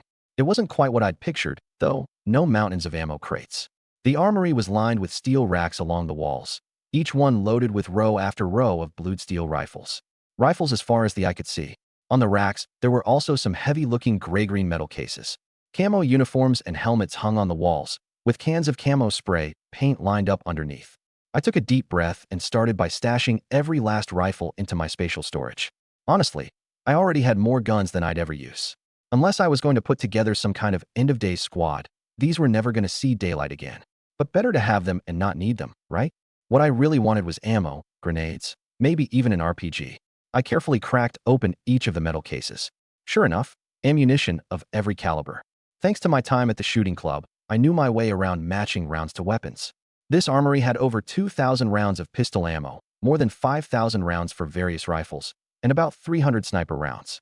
I also found a military-grade sniper rifle, different from the police one I'd been using. Cold-resistant, waterproof, dust-proof, all around tougher. Only downside was slightly less accuracy, but that wasn't a problem for me. I had my ability to make up the difference. Even better, I found 10 crates of grenades. 5 per crate, 50 grenades total. This run was a jackpot. If they headed out on a mission, of course they'd take gear with them. That explains why more than half the stockpile is gone. The blizzard had come out of nowhere, and they'd left in a hurry, no time to deal with what was left behind. But for me, this was more than enough. Still, there's no way this base has just one armory. Uncle You had mentioned Tianhai City was garrisoned by a full regiment, about 1,500 troops. No way they'd make do with one tiny stockpile. I packed up and headed back out, running the excavator along the concrete wall to clear more snow. Sure enough, it wasn't long before I found a second armory. There was less in this one than the first, but I still scored a few thousand more rounds and 2 more crates of grenades. That'll do. That'll more than do. A satisfied grin spread across my face. With this kind of firepower, nobody in Tianhai City was going to be able to touch me in a straight fight. I'd never used a grenade before, but I could always ask Uncle You for pointers, or just look it up online. I didn't find any heavier weapons though. Made sense. Tianhai was garrisoned by infantry, so no artillery, or armored vehicles. As for the heavy machine guns and the like, those were definitely taken along on their mission. If the blizzard hadn't hit so fast, I wouldn't have gotten my hands on a single one of these weapons. Whatever the case, it's more than enough for me. And this points me toward a new plan. From now on, I can hit up police stations and military garrisons in other cities for weapons. Every decent-sized city has a police station and a military garrison. I've got transportation, so I can easily travel between cities and raid the surrounding satellite towns for gear. I did another sweep of the area, confirmed there was nothing else of value, then hopped on my motorcycle and rode out of the base. But I didn't go far. This area was all wilderness, dotted with plenty of trees, exactly what I needed. I used the excavator to snap the trees in half at the trunk and stash them all in my space. I kept at it until nightfall before finally heading back. By then, all the neighbors in the building were waiting for me to come back and hand out food. Except this time, I came back empty-handed. When I saw the neighbors, I spread my hands. Searched a lot of places today, didn't find any food. You'll all just have to tough it out. You can't feed people too well. Once they're full, they start getting all sorts of ideas. Just like yesterday, someone pushed their luck and started asking for clothes. I deliberately came back with nothing today, just to remind them. You people are being kept alive by me. Don't get any bright ideas. If you want to eat, you'd better fall in line. The moment they heard there was no food, the neighbors started grumbling. What? Why isn't there any food today? Come on, it's a huge world out there. Couldn't you look a little harder? Going to bed hungry sucks. You were out all day and came back with nothing? I looked at the chattering crowd with a pleasant smile. You done? Their faces stiffened and they shut their mouths, though the displeasure was written all over them. You've all been getting a little full of yourselves lately. Forgotten how you begged me to save you in the first place. What? It's only been a few days and you already think it's my duty to bring you food. If that's how you feel, let's just call it quits. From now on, you can find your own damn food. That shook them. Li Chungbin quickly cut in. Brother Zhang, that's not what anyone meant. We all know how hard you're working out there. With the snow this bad, food's hard to come by. Go get some rest. I shrugged. That's how it is for tonight. Then I waved for them to go back to their apartments. But right then, Luan Chang suddenly spoke up. Zhang Yi, of course it's tough looking on your own. Why not take a few of us along? That motorcycle of yours can seat 3 no problem. We'll help you out. It'll go a lot faster. The others turned and gave me strange looks. The chance to go out and scavenge, they were all tempted. Especially after seeing Uncle Yu bring back clothes for Xieli Mei and her daughter last time. As long as you could get outside, anything out there was up for grabs. Zhang Yi, if you'd let us help, we'd be more than happy to, one woman said, working up the courage. I narrowed my eyes slightly and smiled. Oh, so now you've got your eyes on my electric motorcycle too? If that's the case, let's call it quits right now.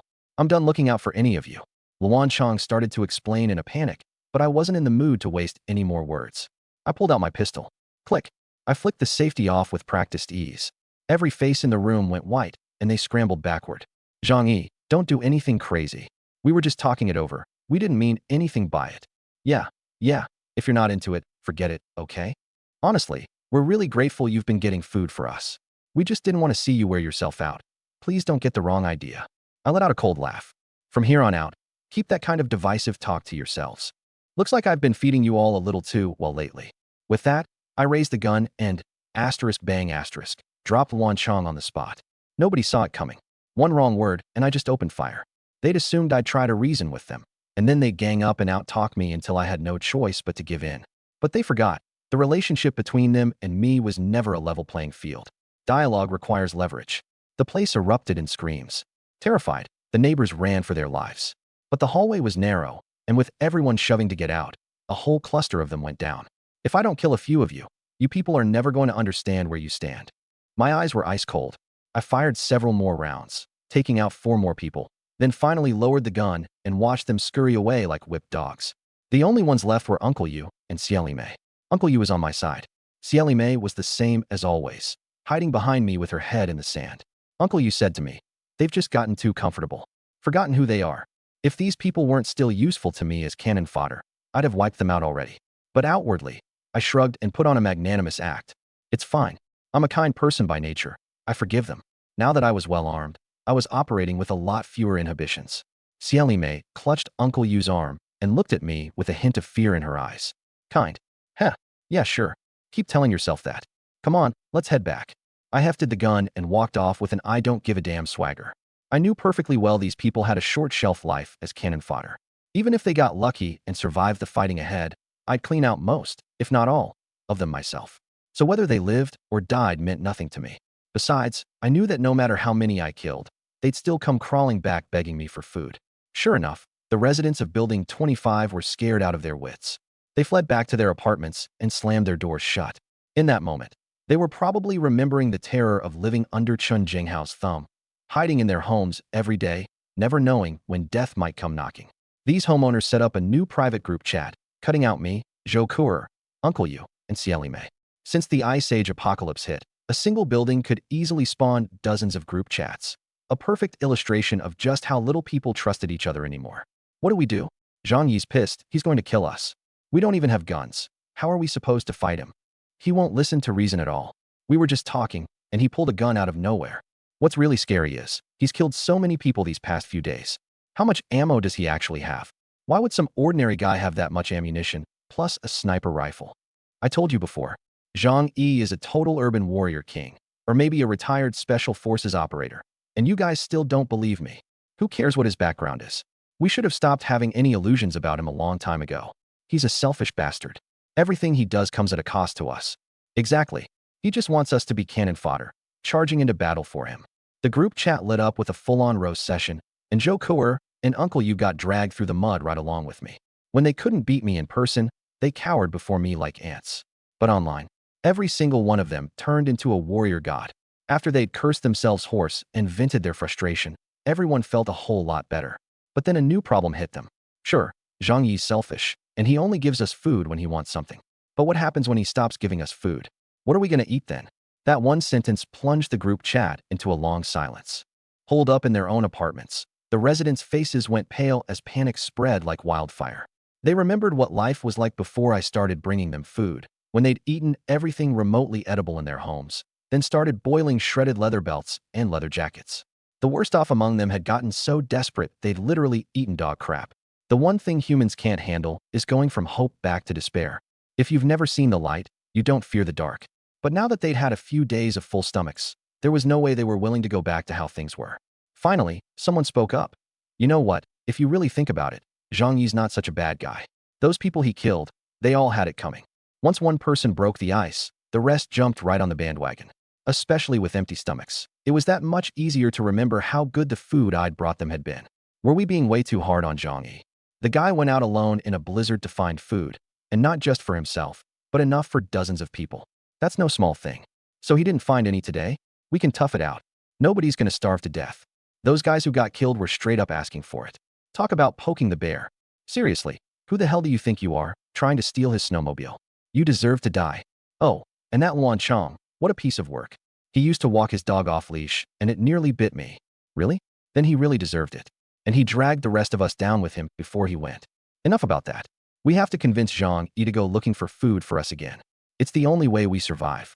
His place is a reinforced alloy unit. There's no breaking in. All we can do is beg him to take pity on us.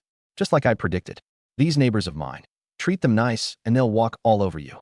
Treat them like dirt, and they'll come crawling back to lick your boots. Confucius had it right. Asterisk. Women and petty men are hardest to deal with. Asterisk. I hadn't been home long when people started at ING me in the Building 25 group chat to apologize. Zhang Yi, we were wrong today. Please accept our sincere apologies. After all these years as neighbors, don't stoop to our level. That bastard Luan Chong put us up to it. We really didn't mean any of it. You've got to believe us. From now on, whatever you say goes. You're the boss. So, any chance you could go out and find some food again tomorrow? People are seriously starving. I looked at the messages and smirked coldly. Couldn't be bothered to reply. Let them stew in their own anxiety and toss and turn all night. I stroked my chin, thinking it over. Should I squeeze one last bit of use out of them? Send them out as a suicide squad? All I'd have to do is toss a couple slices of moldy bread their way, and they'd probably fight each other for the job. Just then, a rapid string of ding-dongs went off on my phone. Weird. I'd muted notifications on most of my group chats. Why were they still coming through? I opened it up and saw the reason. Chun Lingyu, the head of Building 9, had added me to a new group. I checked the member count. Not too many, not too few. Counting me, exactly 30 people. All familiar names. Li Jian from Building 18, Huang Tianfang from Building 26, Wang Chong from Building 21, Zhang Yunian from Building 5. Every single one of the current leaders from all 30 residential buildings. My eyes narrowed coldly. They were about to lay their cards on the table. I'd known this day would come. It wasn't a surprise. After all, not everyone had unlimited supplies like I did. The residents in the other buildings were living day to day, and they couldn't afford to wait even one more day. Once they saw I joined, Chun Lingyu said, "All right, I've added Zhang Yi. Let's discuss the matter, everyone." I stayed silent, curious to see how these people would play their hand. The first to speak was my old adversary, Wang Chong, boss of the Mad Wolf gang from Building 21. His tone was already loaded for a fight. "Zhang Yi, I hear you guys over in Building 25 have been living pretty large lately. 3 meals a day, huh? Enjoying yourselves while your poor neighbors go hungry. Doesn't that bother you at all?" I scoffed and didn't bother arguing. One mouth against 29 is a losing battle, especially online. "You drag me in here just to listen to you talk crap? I'm out." Huang Tianfang jumped in quickly. "Zhang Yi, hold on. If you leave now, we can't guarantee what happens next." I sneered. "That a threat? Huang Tianfang, I killed a whole pack of your Tiana gang dogs, and you still have the nerve to bark at me? Keep it up, and I'll come over there tomorrow and slaughter every last one of you." On the other end of the line, Huang Tianfang broke into a cold sweat. He hastily sent a voice message. "Don't try to scare me. The heads of the other 29 buildings have formed a united front. You attack one of us, you're attacking all of us. You may be strong, but can you really take on this many people?" My eyes flashed. So they'd actually joined forces. Then Li Jian, Mr. Nice Guy, stepped in to smooth things over. All right, everybody dial it back. We started this group to negotiate a partnership, not to tear each other apart." Wang Chong snorted. "Li, you've got the silver tongue. Why don't you spell out our terms for him?" Li Jian had a way with words. In just a few sentences, he laid out the agreement the 29 buildings had reached. First, they were forming a united front to pressure Building 25, where I lived. If I attacked any one building, all the others would come to its defense. Second, I had to supply them with resources to guarantee their basic survival. In exchange, they wouldn't attack Building 25. Third, to ensure I stuck to the deal, my snowmobile would be shared among the buildings on a rotating basis. It couldn't stay in my hands alone. Fourth, I had to disclose every resource location I knew about. After all, with the city buried in snow, even having transportation didn't guarantee you could find supplies. "Li Jian, Zhang Yi, that's all of it. You clear on everything?" A cold, contemptuous smirk tugged at the corner of my mouth. These people had some nerve, jacking my snowmobile, expecting me to guide them around for free, and demanding I keep the whole complex fed and alive. And their so-called gesture of goodwill? Not attacking me. Who the hell did they think they were? But I didn't blow up. Their terms were laughable to me, but from their point of view, they weren't entirely unreasonable. Negotiation is all about grinding out every inch you can. Opening with outrageous demands is just setting up room to haggle later.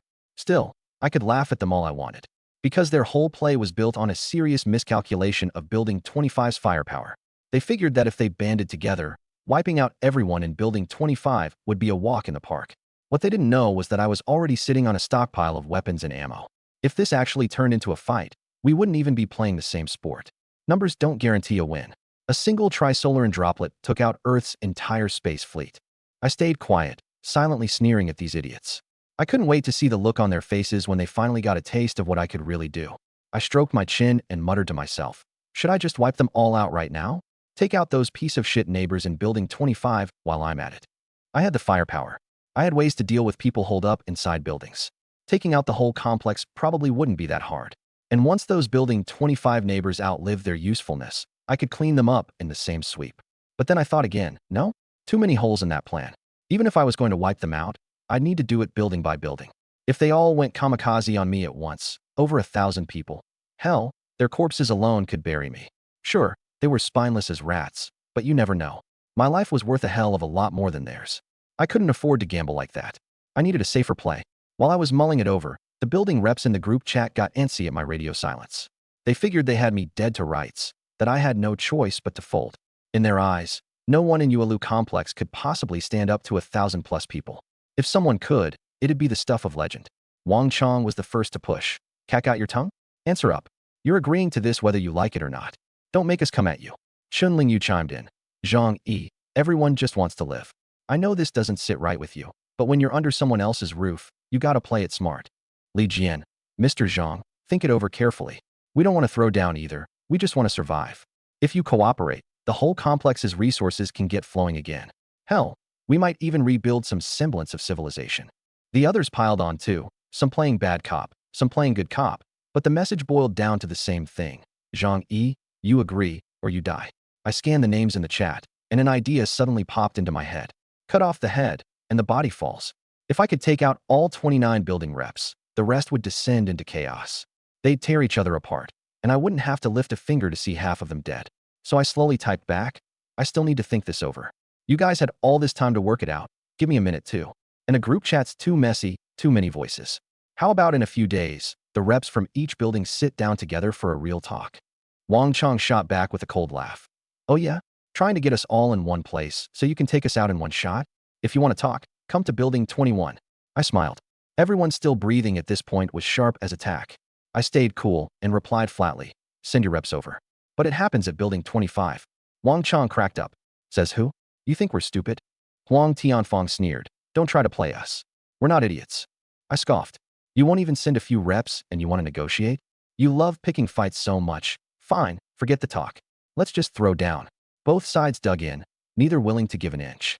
Negotiation is a game of momentum. The second you flinch, you're done. Then the peacemaker Li Jian jumped back in. Come on, everyone. We can work this out. Zhang Yi, what's your proposal? I said, you 29 buildings send a few reps over, and we'll talk about how to cooperate going forward.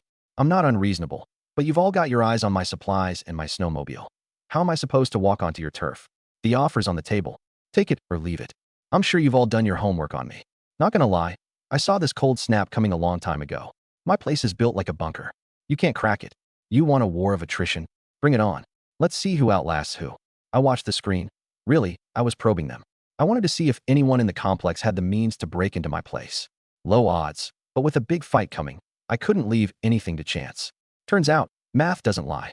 Low probability events stayed low probability.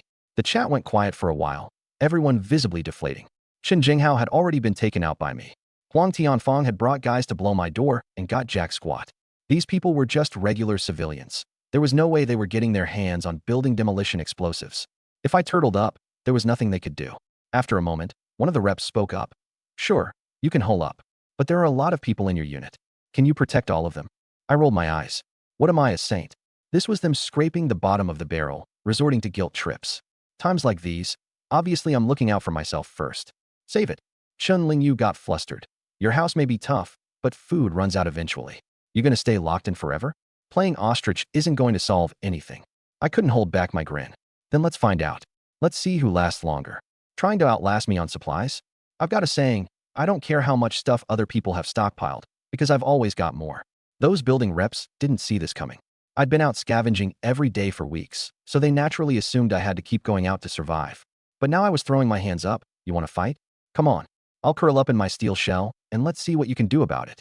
Everyone was locked in a stalemate, so Li Jian stepped in again to smooth things over. Negotiating beats mutually assured destruction. If we're going to talk, I can be the one to sit down with you. I smiled and said, Mr. Li, I appreciate your attitude.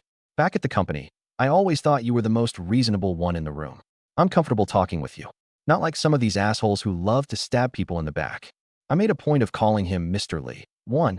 To signal to the others that he and I went way back. 2nd, I threw Wang Chong and Huang Tianfang under the bus while I was at it. The way to deal with a temporary alliance like theirs is to stir up conflict from the inside. The heads of these 29 buildings only banded together reluctantly to deal with me. They'd been at each other's throats to begin with. Sure enough, it worked. Wang Chong sneered. Li Jian, who said you speak for all of us?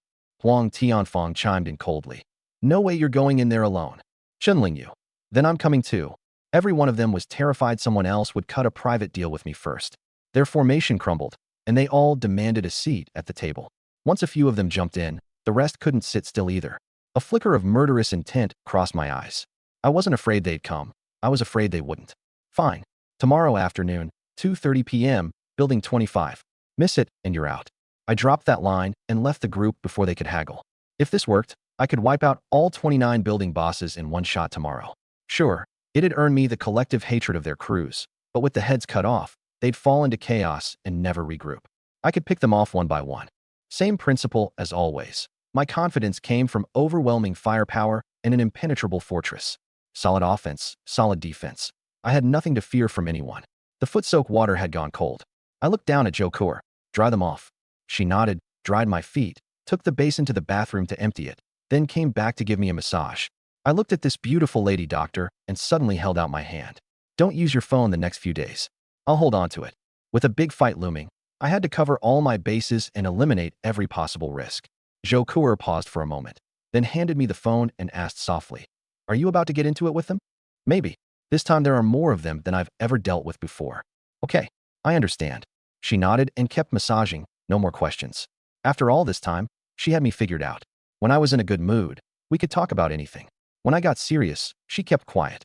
She saw my grim expression and the occasional sharp glint in my eyes, and she knew I was working through a strategy. She couldn't help with that, so she just did her part as my woman.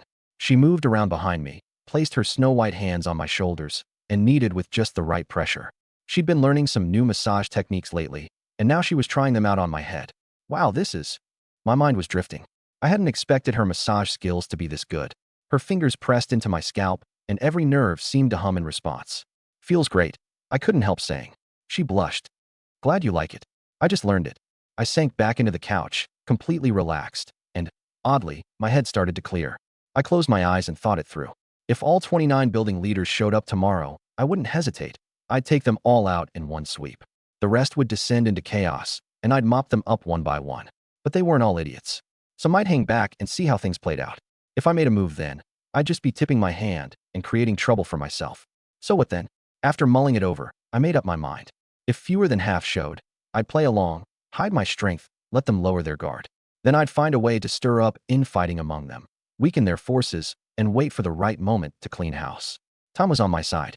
As long as I didn't charge into someone else's building to attack, my firepower could steamroll every last one of them. Can't rush it. Rush it, and you slip up. Slip up, and you're in danger. Be a patient hunter. Lay the traps one by one, and let the prey walk right in. The plan clicked into place.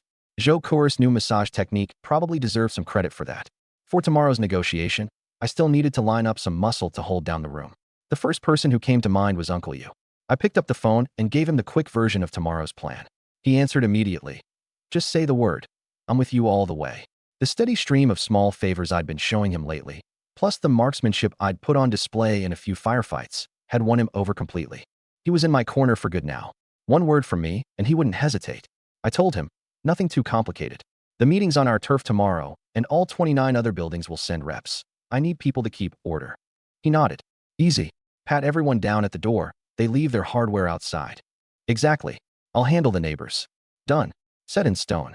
Once Uncle Yu was locked in, I opened the residence group chat. That crowd was still in there begging me not to abandon them, hoping I'd keep supplying food like before.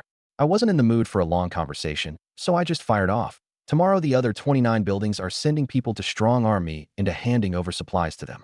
If it comes to that, I'll have to cut you loose. Looking out for myself won't be a problem either way.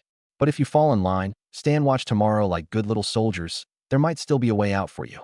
I'll do what I can to fight for supplies on your behalf. The neighbors panicked instantly. Nobody dared push back. They all agreed on the spot. After all, Building 25's fighting strength came almost entirely from me. Without my protection, they'd be swallowed up by the Tianhe gang or the Mad Wolf gang in no time. Once everything was arranged, I patted the back of Zhou Kuer's hand. Get some sleep. Big day tomorrow. She bit her lip, leaned close to my ear, and whispered, "Want me to help you relax tonight?" I smiled. Gotta conserve energy. Let's keep it simple. She nodded and, with practiced ease, bent down. The next morning, a little after 7, I was already awake. I glanced at my Rolex. Too early, but I couldn't fall back asleep either. I rolled out of bed and started prepping my gear. Bulletproof vest, modified bulletproof pants, tactical helmet, crowbar, machete. 2 military combat knives in the outer pockets of my pants. In real close-quarters combat, they beat a machete hands down. 2 police-issue pistols, fully loaded, with 6 spare mags on my belt. Still not enough. I pulled 2 assault rifles out of my storage space, also loaded to capacity. Once we were in the room, I could conjure these things out of thin air. Nobody would have time to react. I could drop a whole group in seconds. Plus my beloved sniper rifle. That covered the weapons. Then I looked at the several dozen crates of grenades in my storage space. If they all pack into one room, I lob one in there. Anyone who lives is going home missing pieces. A cold smile curled at the corner of my mouth. I'd studied grenades online plenty of times, short to mid-range AoE. All you need to know is how to pull the pin and how long the fuse lasts. I'd never actually thrown one, but after killing dozens of people in the apocalypse, my nerves were iron. My hand wouldn't shake. Now I just wait for the fish to take the bait. Just past noon, I geared up and headed downstairs, telling everyone to meet on the 13th floor. That unit was a converted one-bedroom. Walls knocked out, plenty of square footage. Big enough to hold a crowd. Ceilings high enough that no one below could chuck a rock up and hit anything. If a fight broke out, I'd have time to bolt back to the safe room. Solid setup. The neighbors didn't dare breathe wrong, not with me holding all the food. Everyone showed up on time. I swept my eyes over them, didn't say a word, just hoisted 2 black duffel bags off the floor and dropped them at their feet with a heavy thud. Today's food. Divide it yourselves. Truth was, I'd pulled in plenty yesterday, just hadn't handed any over. These people had gone a whole day starving, and the second they saw food, they lunged at it like feral dogs. I stood there quietly, watching them tear into it. Today was probably going to be a hell of a fight, and these cannon fodder types might not all make it. Don't get the wrong idea. I wasn't feeding them out of the goodness of my heart, some last meal before the gallows. I fed them so they'd have the strength to fight for me. Once they finished, I spoke up. Nothing complicated today. I'm sitting down with the other building leaders to negotiate. It's meant to be peaceful. Odds are, no blood gets spilled. All you have to do is hold your posts and keep order. If this goes through, we can all stop living scared. We go back to normal life. So today, you bring your A game. Don't let anyone screw this up. Understood. Normal life. The moment those 2 words left my mouth, not a dry eye in the room. One guy clapped a hand over his mouth and just dropped into a squat, sobbing. Falling from a peaceful world into the apocalypse. This past month, they'd endured too much, done too many things that couldn't be undone. Half the time they walked around in a daze, not sure if they were alive or dead. Only in dreams did they get to go back. One neighbor's voice trembled. Zhang-Yi, are you telling us the truth? We can actually go back to how things were. Yes. I nodded, not a flicker of hesitation in my eyes. As long as this negotiation goes through and the food situation gets solved, no more bloodshed. No more fighting. So today, for the future, I need you to put it all on the line one more time. Bellies full, the neighbors' Stockholm Syndrome kicked into overdrive. Their gratitude toward me hit a peak. Add the promise of normal life on top of that, and morale went from 0 to 100 in seconds. Let's do this. I can't stand another day of living like this. If we can get our lives back, this life of mine is worth throwing away. Morale was where I wanted it. I stood up from the chair. Good. Now, assignments. The other side was made up of the toughest bastards from all 29 buildings in the complex. I needed every angle covered. Everyone else was expendable, but they had to buy me enough time to fall back to the safe room. Not counting me and Uncle Yu, I had 28 usable bodies in the building. I put Li Chongbin and Zhang Lei on the 4th floor entrance with 18 men. The 4th floor was already rigged with traps, with only a single gap wide enough for one person to squeeze through, both sides walled off with piled-up appliances and junk. Anyone who wanted to get in had to come through single file, straight into a meat grinder. If they wanted to force their way in, they'd have to spend serious time clearing the debris, which meant, even if they pulled something during the negotiation, I'd have plenty of time to clean house and pull out clean. Uncle Yu took 10 men to the 13th floor to keep order. Small crew, mostly for show. Even if all 29 of them walked in an open space like that, I could clear the room solo. Everything was going according to plan. The meeting was set for 2:30 p.m. But people were antsy. Just past 2, other buildings started emptying out. Like black ants pouring out of anthills, swarming thick across the pale, snow-covered ground. The blizzard hadn't let up. The snow was actually lighter than usual, but the wind had picked up. A north wind moaned as it cut between the buildings, shrieking sharp and cold. I sat by a window on the 7th floor, watching the ground below. People, so many people, coming from every direction. At a glance, at least 500 or 600, and more still piling in. The open square in the center of the complex was almost full. So you want to play games? I let out a cold laugh, pulled out my phone, and dropped a message into the building leaders group chat. Tell every last one of them to back the hell off, or don't bother showing up today. I put the phone away, pulled a sniper rifle out of my inventory space, set it at my feet, and blocked it from view with the table. Then I shouted toward the hall. Uncle Yu. He walked in gripping a thick crowbar. Zhang-Yi, what's the play? I smiled faintly and laid the rifle flat on the table. Relax. Just airing it out, that's all. Don't tense up. Sit back down. Let's keep talking. 5 faces went sour, but they sat back down, obedient as ever. I got straight to it. Let me say this up front. The terms you're asking for, no chance in hell I'm agreeing to them. A couple of them opened their mouths to argue, but I raised a hand to cut them off. Hold on. Hear me out. You want me to be responsible for the lives of over 1,000 people in this complex? Give me a break. Nobody could pull that off. 30 buildings, just scavenging enough supplies every day would kill me. And let's be real. You 5 aren't exactly saints yourselves, are you? You can barely feed your own people, and now you're worried about the neighbors. I let my eyes drift across their faces, tone dripping with sarcasm. The 5 of them exchanged looks. Not a word. Only Li Jian was frowning harder and harder. I knew he was running the numbers. Out of the whole complex, only his building was running the Harmony Commune model, sharing resources across the board. That's the only reason they'd made it this far. When no one pushed back, I went on. Here are my terms. Take them or leave them. If you can't accept them, we fight. 5 different expressions on 5 different faces. Truth is, they were genuinely scared of me now. One-on-one, I could steamroll any single one of them. Hell, even a few of them teaming up wouldn't be enough. I held up one finger. First, I supply you with resources, mostly food. But the quantity's capped. 10 people's worth per building. Who gets a share? How it's divided? Not my problem. You sort it out internally. That still puts me on the hook for feeding over 300 people a day. That's my absolute ceiling. The 5 of them ducked their heads and started running the math. None of them had really expected me to feed the whole complex anyway. They just needed to make sure their own faction stayed alive. Chen Lingyu was the first to jump in. 10's way too few. We've got 76 people alive in our building. Just my company's employees alone, more than 20. You give me 10 shares, how the hell am I supposed to divide that? I shot her a cold look. So what you're saying is, there's nothing to talk about. The edge in my voice carried a threat. Only then did Chen Lingyu remember what I'd said. Asterisk, if we can't come to terms, we throw down. Asterisk. Huang Tianfang panicked and shot his hand up. Wait, Chen Lingyu, don't go speaking for the rest of us. I think there's still room to negotiate on the numbers. Of course he was on board. The Tianhe gang had gotten gutted by me. Text cuts off. Half. His inner circle was down to just 7, plus him that made 8. 10 rations would be more than enough. As for the other neighbors, worst case, he'd just off them when the time came.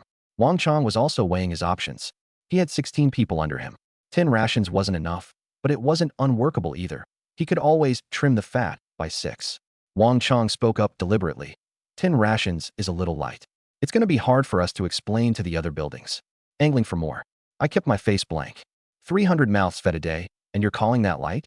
Just that one question about quantity, and their loose alliance was already showing cracks. Guys with lots of people and guys with few people, their interests just didn't line up. Li Jian looked worried. He'd only become building chief because he split things evenly. 80 plus people getting only 10 rations? His position would vanish overnight. The whole Harmony homestead would collapse, and the bloodshed would be worse than in the other buildings. He glanced at Wang Chong and Huang Tianfang. Both were clearly tempted. Li Jian quickly changed the subject. Let's think this one over. Tell us your other conditions first. I said mildly, fine. Next, let's talk about what you owe me in return for the supplies. My right hand tapped lightly on the table, 2 centimeters from the gun. If we're going to preserve these 300 spark bearers, we need to be sustainable. Scavenging alone won't cut it forever. Nobody knows how long this snow's going to keep falling. So we've got to be self-sufficient. We've got to work. Like a magic trick, I pulled a pack of corn seeds out from behind me and tossed it in front of them. I came across a batch of seed grain out there. We can farm, get a steady food supply. Just like our ancestors, you earn your food with your own 2 hands. The 5 building chiefs exchanged blank looks. Nobody had a clue what I was playing at. Farming? Becoming peasants? Was this a joke? Huang Tianfang scoffed. You ever farmed a day in your life? In this weather? Every crop would freeze solid. I said, that's not quite right. Back in the day, Siberia was freezing cold too. And didn't they push corn cultivation hard? If you think corn won't work, I've got potatoes, wheat. One of them's bound to fit. Li Jian and the others were speechless. Zhang Yi, quit joking around. Do you know how cold it is out there? It's a frozen wasteland. Where the hell are you going to plant anything? I got serious. We're still alive, aren't we? No matter how cold it got? Nobody knows how long this blizzard's going to last. The higher-ups have all gone dark. Clearly they're planning for the long haul. If we don't farm, food runs out fast, and then everybody dies. As for where to plant, I pointed out the window. There's land right there. Shovel the snow off, and you've got soil underneath. Cold weather? We do underground farming. It'll be tough, but we have to try. That's the only way to keep a complete ecosystem going and survive the end times. Out of the 5, Huang Tianfang and Li Jian's expressions shifted. Huang Tianfang used to be a farmer. Working the land was his specialty. He'd have the edge over the city folks. And Li Jian? His building had the most people, all potential labor. Going agricultural would only strengthen his hand. Wang Chong eyed me skeptically. No way in hell was he farming. But as boss of Building 21, he could just make other people do it. Li Jian suddenly asked, if we're farming, you'll need to provide enough food. Isn't 300 rations too few? The corner of my mouth curled up. The people I actually need? 300's already too many. I spread my hands. All right, on to my second condition. Every building sends people out to break ground and work the fields. I want to see progress every single day. Because I'm not busting my ass out there scavenging food just to feed a bunch of freeloaders. My finger kept tapping the table while they did the math in their heads. Just those 2 conditions. You agree, and I supply you. 300 rations, quality guaranteed. Down the road, I can even bring in cigarettes, booze, clothes, and medical supplies. The moment I said that, someone couldn't sit still. Wang Chang shot up from his seat, hunger in his eyes. You can get cigarettes? Huang Tianfeng's lips were shaking. You've got smokes on you? Give me one. I haven't had one in half a month. I'm losing my goddamn mind. Both were hardcore smokers. Half a month without a cigarette was worse than being killed. They're short fuses lately? Straight up withdrawal. I gave a small smile, pulled a pack of Lacoon out of my pocket, and tossed each of them a cigarette. They stared greedily at the smokes in their hands and jammed them into their mouths. Light. Somebody got a light. Here, here. Come on, light it up. Wang Chang and Huang Tianfeng scurried off to the side, hands trembling like leaves as they lit up, taking deep drags. White smoke poured from their nostrils, and the looks on their faces, pure bliss. They could skip meals, but no cigarettes? That would drive them insane. My smile widened. Conditions are on the table. Deal or no deal. Chun Lingyu had her legs clamped tight, her mind entirely on the wet patch in her pants. She was shivering from the cold, but didn't dare show it. Zhang Yunian wasn't the sharpest tool. My farming pitch had short-circuited him, and he didn't know how to respond. Only Li Jian still wanted to push back and haggle, but before he could speak, Wang Chang cut him off. As long as you keep me in cigarettes going forward, I'll agree to everything. But we're clear on this. 2 packs a day, minimum. Huang Tianfeng chimed in. Same for me. I said, 1 pack a day, max. Any more, and I can't source it. The two of them nodded frantically. Okay, 1 pack a day, but you'd better deliver. I spread my hands with a smile. Then I guess we've got a deal, right? Wang Chang and Huang Tianfeng weren't the brightest to begin with, and cigarettes are seriously addictive. One taste, and you're hooked. With smokes on the table, nothing else mattered. But Li Jian said, we still need to talk this over among ourselves. Chun Lingyu clamped her legs tighter and forced out. Right, let's not rush this. I waved a hand. Suit yourselves. The terms are on the table. This is my maximum goodwill and my bottom line. Don't agree, then it's blades and bullets. I bit down hard on blades and bullets, reminding them. Fighting me was like bringing swords and spears to a gunfight. Wang Chang stuck his hand out at me. I've got no problem. Now hand over a carton so I can smoke. I snorted. You kidding me? Aren't you all supposed to be a united front? Until I get a clear yes, the terms don't kick in. Want to smoke? Wait till you're done deliberating. Wang Chang was taking huge drags, eyes glazing over. He turned on Li Jian and the others impatiently. What are we waiting? What? We got everything we wanted, didn't we? Just do what he says. Li Jian said. But this is a little. Wang Chang glared at him. A little what? I said, we're doing it. Quit dragging your feet. I can't stand you nitpicky types.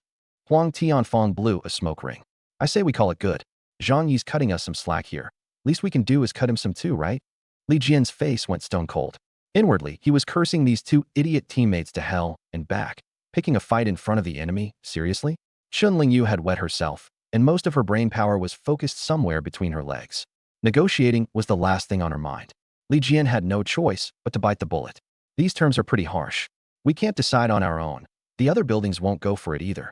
Zhang Yunian sat with his arms crossed, not the sharpest tool in the shed. The way he saw it, as long as I gave him food, any amount, the boss of Building 5 wasn't going to starve. But seeing everyone else pushing back, he went along with it. Yeah, we can't just decide something like this. We gotta talk it over more. My expression shifted, and my voice went cold. Talk it over more? You messing with me? If the 5 of you can't make the call, what gives you the right to come here claiming to be representatives? Outside the door, Uncle Yu and the others tightened their grips on their weapons and closed in, faces like ice. Wang Chang and the others felt their stomachs drop. Killing them right now would be child's play for me.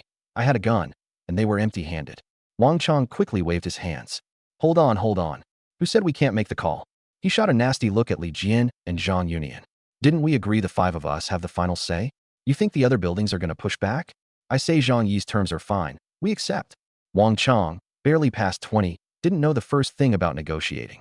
Showed his whole hand right out the gate, rushing to commit. Rookie mistake number 1. But what could you expect? Building captain was just a fancy title for a street punk who liked to throw his weight around. Li Jian and Chun Lingyu wanted to strangle him. But the words were out. No taking them back now. Huang Tianfeng chimed in too. He had the fewest people under him, and 10 shares of supplies was plenty, plus he'd get cigarettes every day. Absolute dream setup. Let's all be reasonable here. Zhang Yi's got his own problems too. No need to push him. To butter me up, he even thumped his chest. Zhang Yi, I'll go first. I'm in. Wang Chang jumped on it. Same here. Zhang Yunian furrowed his brow, trying to look thoughtful and profound. First time in a situation like this, he had no idea what to say, so he just kept up the act. Out of the 5, only Li Jian and Chun Lingyu had any brains left. But Chun Lingyu's IQ had cratered along with her bladder, leaving Li Jian to hold the line alone. One man, no chance. The whole crew was falling apart. Hadn't even finished negotiating with me, and they were already fighting each other. I sat by the window, sizing up the 5 building captains in front of me, while keeping an eye on things downstairs out of the corner of my eye. Suddenly, my brow furrowed. Something was off. That crowd I'd scattered earlier with a single grenade was quietly regrouping in small clusters, closing in on Building 25. The corner of my mouth twitched up. Launching a sneak attack during negotiations, I'd seen this move coming a mile away. 99% of Building 25's firepower was in my hands. Keep me tied up in talks upstairs, then storm the building while I'm distracted. Classic playbook. Too bad I'm not an idiot. Over 1,000 people outside, and you think I wasn't watching my back? I turned to the 5 in front of me. Did you people plant guys to hit us during the negotiations? Wang Chong looked baffled. All 5 of us are sitting right here. Sending people to attack now would basically be signing our own death warrants. I gave a thin smile. Fair point. Then you'd better take a hard look at your own crews when you get back. These 5 probably hadn't set it up. They knew I had a gun, and pulling that stunt would be suicide. Which left 2 possibilities. Either the other captains threw them under the bus as bait, or their own subordinates were making a power play. Li Jian caught on first. His face went white, and he shot to his feet. They're attacking. The other 4's expressions changed instantly. Those bastards, who told them to do this? The cold smile stayed on my face as I bent down and grabbed the jet black sniper rifle by my feet. Everyone sit the hell down. I barked the order, the muzzle swinging around to point at all 5 of them. Uncle Yu immediately charged in with his men and blocked every exit. The moment the 5 of them saw that sniper rifle, the color drained right out of them. Zhang Yi, it really wasn't us. Don't shoot. Wang Chong was drenched in sweat. Chun Lingyu just collapsed onto the floor, the wet stain on her pants spreading. I didn't bother with them. I turned, propped the sniper rifle on the windowsill. The men downstairs were already massing at the front entrance of Building 25. The charge was seconds away. I sighted a tall figure in the crowd and squeezed the trigger. Bang! The gunshot echoed through the complex. Building 11's captain had his head blown apart, red and white splattering across the snow. The would-be attackers froze in shock. Bang! Second shot. Another head punched clean through. That's when they finally snapped out of it, scrambling to run or dropping flat into the snow. This time I picked off the ones playing dead. Hiding on the ground? Think you're clever? I'll shoot you specifically. Shot after shot rang out. Each guy hugging the ground would twitch once, then his head would pop.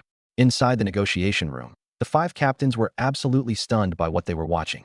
Only now did they truly understand how terrifying I was. I dropped over a dozen in a row.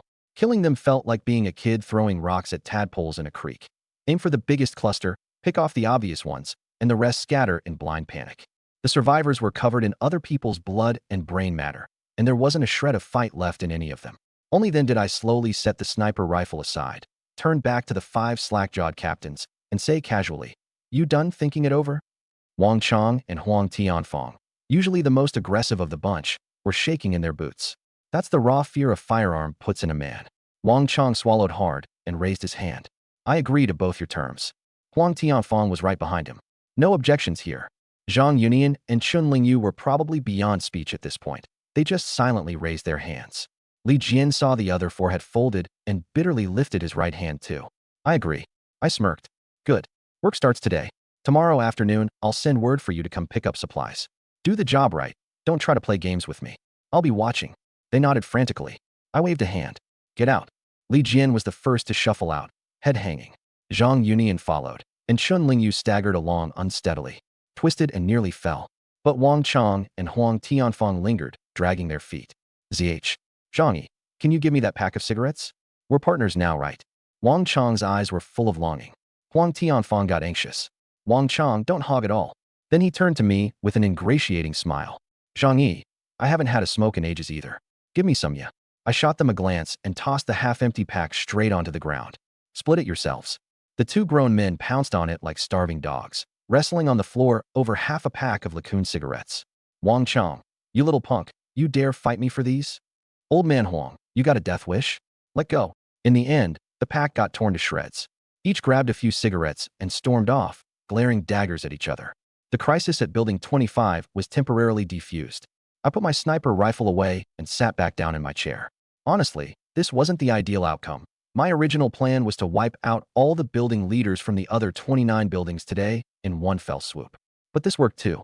Cooperate on the surface, let them tear each other apart, then strike when the moment was right. I wasn't in a rush. With ample supplies and superior conditions, I would always hold the high ground when it came to time. Once the 5 of them left, the neighbors in Building 25 breathed a sigh of relief and rushed over to hear the outcome. I told them, under the threat of my firepower, they backed down. From now on, we'll be providing food for 300 people in exchange for peace. Everyone has to pitch in. We're going to develop the land, plant crops, and go the sustainable route. The neighbors were stunned. Food for 300 people. Can we even pull that off?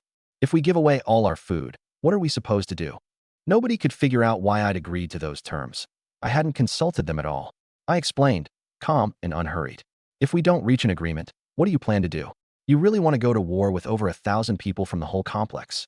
I gave a cold smile. Doesn't matter to me. I'm not scared no matter how many they throw at us. But can you handle it?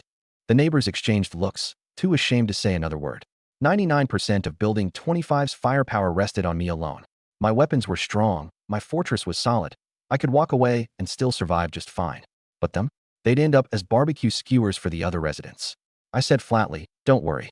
I'll do my best to find food. No matter what, I won't let any of you starve. The neighbors looked up, their eyes brimming with disbelief and gratitude, tears welling up. Zhang Yiyu. One woman choked out. You really are. I'm literally crying. He's shouldering the burden of the entire Building 25 all by himself. Zhang Yi, we were right about you.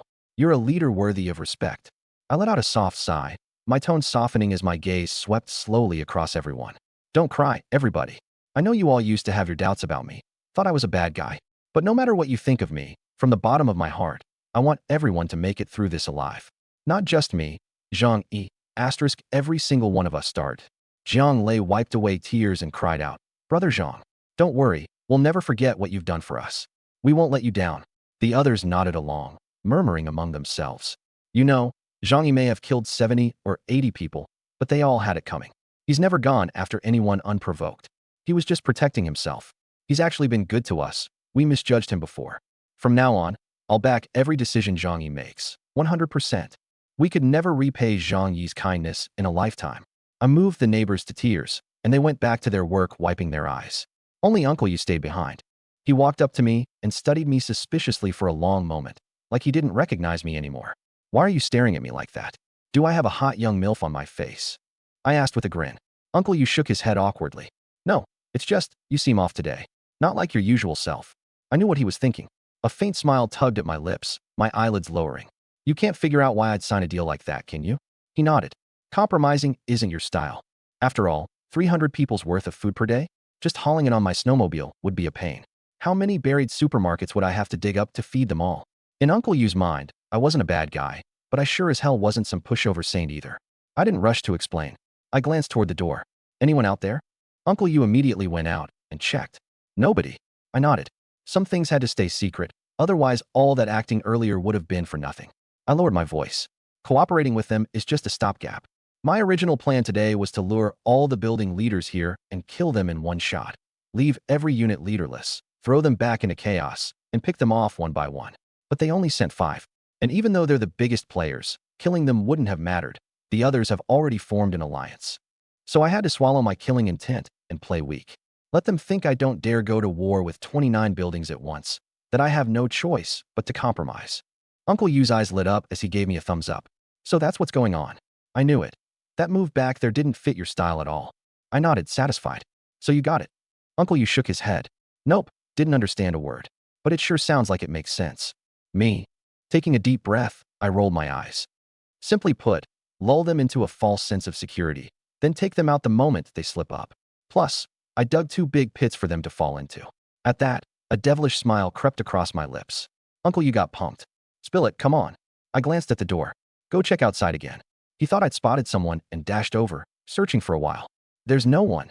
I nodded. Oh, I didn't see anyone either. Just double checking. What if someone snuck up during a pause in the conversation? Uncle Yu. I cleared my throat. Ahem. Anyway, the first pit. Supplies are limited. Only 10 portions per building. Which means there's no way there'll be enough food to go around. It's not scarcity that breeds resentment. It's inequality. When I hand out the supplies, everyone will see it. But once the building leaders take it back, they won't share it with everyone. Guess what happens then? This time Uncle you caught on. They'll turn on each other. Exactly. Infighting. I nodded. The people who don't get any food, they'll have just seen hope, only to have it snatched away and be shoved back into despair. That's worse than death. So, before this, everyone was starving together. At least it was fair. Even if some died first, the rest wouldn't escape freezing or starving to death either. But once they find out that 10 people in each building get to secure long-term food and survive, do you think they'll still feel the same way? Uncle, you thought about it, and a chill ran down his spine. This kind of psychological manipulation was brutal. Give them hope first, then rip it away completely. What should have been a fair, shared march toward death now meant some people would live by stepping over your sacrifice. That feeling of being trampled on, of being treated as less than, could drive a person insane. I stood by the window, watching the 5 building captains leave as the crowds from the other units gradually dispersed. I knew it wouldn't be long before brutal bloodshed erupted inside those buildings. I smiled and said to Uncle Yu, desperate people forget their fear of death. Right before they go down, they'll want to take someone with them. Things are about to get interesting.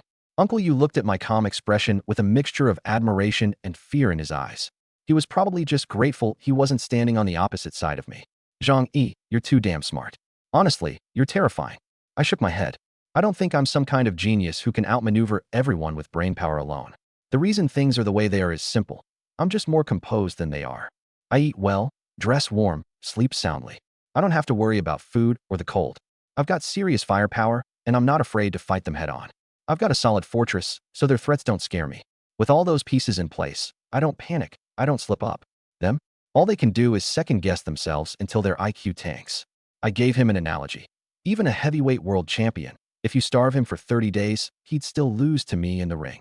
Uncle, you paused. Starve him for 30 days? Wouldn't he be dead already? I said matter-of-factly, exactly. How's a dead man supposed to beat me?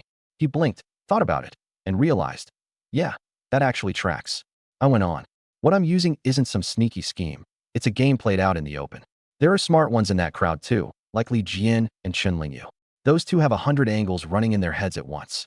They've definitely figured out that I'm trying to weaken them. But so what? I've already flexed my firepower, and I've dangled enough incentive to hook the dumb ones. In any mob, fools always outnumber the smart. Li Jian and Chen Lingyu can't grab the mic, and they can't convince everyone. People who only see what's right in front of them and cut off their own arm to get it. They'll always be the majority. Just like Lu Yilong killing Tan Daoji and sabotaging his own kingdom. If even ancient emperors pulled that kind of stupid move, what do you expect from a bunch of people stuck in a housing complex? Uncle, you listen wide-eyed. Not really educated enough to keep up. He just gave me that, you're a genius, look, scratched his head, and grinned.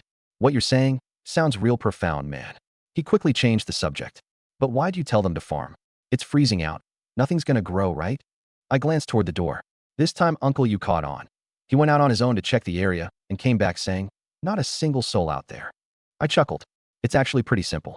Making them farm stirs up their internal conflicts and burns through their energy. Physical labor is all those people have left to give at this point anyway. Uncle Yu furrowed his brow, thought long and hard, and finally squeezed out. So this is a war of attrition? That's exactly it. I narrowed my eyes. Today I didn't take out all their building captains. Next time we move, we'll have to kill even more. I need to strip away every ounce of their fighting strength while I can. Not a single one of them can be trusted. The conflicts will boil over sooner or later. I can't let my guard down during this stretch. What I've told you stays strictly between us. Uncle Yu nodded hard. Got it. My whole family's life is in your hands now. Whatever you tell me to do, I'll do it. I nodded, satisfied. The truth is, I didn't tell him everything. I've known for a while that someone inside Building 25 has been secretly colluding with the outside buildings. That mole already took a shot at me once, like that ambush by the Mad Wolf gang out in the snow. And he'll definitely make another move down the line. Back at my place, I checked in on Zhou Kuber's room through the surveillance feed. A big fight was coming. I didn't think she'd be dumb enough to sell me out, but better safe than sorry. If I lost, I'd lose my life. I'd already confiscated her phone, and I'd locked her in the small room when I left. Luckily, she's got good self-control, a smart woman who knows what to do and what not to do. She doesn't challenge my authority. Whatever I tell her to do, she does without complaint. After all, she's the maid, and I'm the master. Right then, she was doing yoga in her room. Pink camisole top, brown yoga pants, holding a picture-perfect split flat against the floor. One look, and you could tell she'd been at this for years. I unlocked the door and walked in. She looked up, damp strands of hair sticking to her forehead, giving off this unspoken, sultry vibe. You're back. She stood up excitedly, walked over, and wrapped her arms around my neck, eyes gleaming. How'd the negotiation go? Her figure was ridiculous. She pressed right up against my chest when she leaned in. I didn't melt, though. If anything, it woke me up. I pulled her in, kissed her hard, then carried her to the couch and walked her through the negotiation. There wasn't really any point in telling her all this. It's just that when a man's in the middle of doing something big, he always wants a woman to vent to. The next few days might get messy. Same as before. Stay home. Don't go anywhere. I narrowed my eyes. Give it a little more time, and all the trouble will be gone for good. She lay against my chest, not really following what I was saying. I'd only given her the broad strokes and skipped the important parts. Still, she smiled, blissful. Because I hadn't asked her to go out and take any risks, that meant I cared about her. And for a woman, nothing matters more than that. Zhang, you must be carrying so much on your shoulders. But I can't help with any of it. Sometimes I really feel useless. I glanced down at her, thinking, I didn't buy an insurance policy to get my money's worth. I bought it as a backup in case things go south. You're my attending physician, and honestly, I'd love to go my whole life without ever needing you. Suddenly her face flushed, and she hugged me tighter. But there are some things I can help with, like helping you take the edge off. Over the next stretch of time, the focal point of the conflict shifted away from me and onto the other residential buildings, both the friction between them and the tensions inside each one. The translation ended mid-sentence just as the original did. Iggy, girl. Let me know if you have more of the text to continue with, or if you'd like me to adjust the tone, more literary, more casual, punchier dialogue, etc. #translation. Internal conflict. One round of negotiations was all it took to crack their loose alliance. Then the 10 portions of supplies condition planted a massive time bomb inside their ranks. All I had to do now was sit back and watch when and how the whole thing would blow up. Either way, it worked in my favor. Sure enough, I called it. The moment Wang Chong, Huang Tianfang, Li Jian, Chun Lingyu, and Zhang Yunian got back, everything exploded. While they were still at the negotiation table with me, somebody back home hadn't given a damn about their lives and led a raid on Building 25. If I hadn't scared them off with my sniper rifle at the time, those 5 would have never made it back. So they came home pissed. The second they returned, all 5 started settling scores with the people who'd made that call. The whole afternoon, screams echoed through the complex, a bloody purge in full swing. But by the next day, everything was calm again. It didn't matter how many died. The survivors still had to claw their way through another day. Every building sent people to shovel snow in the central plaza. I knew the building chiefs had all quietly agreed to keep the 10-person supply arrangement under wraps. Otherwise, the residents wouldn't be coming down to work this obediently. Today's snowstorm seemed lighter than usual. Over 1,000 people from the whole complex were gathered peacefully for the first time in ages, and for once, the goal wasn't to fight over supplies. It was actually to work together. Everyone grabbed tools and glanced around at their neighbors doing the same. The smiles on their faces started out awkward, but soon turned warm. Man, it's been forever since we all got together like this. Before the blizzards hit, this place used to be so lively. Yeah, we'd all come out for evening walks. Didn't your family have a big golden retriever? Oh, our Gene was such a sweetheart. You could hit him with a stick, even take a knife to him. He'd never bite. Ah, never mind. Once the blizzard's over, I'll get another one. By then, you'll probably only be able to raise polar bears. Come on, back to work. Chief said the more we shovel, the more food we get. Right? Time to get a taste of the farmer's life. Life's finally looking up from here. One old man lifted his head to the sky. It was ashen gray, but he seemed to see a faint hint of sun through it. Our complex reached a peace deal. No more killing, plenty of food, warm clothes. Life just keeps getting better. The whole vibe was unusually harmonious. People chatted and joked while they worked. The snow was still falling, but with hope in their hearts, no one felt the cold. With so many people together, even the temperature seemed to climb. Wang Chong and the other building chiefs stood off to the side with their crews, supervising. The residents were long used to these guys doing nothing while hogging most of the resources. The only leader actually breaking a sweat was Li Jian. His face was grim, his mouth shut tight, as he shoveled snow with real effort. I came downstairs geared up head to toe, and the corner of my mouth twitched into a smirk when I saw the scene. Yo, Zhang heading out to scavenge. Huang Tianfang called from next door, waving from a distance and holding up 2 fingers to remind me not to forget the cigarettes I'd promised. I smiled back. Yeah, everyone's working, can't just sit around myself. Don't worry, your smokes are guaranteed. Wang Chong from Building 21 shouted over too. Zhang, you good on your own? If there's a lot to haul, I can come with you. I laughed. I've got the snowmobile, remember? No matter how much there is, I can haul it back. Y'all just wait for me. Keep everyone working hard. No slacking. I'll be checking progress when I get back. Anyone slacking off gets their rations docked. With that, I made a show of walking toward the garage. Not long after, the engine roared to life, and I tore off on my snowmobile. Watching me leave, Wang Chang's face darkened. Where the hell does he keep that thing parked? I've searched all around here. There's nothing. Huang Tianfeng muttered under his breath. So that's what it's called, a snowmobile. Not a snow sled.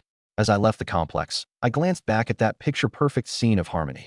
The irony was almost too much. Not that I felt sorry for those sheep. They hadn't done anything to me personally, but a crowd that big was always a threat. Letting them tear each other apart was nothing but a win for me. I didn't head straight to the supermarket this time. First stop, Tianhai Pearl Shopping Center. It was one of Tianhai City's old-school malls, 70 years old, cheap and cheerful. The whole 12-story building was packed with tiny 200 to 300 square foot shops, mostly selling cheap jewelry, knockoff clothes, underwear, and hardware odds and ends. I came here because I remembered there was a veterinary supply store inside. Half the mall was buried in snow, so I found a spot and smashed my way in through a window. I didn't bother with any of the other shops, headed straight for the vet store. Crowbar to the glass, and I climbed in and started digging through the medicine cabinets. You can't buy arsenic at a pharmacy these days, and pesticides reek so bad they'd fool nobody.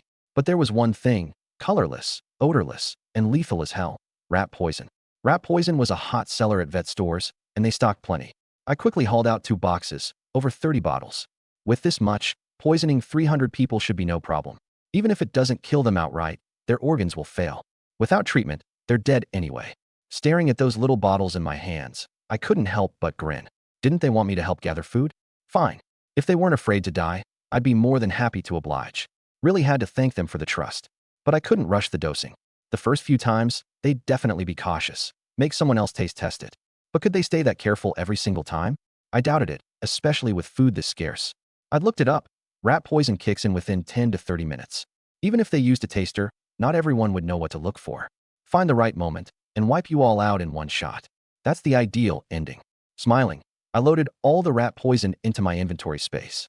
Even after wrapping that up, I didn't rush back. I still had to put on a show of struggling to scrape together 300 portions of food. Walking out of the vet store, I looked around. Nothing but shops full of cheap clothes and underwear. Then an idea popped into my head. I don't need clothes, but I do need fuel. This synthetic fiber burns thick and black, perfect for smoking out any stragglers who refuse to come out of their buildings. The thought made me clap my hands with glee. I was a straight-up genius when it came to destruction. Then again, isn't every boy a little arson artist growing up? And the idea of setting a huge fire out in the open with no one to stop me? Honestly, I was kind of looking forward to it. Hey, we're all just overgrown troublemakers at heart. Haha. No time like the present. Using my inventory space, I started scooping up dozens of. I cleared out the clothing store, just enough to get by. I left the cheap women's lingerie and underwear behind. Keeping that stuff would make me feel like a creep. Once the timing felt right, I headed to the Yonghui supermarket at the Wanda Plaza in the development zone. Scraping together 300 rations was easy. At this rate, I could keep this up for another month or two, no problem. My job is just to keep them from starving, not to fill their bellies. I packed the food into woven plastic sacks, then strapped 2 sheets of scrap metal to the back of the snowmobile. Just like that, I had a makeshift sled. It was around 5 p.m. when I got back to Yuelu Community. The sky was already dark, and there wasn't a soul in sight. They only had so many daylight hours to work outside. There was no way they'd actually been at it all day. Cautiously, I pulled out my pistol, flicked off the safety, and walked over to take a look. The snow had been dug out into a bunch of pits, with the excess piled up along the edges. That much labor had to have taken at least 2 or 3 hours. Underdressed, underfed, and putting in that kind of work, they must be running on fumes. I can't wait to see the look of despair and madness on their faces when they realize a full day of backbreaking labor isn't going to get them the food they were promised. I pulled out my phone and called Uncle Yu, Jiang Lei, and Li Qingbin to come out with their people. They showed up quickly, weapons in hand. When Jiang Lei and the others saw the massive haul I'd brought back, they were stunned. Zhang Yi, where the hell did you get all this? Their eyes were full of suspicion. Up until now, I'd only been bringing back about 30 rations a day. This was 10 times that. It didn't sit right with them. They suspected I'd been running some kind of scarcity scam, deliberately keeping them hungry. While I dialed each building rep to send someone down to collect their share, I gave a casual explanation. Had to go a lot farther this time. It's a big city. The farther out you go, the more dangerous it gets. I didn't want to risk it before, but the situation's changed. A few neighbors nodded. Yeah, makes sense. Zhang Yi's taking a real risk every day. No kidding. If his vehicle broke down out there, he'd be done for. Li Changbin watched me, brow slightly furrowed. He clearly wasn't buying it, but he kept his mouth shut and just stood off to the side with his weapon. Before long, people from the other buildings started showing up, but not a single building boss came in person. They'd all sent underlings. I smirked to myself. These guys were being careful, worried I'd take them all out in one shot. I didn't waste any breath. Starting with building 1, come up one at a time. I pulled out my knife and slit open the sacks. Inside, everything was already portioned into large plastic bags, 10 rations each. I bent down, grabbed a bag, and tossed it into the snow a couple of yards in front of me, letting them pick it up themselves. They didn't say a word, grabbed their bags and left. The supplies were distributed quickly. Then I had the people from Building 25 gather in their stairwell and handed out their share too. Only then did a smile finally break across my face. Once everything was distributed, I smiled wider than I ever had. From now on, none of you need to be so on edge. Keep your weapons close, but you've already seen the light at the end of the tunnel. We all have a bright future ahead of us. The neighbors looked around at each other, too moved to speak. If this was how things were going to be, they'd gladly work every single day without complaint. I clapped my hands. All right, head on back. We've got work to do tomorrow. Everyone obediently returned home. That night, for the first time, they could relax, even just a little, and enjoy a good meal. For the time being, I didn't need to do anything complicated. Just head out every day, put on a show of gathering food, then hand it out to the neighbors. After that, all I had to do was sit back and watch the show, wait for the other buildings to start tearing each other apart from the inside. To dismantle your enemy, working from within is always the fastest way. Back home, I did my usual routine, pulled up the interior surveillance on my phone, made sure everything was clear and Joe Kura was in her room, then opened the door and went in. I unlocked Joe Kura's door, then took a long, hot shower. Even in a full cold weather suit, spending all day outside left my skin prickling with the chill, my pores tight. Only when the hot water finally poured down over my head did my whole body finally let its guard down. I scrubbed my face hard. It felt like heaven. This life isn't going to last much longer. Once I've taken out every last one of the assholes who need to go, I'm going to figure out a way to get out of here, find somewhere comfortable, and start over. 1 month into this second life, I'd already dealt with the vast majority of the people who'd gotten me killed, and I'd done it far more brutally than they'd done to me the first time around. All that was left was cleaning up this compound, and I'd wrap them up along with it. After that, I'd tear down the safe house and move on. The safe house was built like a tank. I planned to pack the whole building with explosives and blow it to hell, storing everything inside in my pocket dimension. The outer shell was made of aerospace-grade alloy, light, tough, wouldn't take a scratch even from being dropped into snow. This thing was built to survive the friction of re-entering the atmosphere from orbit. Soon, it won't take much longer to deal with them. I smiled. Before long, I'd bury all my hatred and pain in this place and start a new life. After my shower, I wrapped myself in a towel and went to unlock Joe Kura's door. She was sitting on the bed, face flushed, those long legs pressed tightly together, hands clamped between her thighs, like she was fighting to hold something in. The second I opened the door, she wouldn't even look at me. She just ducked her head and bolted for the bathroom. I rubbed my chin. What's up with her? A moment later, I heard the unmistakable sound of running water. It clicked, and I slapped my forehead. I locked her in all day. Of course, she was about to burst. A wicked grin tugged at the corner of my mouth. She's picky, huh? That desperate, and she still wouldn't use a water bottle. A while later, Joe Kura came out, cheeks still red, looking almost drained from holding it in that long. I walked over, slid one arm around her waist, and caught her wrist with my other hand. Really? You're that wiped out? She shot me a flat look. Want to try it yourself next time? I shrugged. I'm not that picky. When I can't hold it, I just grab a bottle. I rubbed my stomach. I was getting hungry. I hadn't felt it out in the cold, but now that I was back in the warm house, the hunger came flooding in. Go make something, would you? Load it up with meat. I've been burning a lot of energy lately. Joe Kura smiled and nodded. I'll make you braised pork today. She headed off to the kitchen, happy as could be, like a sweet little housewife. While I was living the good life at home, the building bosses of the other units were receiving the food their people had brought back. Staring at those single plastic bags, their expressions varied, but most looked pretty let down. 10 rations was 1 day's minimum ration. 1 plastic bag, and that was it. Over at the Mad Wolf gang, Wang Chong shoved past his crew, ripped open the bag, and dug through it for a while. And what he actually found inside? He dug out a pack of golden Anhui cigarettes. His eyes lit up instantly, and he cradled the pack like it was some priceless treasure. His crew standing nearby went slack-jawed too, throats bobbing as they swallowed hard. Every one of them was a heavy smoker, and after nearly a month in the apocalypse without a single cigarette, they were losing their minds. Tempers hair trigger, nerves shot. Now that there were smokes on the table, how could they not be losing it? Xiao Lu, the second in command, couldn't hold back. Boss, mind if I bum one off you? The other guys worked up the nerve to chime in. Yeah, boss, hook us up too. I swear if I don't get a smoke soon, I'm gonna lose it. Wang Chang's brow furrowed, his face darkening. He burned through a pack a day himself. This one was just enough for him. Passing them out meant this crowd would blow through half the pack. But looking at those bloodshot, desperate eyes, even he got a little spooked. After a moment's thought, Wang Chang spoke up. These smokes weren't easy to come by. I had to lean hard on Zhang Yi to bring him back. You guys are my brothers, so I'll let you get your fix. But after this, you all better bust your asses for me. His crew wasn't hearing a word of it. As long as they got their cigarettes, they'd do anything he wanted. Gritting his teeth, Wang Chang passed them out one by one, his hands actually shaking, his heart bleeding. The Mad Wolf gang members grabbed the smokes and immediately begged for a light, tears welling up as they took that first blessed drag. Only a real smoker could understand the bliss of that moment, like a long-widowed woman finally meeting a strapping young man. But the good times were short-lived. The cigarettes burned down fast. Wang Chang had already stashed the remaining half-pack in his pocket, saving it for himself. When he caught the resentful looks around him, he pretended not to notice. Asterisk ahem asterisk. All right, food time. He opened the bag. Inside was nothing but sketchy-looking bread and crackers. But to him, this stuff was a godsend. These guys had been living off barbecued whatever the hell for who knows how long. They just wanted to eat something a normal person would eat. Wang Chang swallowed hard, but instead of grabbing food, he waved one of his guys over. The kid walked up, confused, and Wang Chang handed him a piece of bread with a big grin. Sui, you're the scrawniest one here. You go first. Wang Chang didn't dare eat it himself. He was worried I might have poisoned it. Sui thought his boss was being generous. Touched, he grabbed the bread and shoveled it into his mouth. Wang Chang and Xiao Lu waited patiently for him to finish, then waited a bit longer. Once they saw he was fine, they finally relaxed. All right, everyone come get some. There's enough to go around. The same scene was playing out in the other apartment buildings too. My name is Zhang Yi. Around this neighborhood, my reputation as a killer had already spread far and wide.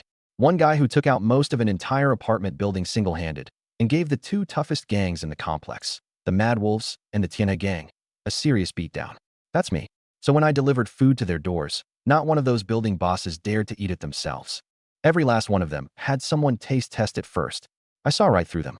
The first day, the food I handed out was totally clean, not a thing wrong with it.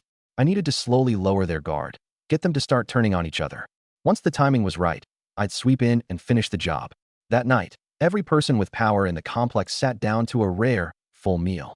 Meanwhile, the regular residents downstairs were still squatting in their apartments, waiting like idiots for the building bosses to hand out food, naively believing everyone would get their share, believing they'd get to keep on living. Honey, we don't have to live in fear anymore. Someone's bringing us food now. All we have to do is work hard. Yeah, once this blizzard blows over, I'll give you 3 kids. One that looks like you, one that looks like me, and one that looks like both of us.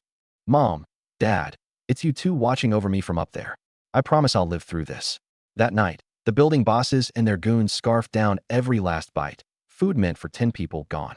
Meanwhile, the regular residents clutched their empty, growling stomachs and drifted off into sweet dreams. The next morning, I was up a little after 7. My room stayed at a cozy 77, 78 degrees, warm enough to make you never want to get out of bed. I was standing there with a cup, brushing my teeth, when I heard shouting from outside. I raised an eyebrow and smiled. Shirtless, I walked over to the window and took a look. Well, what do you know, at least 5 or 6 buildings were blowing up. Good Damon, you promised us yesterday. We did the work. Where's our food? Look, the situation is what it is, and the problem is what it is. The distribution plan needs to be discussed at another meeting. Brother Huang, we did the job just like you told us. You call that work? And you've got the nerve to ask me for food? Put in some real effort today, and maybe you'll eat. Boss Huang, you promised yesterday. SHHHK. A single knife thrust. Anybody else want food? Step right up. Let me see you. Remember this. Letting you live at all is the biggest damn favor I, Wang Chang, could ever do for you. The purge had begun. Breakfast for me and Zhou Kuer was simple. Spicy pepper soup, fried dough sticks, and soup dumplings. The soup was made from the dumpling broth. The dough sticks were from a frozen mix, and the soup dumplings were made by Kuer herself. My dimensional space was stocked with all kinds of gourmet delicacies, but nothing beat what she cooked. Having a woman at home, apron on, clanking around in the kitchen, asterisk that's asterisk what makes a life. After breakfast, a little past 10, I left her some lunch, locked her in the room, and headed out, pretending to go scavenge for supplies. The center of the complex was still busy. Uncle Yu, Jiang Lei, Li Qingbin, those guys had my personal exemption from labor, so they were off to the side supervising. Residents from the other buildings were also shoveling snow like their lives depended on it under their building boss's watch. But compared to yesterday, Every one of them looked numb, anxious, radiating a heavy sense of dread. Before heading out, I leaned in close to Uncle Yu's ear. Keep your eyes peeled. The other buildings don't have enough food to go around. Things are about to get ugly. Just look out for yourselves, and don't get dragged into anything. Uncle Yu already knew my plan. He nodded quietly. Don't worry, I know where to draw the line. Only then did I feel good about leaving. After wandering around outside for half the day, I ducked into a city library. Tall, solid building. The snow hadn't buried it, and most of the books inside were still dry. I'd never been much of a reader before. In the digital age, who's got time for books? If I had free time, I'd rather scroll through pretty girls online. But now, with the internet on its last legs and entertainment out the window, I figured I'd grab a few books to kill time, and maybe warm up my heart, which had been growing colder by the day in this apocalypse. Half a day later, I slipped a copy of Haruki Murakami's Norwegian Wood into my big pocket. I left the other books alone, saving them for another trip. If I grabbed too many at once, I probably wouldn't be in the mood to read them once I got home. By the time I got back to the complex, it was already getting dark. Like usual, I had Uncle Yu and the others come out to keep order and let each building know it was time to come down and pick up their food. This time, faces appeared in every window of every building. Blurry silhouettes, eyes hungry and hollow, staring right at me. Each building sent people over in an orderly fashion to collect their food. I handed out portions to the people in my own building too, then headed home. The next day, aside from Li Jian, none of the other building captains gave out a single grain of rice to the regular residents. By nightfall, that last sliver of hope was completely gone, and the whole complex went insane. At some point, one building after another, the sound of killing erupted through the stairwells. Curses, screams of desperation, even the howling north wind couldn't drown them out. The darkness was their only cover. When these normally timid people stopped caring whether they lived or died, the building captains, the ones holding all the power, finally realized. Sheer numbers are a goddamn terrifying thing. They didn't have a fortress and firepower like mine. They were still stuck in the Stone Age with melee weapons, and when it came down to that, numbers decided everything. I sat on my white velvet-covered comforter with the lights off, quietly watching out the window. Inside my apartment, it was silent as another world. Outside, howling wind and snow mixed with blood-curdling screams. I had no idea how bad it was getting out there. But I knew one thing. The more people who died tonight, the better it was for me.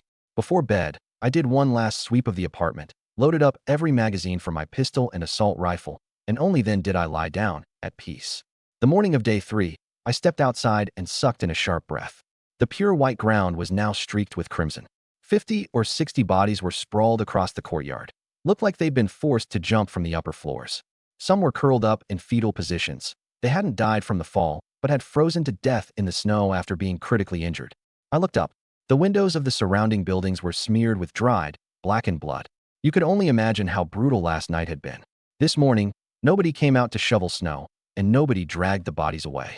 The residents of Building 25 stood at the entrance, barely daring to breathe, thanking their lucky stars they'd sided with me. Otherwise, most of them would be lying in that pile of corpses right now. Uncle Yu came over. Zhang, we working today? I glanced back at my neighbors and said flatly, you want to eat, you gotta work. I pointed at the bodies on the ground. Unless you want to end up like them. A chill ran through the crowd. Right. Compared to those poor bastards, they had it made. No scrambling, no fighting for their lives. Just put in a little work, and they got to live. We'll get on it. Right now. The group grabbed their tools and got to shoveling. Uncle Yu looked around at the deserted scene. Nobody else is coming out. Should we let the other buildings know? I laughed.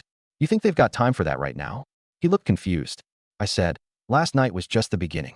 This war is between the building captains and the regular residents. Unless the distribution problem gets solved, one side has to be wiped out completely. You can't finish that in one night. Uncle Yu went cold all over. Then what about us? Doesn't concern us. Let them keep killing each other. The timing wasn't right yet. I wasn't in any hurry. When I got back that afternoon, I distributed food as usual. A few of the pickup people from other buildings had changed, different faces from the ones I'd been dealing with. The building captains had been replaced. Didn't matter to me. Whoever's in charge, I stick to the same rules. That night, though, I dropped a message in the building captains group chat. If I don't see some work getting done tomorrow, no more guaranteed food or cigarettes. The next day, everyone was back outside working. Except, there were about a third fewer people than 2 days ago. Which meant in the span of 2 days, over that scrap of food, at least 400 people in this complex had died. Uncle Yu couldn't wrap his head around it. They knew damn well that out of every 10 rations they wouldn't get one. Why didn't they fight back? Why didn't they take a shot for themselves? I smiled. Maybe they hadn't hit their breaking point yet. Or maybe in total despair, they'd already accepted death, maybe even saw it as a way out. Human nature? Nobody can really explain it. Not even me. But this isn't sustainable. You're just gonna watch. Won't last long. I shook my head. Supplies, infighting. Either way, they can't hold out much longer. Uncle Yu swallowed hard and had nothing to say. Just then, a woman in a fur coat came walking through the wind and snow. Zhang Yi, I'd like to talk about a partnership again. It was Chun Ling Yu, the building captain from Building 9. She was covered in bloodstains. Clearly, she'd crawled out of last night's pile of corpses too. I smiled, with a hint of contempt. You? Talk to me about what? She stared at me, pulling out every sales pitch from her years running her MLM side hustle. This complex is going to collapse sooner or later. Internal conflicts can't be managed. No matter how much food you bring back, someone with more muscle is always going to take more than their share. Tensions escalate, more people die. And, please, this whole situation was my doing. I can help you manage the complex with a scientific approach. Once we've got a working model, we can expand elsewhere. It's the end of the world. Every system out there is broken. We could literally build a kingdom. You be the king, and I'll serve as your advisor. What do you say? I chuckled. I may not be Ivy League, but I graduated from Tianhai Industrial University and spent 5 years grinding it out in the real world. I wasn't about to get played by some woman who ran pyramid schemes.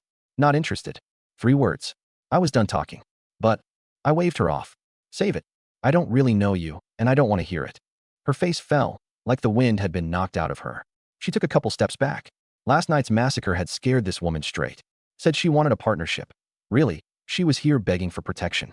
But what did she bring to the table? Not attractive, not young, 0 remaining value. No reason for me to cover her. Chun Ling Yu's voice went cold. If things keep going like this, one of these days we might die too. I shot Chun Ling Yu a glance and coldly corrected her. Drop the we. You people might die, but me, Zhang Yi? Not a chance. Chun Ling Yu shook her head helplessly. I sized up this so-called boss lady and casually asked. It's not easy for a woman to make it alone in the apocalypse. No husband. Divorced a long time ago. She smiled bitterly. All alone in the world, then. Not exactly. I have a daughter. Sent her off to a prestigious boarding school in the States when she was 10. The moment she mentioned her daughter, her eyes lit up. I don't rely on men. After the divorce, I raised my kid on my own. Started out washing dishes, then apprenticing at a beauty salon, and I clawed my way up until I became the CEO of a company that was about to go public. I'm not one bit less than any man. Zhang Yi, if you're rejecting me because of working with me, it's your loss. She was still making one last-ditch effort. I rubbed my nose and drawled. Generally speaking, only the top boss of a corporate group gets called president. A small-time operator like you? You're a general manager, tops. Her face stiffened. There's no rule saying the president has to own the whole group. I couldn't be bothered anymore. Judging by her level, she probably hadn't made it past middle school. A corporate group has shareholders. President is just a job title. She couldn't even get that straight. Yet here she was, playing entrepreneur. Never mind then. Don't let me keep you. I stepped around her, done wasting breath on this pyramid scheme woman.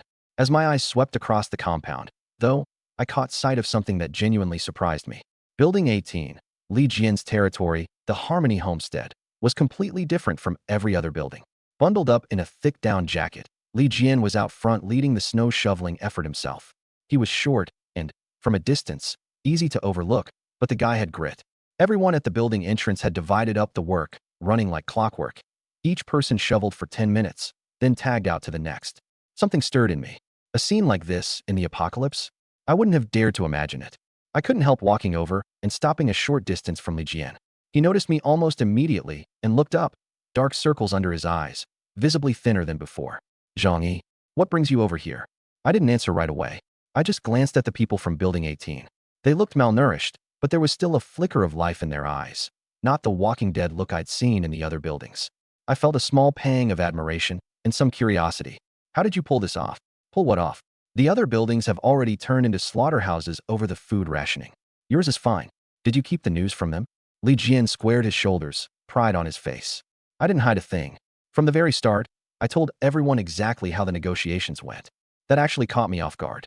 There's only enough food for 10 people. Not all of you can survive. Why haven't they revolted? He said calmly. Nobody in our building wants to turn into an animal. If there are 10 meals, we split them evenly. If there's 1 meal, we still split it. I let out a scoffing laugh and crossed my arms. Then there's only one outcome. All of you die. Not a single survivor. You think you're being clever, but you've made the dumbest possible choice. Li Jian fell silent. He couldn't come up with an answer, and it lasted a long time. Deep down, he knew I was right. Humanity versus animal instinct. Clearly, the latter is what survives in a hostile world. I shook my head. Not worth arguing. I'd only come over out of curiosity. Whether these people lived or died was none of my business. Seeing me turn to leave, Li Jian called out urgently. Zhang, wait. Could you help us? Sorry, not a chance. I shut it down clean, no room to negotiate, looking down at the short middle-aged man. With your abilities, you could easily pull together the people most likely to survive, carve up the resources, and set yourself up pretty comfortably in the apocalypse. But instead you're trying to have it every way, wanting to save everyone without having the power to protect them. That's not virtue, that's negligence. You chose your path. Now walk it. I turned and headed back toward Building 25. Li Jian was the textbook idealist. But you don't turn ideals into reality with slogans. You do it with strength. On the way back, I ran right into Wang Chong and Huang Tianfang. Both were pinching cigarette butts down to the filter, practically trying to inhale the paper. The second they saw me, they broke into big grins and hurried over. Brother Zhang, not heading out today? Or did you clean out all the food yesterday? Wang Chong was smiling at me like I was his favorite cousin. Going out in a bit, I said with a smile. Huang Tianfang chimed in too. Zhang Yi, you're the MVP of this whole complex. Not like these deadbeats. He jerked a thumb at the residents shoveling snow. Can't even work right. Just standing around with their hands out for food. I chuckled. They don't know how. Why don't you two teach them? Wang Chong curled his lip. 2 arms, 2 legs. What's there to not know? Beat him once and they'll shape up. Then he sidled closer with a sheepish grin. Brother Zhang, these Jinwan cigarettes are a little rough. Any chance you could swap M for Yushi next time? Huang Tianfang shot him a look. Yushi? Why not ask for Zhonghua while you're at it? Be glad you've got anything to smoke. Don't hassle Zhang. I laughed. Not a big deal. I'll keep an eye out. If I come across some, I'll bring them back. Cigarettes are precious now, but they're not exactly hard currency. Yushi or Zhonghua I can probably manage. Now if you wanted something like Dujiang or Red San Juan that I really couldn't track down. All 3 of us cracked up. The vibe was easy. Oh, and I'll keep an eye out for some decent liquor too. I'll bring back a bottle or 2. Cold as it is, a little drink helps warm you up. Huang Tianfang and Wang Chong both lit up. Loving a drink was one thing, but the real point was that in weather like this, hard liquor was legit body-warming survival gear. Brother Zhang, you're a real stand-up guy? I misjudged you before, that was on me. From now on, anything you need, you just say the word. Wang Chong gave me a thumbs up, actually looking a little moved. Huang Tianfang wasn't about to be outdone. Zhang Yi, you're our lifesaver. All 140 pounds of me is in your hands from here on out. I kept the warm smile on my face and gave each of them a pat on the arm. Come on now, listen to you two. From today on, we're the best of partners. We're all just trying to survive. Cooperation is how we all win. Anything you need, just ask. If I can make it happen, I will. I pointed toward the gate. All right, I'm heading out. Go on, go on. I nodded with a smile, grabbed my ride, and left Yuelu compound. Behind me, Wang Chong and Huang Tianfang watched my back recede, expressions unreadable. The two exchanged a glance. They'd never gotten along anyway. Then each turned and walked off in his own direction. On the way back, Wang Chong mulled it over. Why's Zhang Yi suddenly being so nice? Cigarettes on demand, and now he's throwing in liquor too. Did I have him wrong all this time? He thought it through carefully. Before all this, he and Zhang Yi had never had contact, never had beef. It was he who had first eyed Zhang Yi's snowmobile, sent people to steal it, then set up an ambush in the snow. Zhang Yi had only retaliated against the Mad Wolf gang in self-defense. Wang Chong smacked his forehead. Oh hell, it's not that the guy wasn't standing up. I'm the one who started it. This Zhang Yi's alright. I like a straight shooter. A cruel little smile crept up the corner of his mouth. On the other side, Huang Tianfang was chewing on my shift and attitude too. Why the sudden friendly act? With his firepower, he shouldn't be scared of me. 9 times out of 10, he really does want peace. Doesn't want to fight anymore. He's just one guy, and his people might not even follow him. He'd lost his nerve. Keep pushing, and one of these days he might actually end up dead. He was scared. Once that clicked, a smug grin spread across Huang Tianfang's face. Now that's good news. After leaving, I swung by the library. Norwegian would turn out to be a pretty interesting read. That lingering, muted melancholy Murakami does so well. You could call it the poster child for post-war Japanese, loser lit. I took my time finishing it, then closed the book and slid it back on the shelf. Not that I was being pretentious about it. It's just rare that I get the urge to actually sit down with a book, and who knows if the mood will strike again. No point hauling an entire library into my subspace to collect dust. I'm that kind of person. I want to buy everything at the bookstore, but the second I get it home, I lose all interest. I glanced at my Rolex. 4 in the afternoon. Time to go collect food and head back to the complex. I muttered under my breath. Wonder when those bastards are going to take the bait. Gotta keep lowering their guard. Wait for the right moment to strike. I hit up a supermarket, grabbed a haul of supplies, and rode my snowmobile back to the complex. Today's group of people coming to pick up rations had a few extra faces. Building captains Wang Chang and Huang Tianfang were both in the crowd, eyes glued hungrily to the snakeskin sack at my feet. The prize, of course, was the cigarettes and liquor I'd promised. Showing up in person meant they wanted to keep it all for themselves. This kind of rare stuff was way too likely to spark conflict between them and their underlings. Yesterday, when I handed out cigarettes, their guys were already on the verge of losing it. Seeing them come collect personally, I couldn't quite hide the corner of my mouth twitching up. All right, everyone line up. We'll go in order. The captain from Building 1 walked over and said quietly, Zhang Yi, since you can hook Wang Chang and Huang Tianfang up with cigarettes, think you could hook the rest of us up too? The fact that those two had smokes was hardly a secret at this point. Neither of them was exactly good at keeping things on the down low. While everyone else was busting their asses working, those two would be off to the side puffing away like they owned the place. Didn't take a genius to figure out where the cigarettes were coming from. So one by one, the captains with nicotine cravings started pitching their requests. I hesitated. That many packs might be tough. The other captains immediately got worked up. Zhang Yi, you can't play favorites like that. We're not asking for much. 1 pack a day, just one. This is the one and only thing I'll ever ask you for. I let out a long sigh. All right, fine. I'll do what I can. Starting tomorrow, any captain who wants cigarettes, I'll provide. Even the non-smokers couldn't help stepping up with requests. I don't smoke. I just love chewing betel nut. That work. I could go for some booze. Cheapest bulk liquor is fine. I put on a helpless face. Okay, I've got it all down. No favorites. Everyone gets their share. The crowd left happy, supplies in hand. Once they were gone, Li Changbin, Jiang Lei, and a few others were fuming. Bro, aren't you being way too generous with them? Feeding them is already the mother of all favors, and they're still pushing for more. I said flatly, their requests aren't unreasonable. Can't play favorites. Let's just leave it at that. Everyone looked at me like I was a stranger. Who would have thought the Zhang Yi who used to be ruthless and merciless would suddenly turn this spineless? But since I was the one out there scavenging the goods, they couldn't really argue. After handing out the supplies, I went back home, took a hot shower, threw on pajamas, and stretched out on the couch, staring up at the ceiling. About time. This whole infighting mess had already left the other buildings devastated. Over 400 dead outright, another few hundred wounded, and those wounded basically weren't going to make it. Even the ones who somehow pulled through wouldn't be a threat to me anytime soon. I'd made a point of walking the complex that morning, taking stock of who was still up and moving. Around 700, give or take. And by dangling cigarettes and liquor as bait, I'd successfully lured out every single building captain. Time to reel in the net. I wasn't going to drag this out any longer. No major conflicts would flare up in the short term, so stalling was pointless. Plus, the food I was providing was going to help them recover their strength. Give it a little more time, and the threat level would only climb. Tomorrow it is. I narrowed my eyes slightly, a flicker of murderous intent flashing through them. The next day I headed out as usual, leaving the complex. I hadn't told a soul about today's plan, not even Uncle Yu. This operation was too important.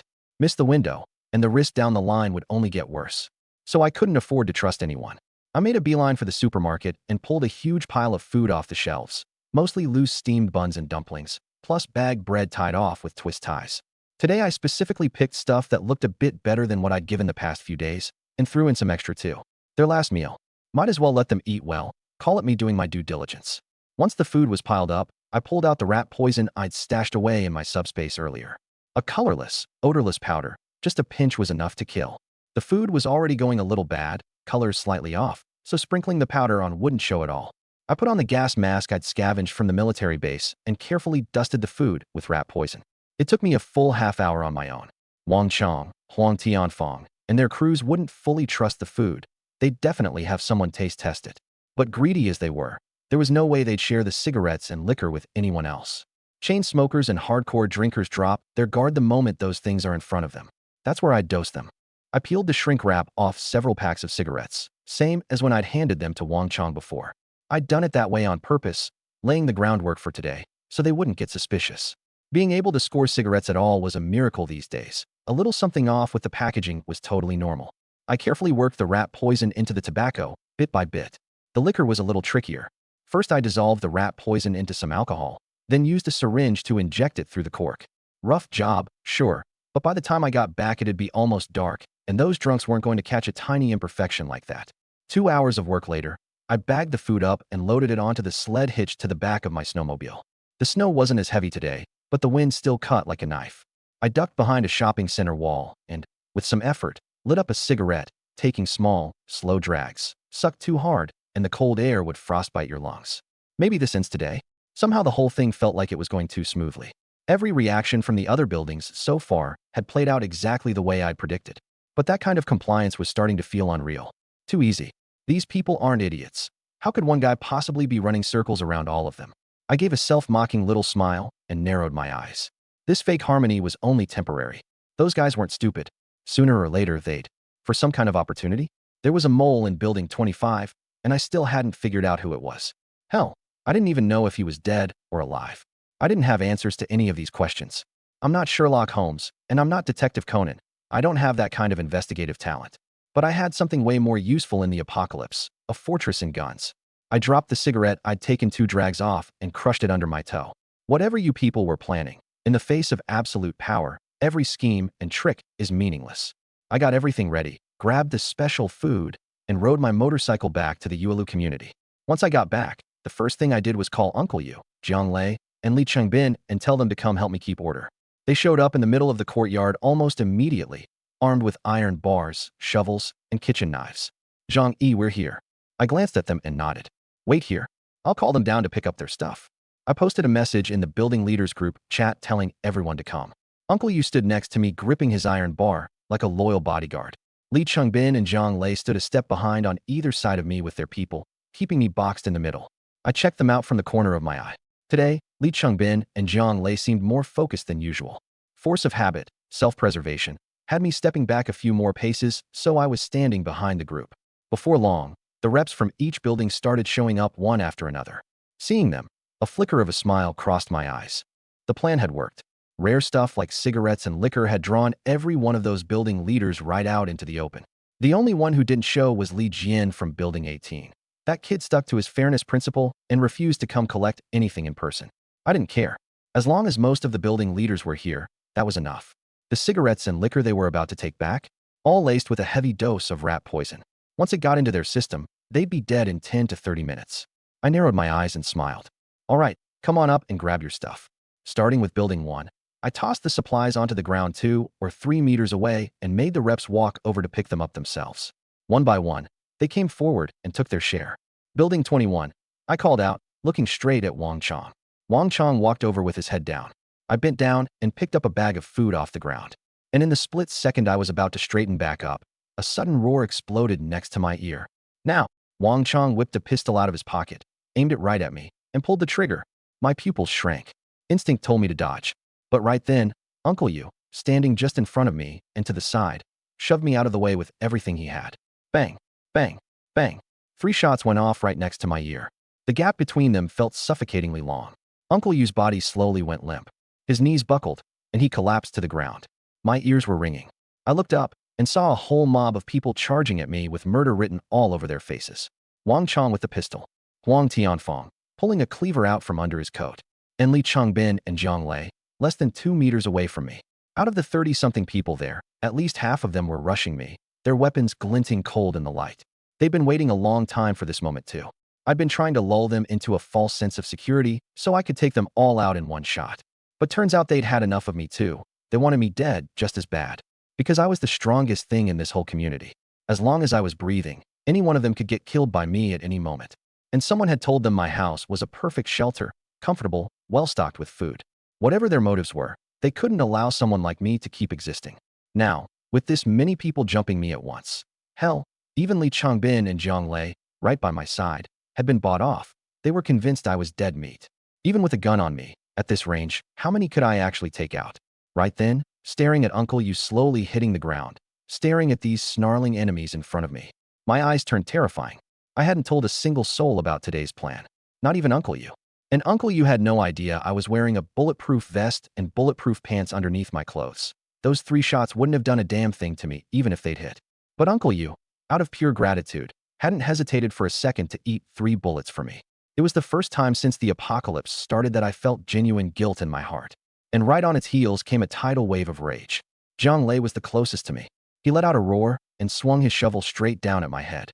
I rolled across the ground, ducked behind the snowmobile, and popped back up. A black assault rifle appeared in my hands out of nowhere. Round already chambered. The mob still charging at me. Their expressions went from vicious to stunned, and finally settled on pure terror. BRRRTT. Life or death now. I clamped down on the trigger and kept my other hand pressed on the grip, spraying rounds in a wide arc. Li Changbin and Zhang Lei, the closest to me, had a dozen bloody holes punched through them in the blink of an eye. I couldn't care about anything anymore. If someone was still standing, I emptied a burst into them. Behind Li Changbin and Zhang Lei, there were another dozen or so members of the patrol squad.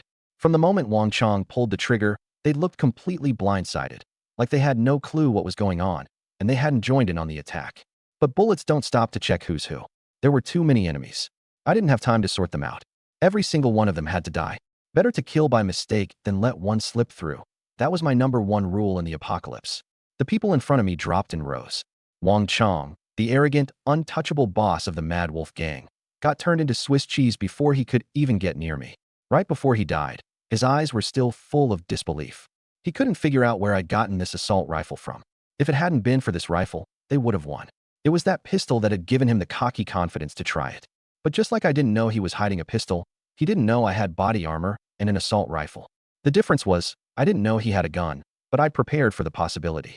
So from the very beginning, Wang Chong never had a chance of winning. He's got a rifle. How the hell does he have a rifle? Run. Huang Tianfeng's legs went numb with fear. He dropped the cleaver, spun around, and bolted. The other building leaders started screaming their heads off, turning tail and scrambling back the way they came, cursing their parents for not giving them extra legs. I was already seeing red. The blood underneath Uncle Yu had stained the snow crimson. He wasn't moving. He was probably already gone. As ruthless as I wasn't some cold-blooded animal. My heart couldn't help but clench. Uncle Yu, thank you for taking those bullets for me. I'll avenge you. I'll kill every last one of them. My voice was ice cold. Since the apocalypse began, this was the first time I'd faced down this many enemies at once.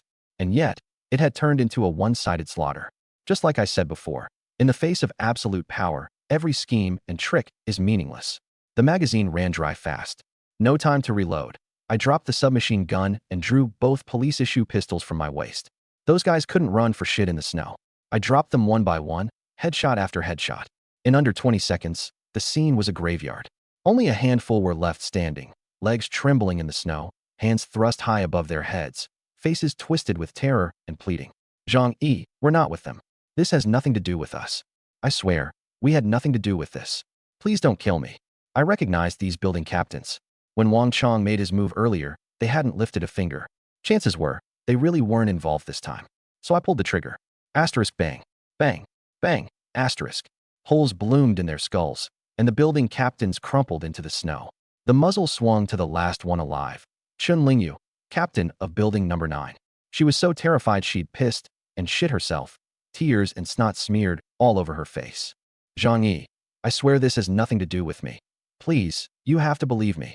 My daughter's only 13, she's still overseas. I have to be alive when she comes back. I stared at her, cold and silent for 2 seconds. Then I pulled the trigger. Gunshot. Body down. The white snow ran red.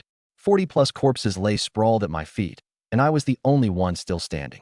Even in the apocalypse, this was the first time I'd wiped out this many people at once. I knew most of them probably weren't actually part of the plot to kill me. Chun Lingyu, for instance, and the patrol guys. But I didn't have a choice. Anyone with even a whiff of suspicion had to go.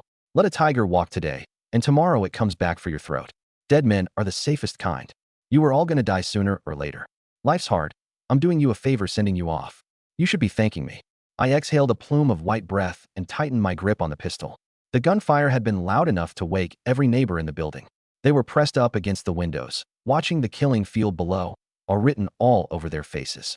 A few even looked relieved, grateful, even, that I'd wiped these bastards out. My gaze drifted toward buildings 26 and 21, Tianhe Gang and Mad Wolf Gang turf. Wang Chong and Huang Tianfeng weren't walking away from this.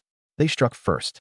Their crew had been waiting downstairs to divvy up the spoils, but the second I flashed that M4 carbine, every last one of them turned yellow. Xiao Lu, the Mad Wolf's number 2, went sheet white and stumbled backward, voice shaking. Fall back. Fall back. Don't draw that devil over here. The pack of small-time thugs bolted, scrambling over each other into the stairwell. I couldn't be bothered to chase. I walked straight over to Uncle Yu. Not far off, Li Changbin and Zhang Lei lay dead in pools of blood. more than a dozen holes still leaking red. These two used to be my most loyal foot soldiers. They'd charged into hell for me countless times. Who the hell knew what made them turn on me today? I didn't really care. Anyone can betray me. That's normal. Even Uncle Yu, even Zhou Kuo. I'd already made peace with it a long time ago. But from today on, Uncle Yu occupied a different place in my mind. Uncle Yu, you still breathing? I dropped to a crouch, one hand scanning the perimeter, the other reaching for his pulse. Nothing. My heart lurched. Then I caught myself. I was wearing cut-resistant gloves. Feeling a pulse through those would be a damn miracle. I rolled him over. 3 bullet holes in his chest, ugly as hell. The rounds missed his heart, but whether he'd pull through, I couldn't say. Didn't matter. I had to try. Even if he died anyway, at least the guilt would sit a little lighter. I pulled a shot of epinephrine from my inventory space, jammed it straight into his chest, then shouted toward Building 25. Get over here. Give me a hand. At the entrance to Building 25, a knot of neighbors was still shivering, dumbstruck by my little killing spree. Not one of them dared take a step. It took a single sweep of my eyes to snap them out of it. They came scrambling over. Pick him up. Get him to my place. Nice and easy. If I see one bump, one scrape, I'll be burning paper effigies of you to keep him company down there. After that, they carried him more carefully than they'd carry their own damn fathers. I followed behind, a pistol in each hand. We'd barely made the 7th floor when I heard the wailing kick in. Big brother you. Big brother you, what happened? Please, you can't leave us. If something happens to you, how are we supposed to live? Cieli Mei came tearing down the stairs, kid in her arms, tears streaming down her face like a leaking faucet. That's when I noticed it, the second she started crying. Uncle Yu's eyelids actually twitched. I sighed inside. Old you, you're too damn soft-hearted for your own good. Then again, if you weren't such a stand-up guy, you'd probably have been the first man I put in the ground. Anyone with real skills who won't work for me is a threat. Threats get eliminated. But now, I owed him a life, which meant I couldn't exactly lay into Cieli Mei. The neighbors knew about her connection to Uncle Yu and parted for her. She shoved through with the baby, deliberately planting herself as close to me as possible, and started her routine. Honey, open your eyes and look at me. It's Li Mei. You promised you'd marry me. And the baby. You said you'd watch her grow up to 18, that when the apocalypse ended, the 3 of us would live a good life together. Honey, how can you just take back your word? If you're gone, what are we supposed to do? You might as well take us with you. What were you trying to prove? Playing hero, taking a bullet for someone else. But what about us? A widow and a fatherless child. Do you have any idea what you owe us? Listening to it, my skin crawled with goosebumps. She hadn't said one word about me, but every syllable was aimed at me. On the surface, she was mourning Uncle Yu, but the real message was crystal clear. Asterisk, he took the bullet for you. If he doesn't make it, you're going to support the 2 of us. Asterisk. Absolutely disgusting. Honey, I'd never heard her call him that before. Now she wanted to guilt trip me over him taking a bullet? Unfucking believable. I glanced at Uncle Yu, barely hanging on. Whether he made it now was up to Zhou Kuo. If he weren't still breathing, I'd have already slapped this woman into next week. But he was still breathing, so I had to swallow it. I couldn't exactly let the guy take a bullet for me, and then, before his body was even cold, turn around and deal with his mistress and her. A deadbeat kid to raise?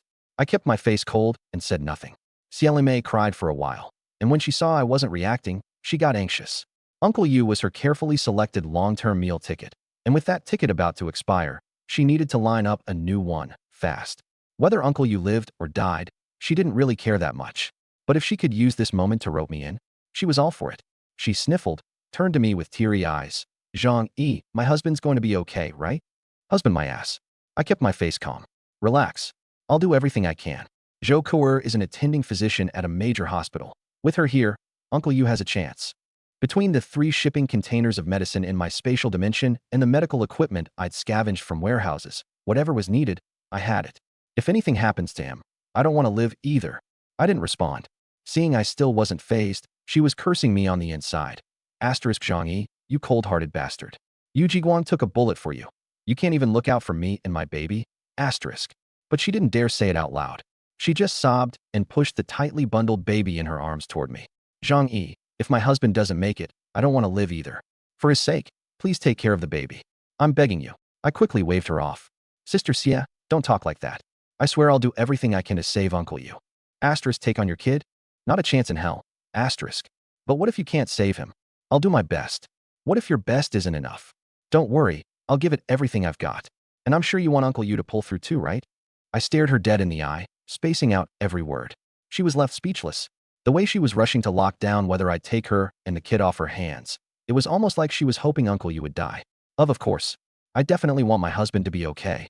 She caved, not daring to run her mouth anymore, and just kept sobbing while clutching the baby. I had them carry Uncle Yu up to my place on the 24th floor. We swapped out 2 rounds of guys along the way, every one of them panting hard, but not a single one dared complain. They knew, right now, I was in a bad mood, and I'd kill without a second thought. At the door, I told them to set him down. You're done. Get out. They looked like they'd been granted a pardon and bolted downstairs. Cieli Mei held the baby, crying while glancing at Uncle Yu. I frowned. Sister Xia, why don't you head back for now? We're about to do surgery to get the bullets out. There's nothing you can do here. No way. He needs someone with him more than ever. I can't leave his side. She crouched down and gripped Uncle Yu's hand tight. The pained expression on Uncle Yu's face actually eased a little. I really wanted to put a bullet in her, but not in front of Uncle Yu. I couldn't do it. Saving him was the priority. I didn't dare waste any more time and reached out to push the door open. The moment the door swung open, it was like the gates of paradise had opened for Cieli Mei. It had been a month since the apocalypse. She'd survived every day of the bitter cold thanks to Uncle Yu warming the bed at night with his body heat for her and the baby. Otherwise, they'd have frozen to death long ago. A wave of warm air hit her face. Inside, everything looked like the civilized world she remembered, familiar, yet foreign. Her tears came pouring out. This time, it wasn't an act. It was real. I called Zhou Kuer over to help move Uncle Yu. Cieli Mei, still holding the baby, walked right in without needing to be told. Her eyes locked onto the water dispenser in the corner. Her throat bobbed, and she made a beeline for it, grabbed a cup off the table, and started chugging hot water like her life depended on it. Zhou Kuer and I both saw it. There was a hint of surprise in Zhou Kuer's eyes, like she wanted to ask why I'd let her in. But one look at the blood-soaked Uncle Yu at the door, and she got it. My face went even darker. Asterisk, she was drinking out of my cup. Asterisk. She'd already filled it up, blew on it happily a couple of times, and down the whole thing. A hot water tastes so good. Pure bliss on her face. Then something occurred to her, and she looked down at the baby in her arms. Zhangyi, do you guys have any baby formula? Zhou Kuer and I were mid-lift with Uncle Yu. My expression turned to ice. What did you just say? She flinched at the look in my eyes, finally remembering where she was, and clutched the cup guiltily. The baby needs to eat something too. My husband loves this kid more than anything. I stared at her, my voice cold as ice. Get over here and help. Otherwise, I'm throwing you out right now. She didn't dare say another word, just followed with the baby in her arms. Zhou Kuer and I carried Uncle Yu into an empty room. My place was a 3-bedroom.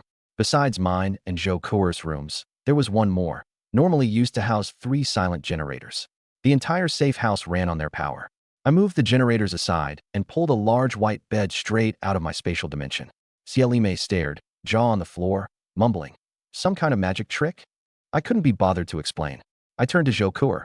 Save Uncle Yu whatever it takes. Whatever medicine or equipment you need, I've got it. Zhou Kuer had seen her share of chaos. Even with Uncle Yu covered in blood, she didn't panic for a second. She calmly rattled off a list of what she needed. I pulled each item out of my spatial dimension and handed it to her, one by one. Is there still hope? I asked, my voice low. She threw on a white coat, snapped on her mask and gloves. The focused look on her face suddenly took on something almost sacred. After cutting away Uncle Yu's clothes, her brow furrowed deep. It doesn't look good. The bullets are all in dangerous spots. If they hit any of the organs, there's nothing I can do with what we've got. I took a deep breath and patted her shoulder. Just do what you can. I'd done everything I could. The rest was up to fate. Cieli Mei started her fake crying routine again. Annoyed, I snapped, shut it. Don't interfere with the surgery. If something goes wrong, you know exactly what happens to you. Her sobs cut off instantly. Biting her lip, she put on her fragile little act. Maybe I should step out. I'm not helping in here anyway. Out there was so much nicer. There was a couch, hot water, a TV, and food in the kitchen. She couldn't wait to get out of this bloody room and enjoy herself. The corner of my mouth curled coldly, and I said it one word at a time. This surgery is about your husband's life. You're staying right here to help. But I don't know how to save people. You can hand over supplies, wipe some sweat. That much you can manage, right? Even if you can't do a damn thing, just being here is the biggest support for him. I didn't give her a chance to argue. My tone left no room for pushback. That settles it. You're all staying inside. I've got somewhere to be. With that, I walked out and locked the door behind me from the outside. There was no way I was letting that woman roam around rummaging through the room. I don't have time to deal with you right now. Once I'm done with those bastards, I'll come back and bury you somewhere nobody'll ever find you, I said coldly. I dropped onto the couch. Spotting the cup she'd used on the coffee table, I tossed it into the trash with disgust. I walked into the kitchen, grabbed a carton of milk from the fridge, chugged it down, then headed back to the living room to prep my gear. Assault rifle, pistol, sniper rifle. all fully loaded. I counted the grenades too. Only then did I head out. In the open space at the center of the complex, blood bloomed across the snow like plum blossoms, bodies scattered everywhere. But that snowmobile and the dozens of bags of food were awfully tempting. After I'd left with Uncle Yu, there'd always be some starving fool desperate enough to risk his life dragging the supplies away. I walked down the stairs one step at a time, steady, not letting anger throw off my rhythm. They shot first. It'd be rude of me not to return the favor. Originally, I'd planned to keep things peaceful and just poison them. But since they wanted to play rough, I'd oblige. The sky was getting dark. As I headed down, I pulled out my phone and tagged everyone still alive in the residents group chat. Everyone, meet on the 4th floor. Message sent. I slipped the phone into my chest pocket, gripped my rifle, and headed to the 4th floor to wait. The neighbors trickled in one by one, all on edge, terrified of setting me off and ending up dead. But they didn't dare stay away either. Without the food I provided, they'd starve anyway. Building 25 had fewer than 20 residents left. They huddled together, staring at me with fear written all over their faces. Zhe Zhang, brother, those guys who attacked you, they've got nothing to do with us. We didn't know a thing. We're loyal to you always. I raised a hand sharply, cutting them off. I slowly swept my gaze across the group. The killing intent in my eyes made every last one of them look away. There's something people who've killed carry with them, a kind of aura. Their eyes, their whole presence, it changes. I'd killed nearly 100 by now. That aura alone was enough to make people's blood run cold. Those people betrayed us. They ambushed me and Uncle Yu from the shadows and left him badly wounded. They're going to pay. Tonight, we counterattack. At the word counterattack, their faces went even paler. Counterattack? With just us. They thought I'd lost it. Sure, in the courtyard during the day, my submachine gun gave me the edge. But storming a building at night with a dozen guys? The risk was insane. Someone could drop a rock from a window and crush my skull. Don't worry about it, I said. I'll handle the guys inside. You just stand watch outside. If anyone jumps from the building, go finish them off. They looked confused. No clue why anyone would just jump out of a window. But as long as they didn't have to charge in at night, they were fine with it. The whole group nodded obediently. I pointed toward building 21 up ahead, Mad Wolfgang territory. Now, surround that building for me. The neighbors took their weapons and formed a perimeter around building 21, still clueless about my plan. A loose cordon like this seemed pointless. Upstairs, the Mad Wolfgang noticed the movement. Zhang Yi's brought people. They're surrounding us, one of the grunts warned. The whole gang went cold. After the massacre I'd just pulled off, even their boss Wang Chong was dead. These punks were already scared out of their minds. We're done for. That devil's too much, we can't beat him. A bleach-blonde kid sobbed, clutching his head. Just then, Xiao Lu, the second in command, stormed over, grabbed him by the collar, and slapped him hard across both cheeks. He roared at the group. What are you scared of? This building's our turf.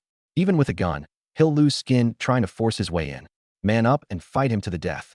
With Xiao Lu holding them together, the gang didn't scatter. They gripped their weapons tight and posted up beside every trap, waiting for me to charge in and die trying. But I never charged in. I just told the neighbors to watch every window and stop anyone from jumping. Then I walked up to the 4th floor entrance of building 21. A flash of white light in my right eye. A huge pile of freshly cut, damp lumber materialized, filling the room. Then came a massive heap of cheap synthetic clothing, nearly bursting the space at the seams. Finally, I pulled a jerry can of gasoline from my inventory and dropped it on the floor. That done, I backed out of the room step by step. The front entrance was unguarded, and even the neighbors couldn't see what I was up to. I raised my rifle and fired once. The gas can burst open, fuel gushing out in a stream that ran all the way to the doorway, a perfect natural fuse. I walked over and lit it with my lighter. Whoosh. Flames shot up, lighting the whole room. I stepped back fast, and within a second the fire was roaring. The synthetic clothing caught instantly, swallowing the room whole. The damp wood, once the moisture cooked off, started burning too. Incomplete combustion pouring out thick black smoke, mixed with the toxic fumes from the synthetic fabric, rushing straight up to the floors above.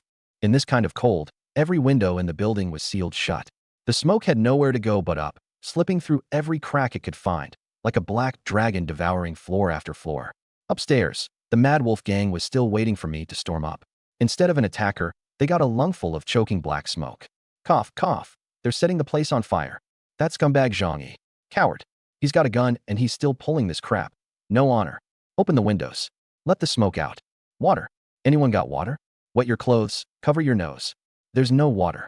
Just ice. Piss on it. Piss on your shirt. Ah, my eyes. I can't see anything. The smoke flooded the building fast. When they tried to open the windows, they found them frozen shut with ice and snow. No way to pry them open. The whole building had become a giant smoker, and they were the ducks inside. No, not roast duck. Smoked duck. Much more fitting. I stood outside with my rifle, the yellow glow of the fire warming my face. I thought back to college, to the bonfire nights the department used to organize. Everyone gathered around the flames, singing and dancing. Good times, honestly. Except tonight's bonfire was bigger, wilder, way more merciless. By now the neighbors had figured out what I was doing. Listening to the screams and death-rattle coughs pouring out of the building, chills ran down every one of their spines.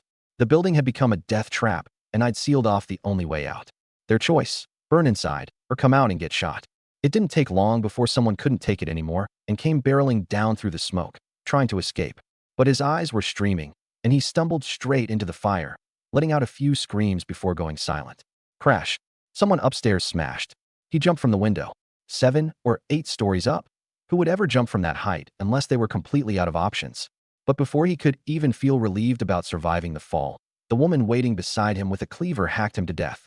2 neighbors nearby laughed. Damn, Li Yun, you're getting good at this. You used to be too squeamish to even kill a chicken. Li Yun grinned, casually wiping the blood off her face. Hey, everyone's pulling their weight.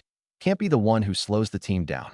Just as she said it, another body slammed down onto the ground, coughing up blood, eyes clouded over, clearly not going to make it, just twitching now. Got another one over here. I'll take him. Li Yun strode over cheerfully, raised the cleaver with both hands, and with a wet thunk took the guy's head clean off. The other neighbors were doing the same thing. The people still upstairs had no idea what was waiting for them below. They thought jumping out the window was their only shot at survival. The neighbors were really getting into it, because tonight, for the first time in a long time, they finally felt warm. Watching the roaring flames, every face wore a cozy, contented smile. Man, this fire is beautiful. Yeah, wish we could do this more often. I just stood in the doorway, soaking up the warmth. The other buildings in the complex had noticed what was going down over here.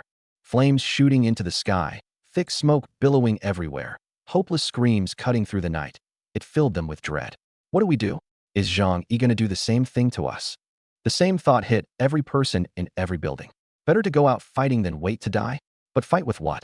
Charge my assault rifle with their bare hands and hope for the best? The sight of Wang Chong and his 40-plus men getting turned into Swiss cheese was still fresh in their minds.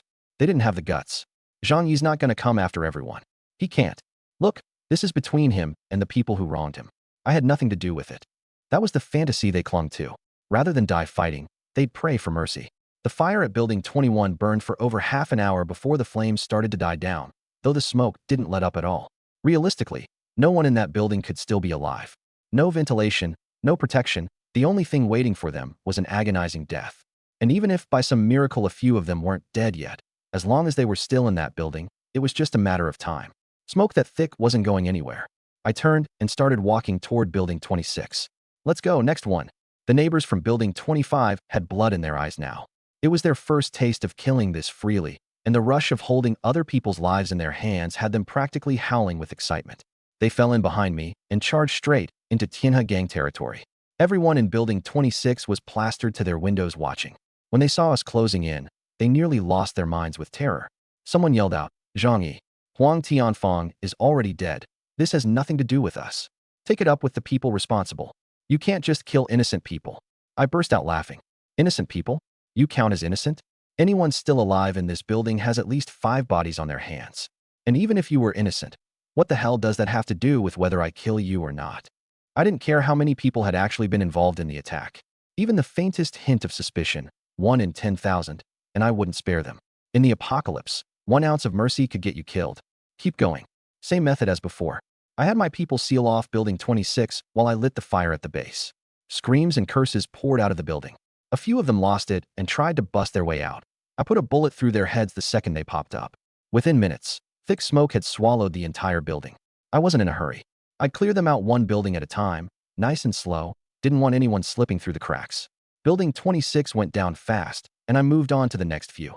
All buildings whose block captains I confirmed were part of the attack. 5 buildings blazed at once, flames roaring, smoke pouring into the sky, lighting up the entire complex.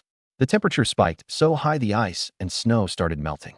Residents of the other buildings were terrified out of their minds. More than a few of them literally pissed themselves. I checked the time. Wasn't going to finish them all off tonight, and honestly, I was tired. I needed to get back and check on Uncle Yu. To keep these people from causing trouble in the meantime, I decided to give them a little reassurance. I pulled a megaphone out of my inventory and called out across the complex. Everyone, relax. Zhang-Yi doesn't hurt innocent people. This is between me and the people who came after me. I'm only going after the buildings that were involved.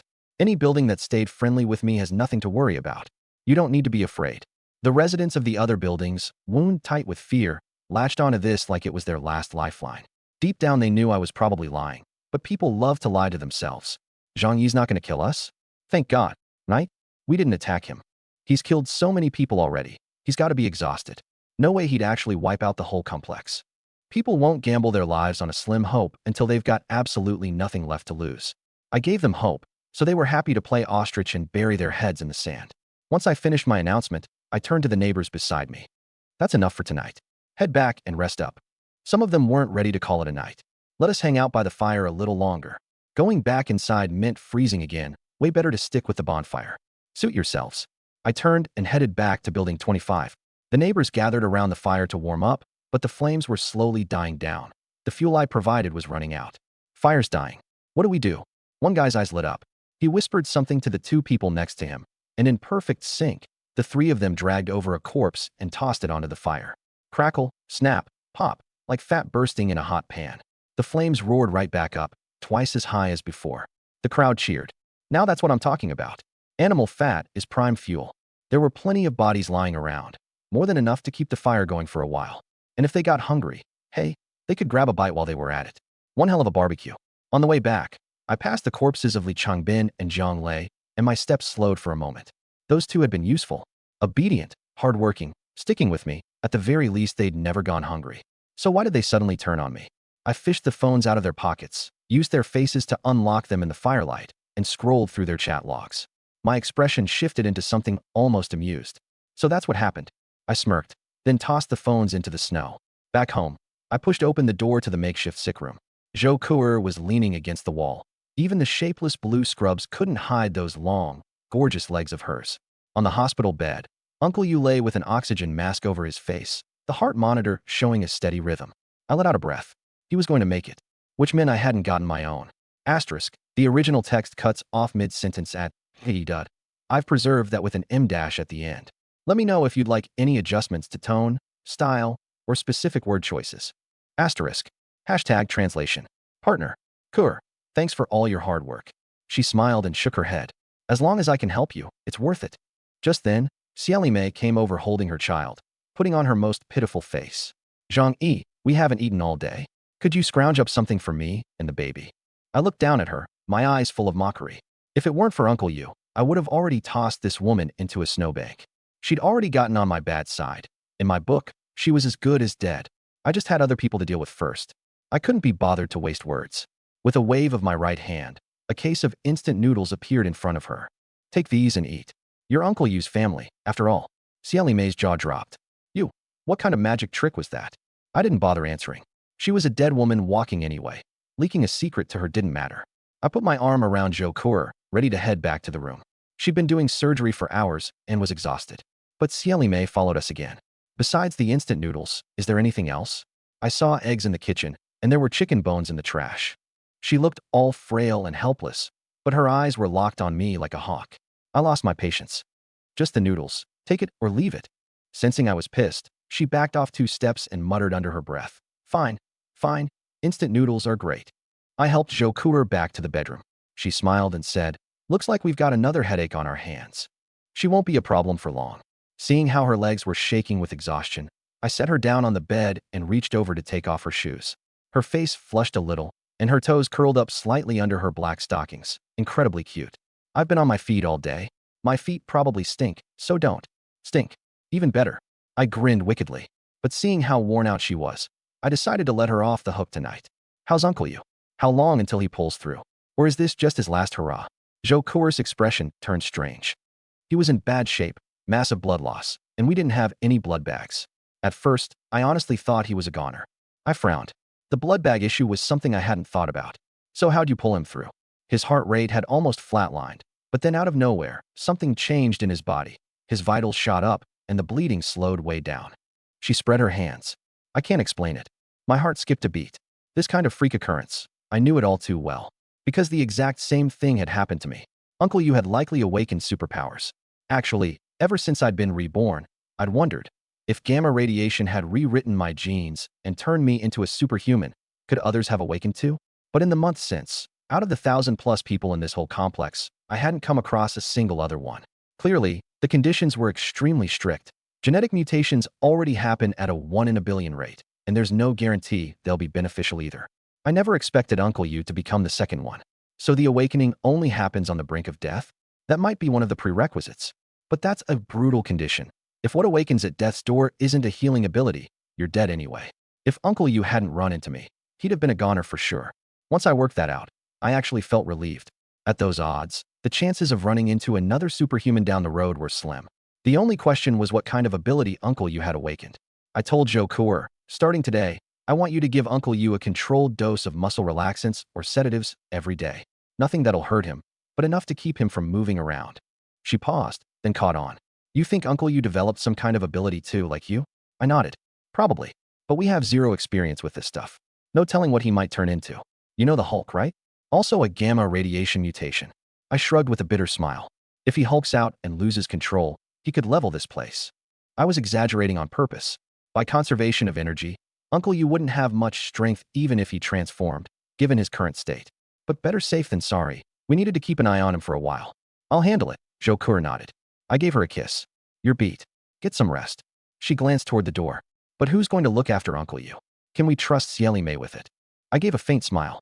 She's annoying, but she's not that stupid. She knows that if anything happens to Uncle You, I'll kick her out on the spot. So she'll be even more attentive than you. Joe Coor nodded. I stepped out and saw Cieli May filling her noodles with hot water, her eyes darting around, probably scoping out what to swipe. I walked over. Sister Sia, why don't you bunk with Uncle You? That way you can look after him at night too. She nodded obediently, playing the good little helper, and walked into the room. Then I locked the door from the outside. With things at home squared away, I grabbed my gun and headed out. There was still one more thing I needed to wrap up. The whole building was empty. The neighbors were all out warming themselves by the fires. Only 2 units still had anyone in them. I walked up to the other door, the unit where Lin Kaining and Fong Yuqing lived. I drew my pistol, fired 2 rounds, asterisk bang, bang asterisk, into the lock, and kicked the door open. Riot shield in my left hand, gun in my right, I charged in. The room was dim. I flicked on the mining lamp on my helmet, and the whole place lit up like broad daylight, every corner exposed. Right then, a scream came from the side. A woman with wild, disheveled hair came charging at me with a kitchen knife. Cool as ever, I raised my riot shield to block her. The strike was weak and pathetic. Not only did it fail to hurt me, the recoil sent her tumbling flat on her ass. I turned, a mocking smirk playing at the corner of my mouth. Long time no see, Fong Yuqing. The mining lamp shone right in her face, so bright she couldn't keep her eyes open. She was a wreck, more ghost than human, covered head to toe in filth and blood. The whole room reeked, and bones littered the floor. In the corner, there was a half-eaten corpse. From the scraps of clothing left, it had to be Lin Kaining. No wonder you're still alive. Truly living up to the fake BFF label, I sneered. Once she recognized me, she let out a howl of despair and rage. Zhang Yi, why aren't you dead? Those worthless idiots. So many of them couldn't even kill one of you. I laughed coldly. Stupid woman. You thought secretly tipping off Wang Chong and turning Jiang Lei and Li Qingbin against me would be enough to kill me? With a brain like yours, no wonder people treat you like a toy. She was the one who tipped off Wang Chong back then, setting up the ambush in the snow, and the one who turned Li Qingbin and Jiang Lei. She was the one who sent Wang Chong and Huang Tianfang to attack me too. This woman couldn't do much of anything, but when it came to playing the manipulator, she was an absolute master. Girls like her know exactly how to get inside a man's head, exactly how to twist him around their finger. Zhang Yi, I hate you. Everything I'm going through is your fault, she shrieked hysterically. You chased me for 2.5 years. Why did you suddenly just stop? That's a betrayal. You couldn't even hold out through this little test, and you have the nerve to say you love me? If you just held on a little longer, I would have said yes. Why did you throw me away for that bitch? I want to kill you both with my own hands. The more she talked, the more worked up she got. She lunged at me, ready to swing. I let out a cold laugh, didn't even bother pulling my gun. I just raised my riot shield and slammed her flat on the ground. Bitches always gotta make a scene. I don't waste words on brain-dead manipulators like her. In their eyes, no matter what a man does, he's always wrong. I holstered my pistol and pulled out a crowbar, bringing it down hard on her wrists and shins. She was starved down to skin and bones. Her bones snapped at the slightest touch. The crisp cracking sounds mixed with her piercing screams almost had a strange kind of harmony to them. She convulsed with pain, and her tune changed real quick.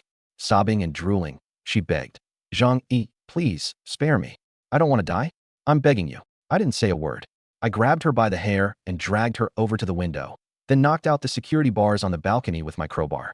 She knew what I was about to do, toss her out from the 8th floor. Even if the fall didn't kill her, she'd freeze to death in the snow.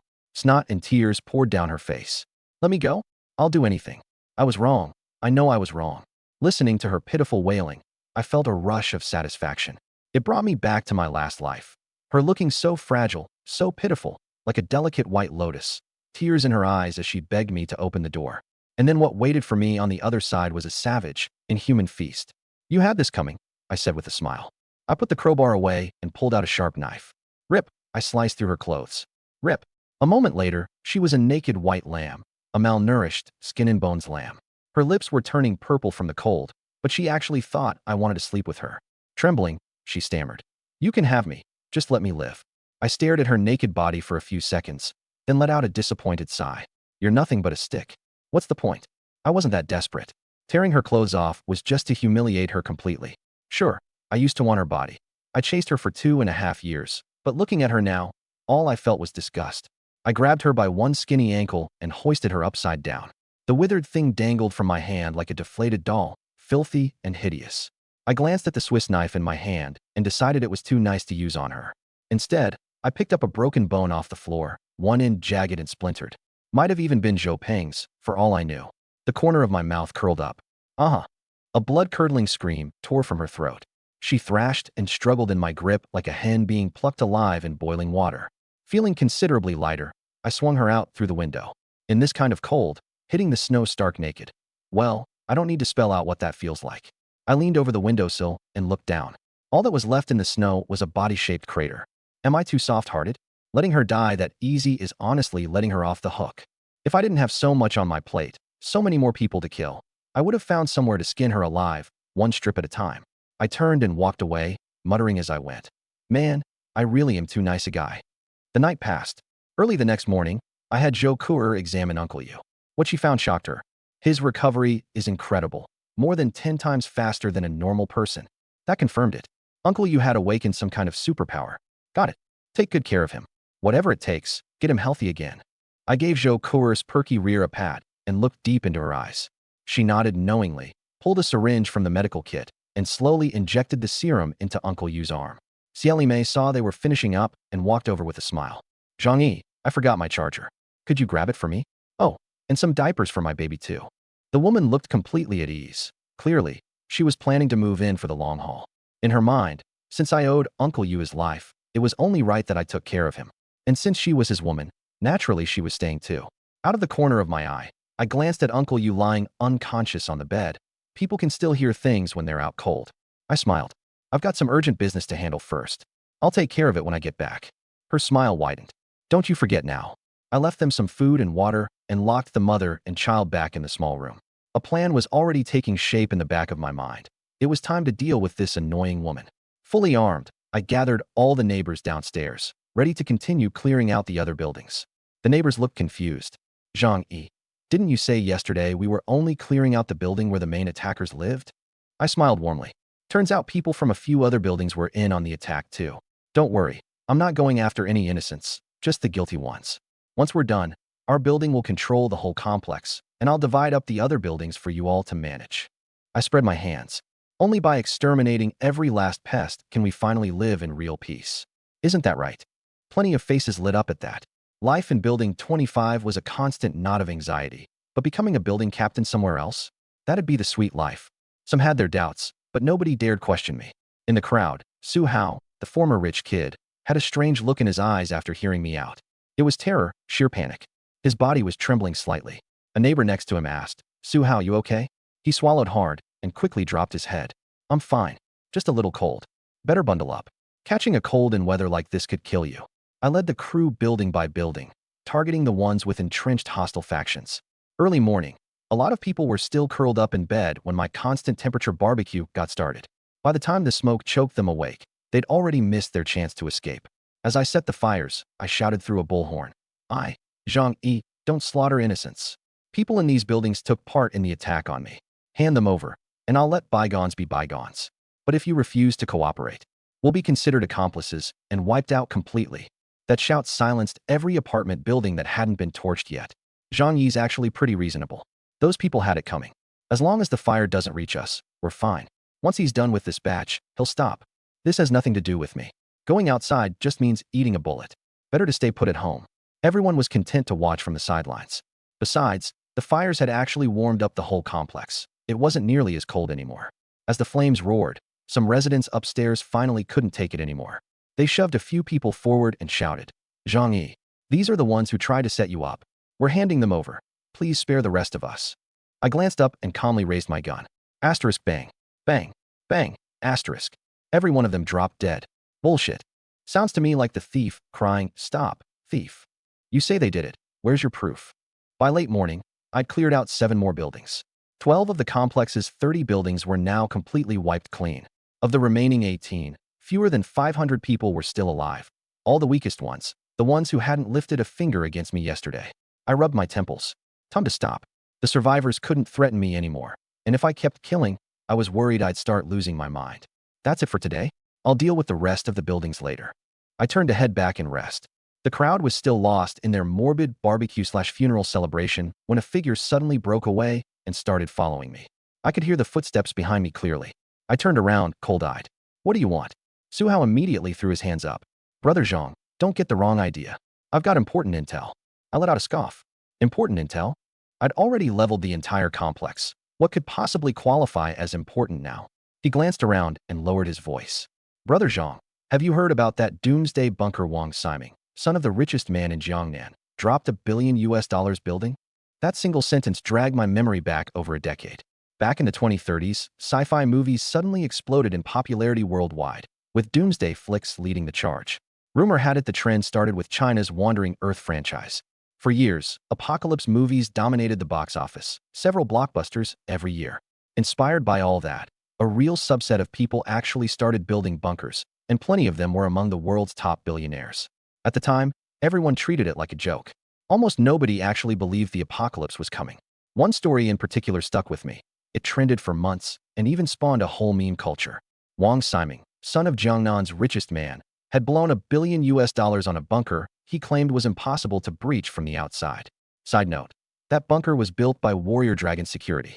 My later dealings with Warrior Dragon were connected to this whole thing too. After that, nothing more was heard about the bunker. People just chalked it up to a rich kid's ego trip. I ran through the memories quickly, then fixed a serious look on Su Hao. "You know where that bunker is? If $1 billion super bunker really existed, it'd be one of the safest places on Earth, no question.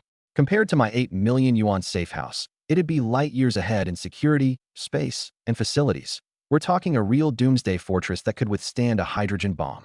I stared Su Hao down, though honestly, part of me was skeptical. Did a place like that really exist? Su Hao glanced around and dropped his voice. "Too many eyes and ears out here. Let's talk when we get back." I nodded and motioned for him to walk ahead. He took the hint and led the way without complaint. Back in my room on the 8th floor of Building 25, I shut the door behind me, leaned against the wall, and crossed my arms. Nobody around now. Talk.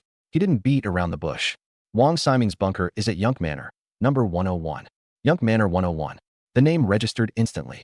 That was one of the 4 most expensive villa districts in all of Tianhai City. The cheapest unit went for over 100 million. And number 101 was Wang Siming's private residence, a mega mansion that supposedly cost 250 million yuan. After the old man passed, Wang Siming inherited hundreds of billions. The guy had zero business sense. All he knew was how to party. He dropped off the billionaires list, but he still went by the nickname, China's #1 playboy. Rumor was, he'd slept with over 80% of China's A-list actresses, and his ex-girlfriend count ran into the tens of thousands. I kept my arms crossed and eyed him with interest. "So why are you telling me this? Nobody does you a favor for nothing. If it's not a scam, it's a setup. If that bunker really cost $1 billion, a few guns weren't getting me anywhere near the inside. That's not a fight I'd pick. I'd rather not throw my life away." Then Su Hao said, "I'm telling you because I want in with you. Take me on as your right-hand man, and I'll help you take that bunker down." I narrowed my eyes and looked him over. A top-tier billion-dollar bunker was definitely tempting. I'd basically cleaned out the Yuelu complex, and there were bound to be more people out there eyeing my stockpile. Getting the job done and disappearing into the shadows, that was the smart play. But could I trust this guy? Yeah, right. Not for a second. You think I'm an idiot? If it were really that sweet a deal, you'd tell me. He rushed to explain. The place is Wang Siming's turf now. I can't take it alone. That's why I came to you. Just let me tag along. Keep me fed and warm, and I'll break my back for you. I sneered. It's a top-tier bunker. You think it's easy to crack? And we've got no history. You spring this gift on me out of nowhere. Why the hell should I believe you? Su Hao gritted his teeth and dropped another bomb. I don't just know where it is. I've been inside. I know the layout, pretty much all of it. Truth is, I used to be in touch with Wang Siming. He heard about you somehow and told me to lure you in so he could grab your supplies and snowmobile. A flash of killing intent flickered in my eyes. He waved his hands frantically, but I turned him down flat. I don't have the balls to come after you. Not in 10 lifetimes. My gaze went ice cold. I stared him down, one word at a time. Or maybe you're playing me right now. Setting the hook. The words had barely left my mouth before my pistol was pressed against his forehead. I could put you down right here. Su Hao's legs were shaking uncontrollably. He screamed at the top of his lungs. Don't kill me. Don't kill me. I swear it's all true. You gotta believe me. Bang. The gunshot rang out. Su Hao's pupils shrank to pinpoints as his whole body went limp. I hadn't actually shot him. The bullet just grazed past his ear, but it scared the piss out of him. He sat there on the ground, gasping for breath. Brother Zhang, please don't kill me. Everything I said is true. I slowly crouched down, locking eyes with him. Give me an explanation I can buy. Convince me you're not in cahoots with Wang Siming to screw me over. That's your only shot at staying alive. He took a few deep breaths, forcing himself to calm down. Because going against you is a losing bet compared to rolling with you. I've seen what you can do. I'm not that stupid. Wang Siming, holed up in his shelter, is a way easier target. And besides, he gritted his teeth. More than you. I want that son of a bitch Wang Siming dead. A sharp glint flashed in my eyes.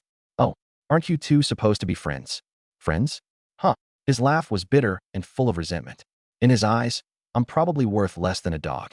Then he started telling me about their relationship. My family, the Zus, were pretty well off in Tianhai City. My dad's publicly traded company is worth billions, so on paper, I'm one of the top young heirs in town. But the second Wang Siming came back from overseas, the whole pecking order shifted.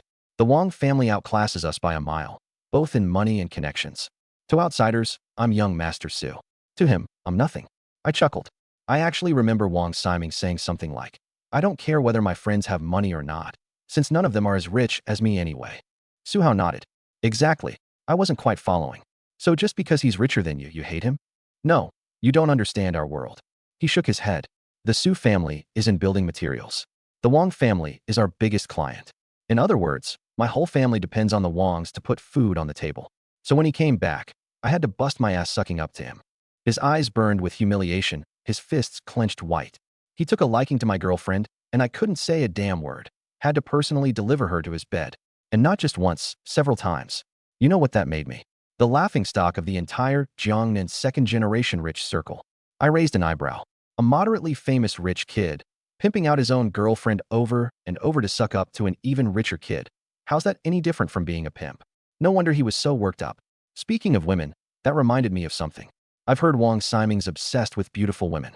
Some people say he's had tens of thousands of girlfriends. That true? Honestly, I didn't buy it. Even if you live to 100, that's only about 36,500 days. One a day, and you still couldn't get through them all. But Su Hao just laughed. Brother Zhang, no offense, but you have no idea how wild the real rich people circles get. Regular folks can't even imagine. You think the lifestyles of the ultra-wealthy in those web novels are exaggerated? They don't even come close to reality. Now I was interested. Oh, how so? Wang Siming hasn't had tens of thousands of women. He's had hundreds of thousands. I froze for a second, then burst out laughing. There's a limit to bullshitting, man. Hundreds of thousands? Why not say billions while you're at it? Sima Yin, the infamously debauched emperor from history, only had a harem of a few thousand, so many that he had to ride a goat-drawn cart to pick which one to visit. Wang Siming's only 40. If he really had hundreds of thousands of women, he'd have to sleep with hundreds a day. It'd be a miracle he was still alive. Brother Zhang, I'm dead serious. You can't imagine the world rich people live in. All right, tell me then, how the hell do you juggle hundreds of thousands of women? He got serious. It's simple. Wang Siming has people on payroll whose whole job is scouting women for him across the country. All types.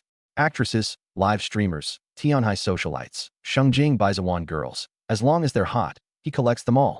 From what I know alone, he has dozens of cell phones, each labeled with a number representing a province. Every phone has dozens of WeChat groups, one group for each city, packed with local hotties. He's got international ones too.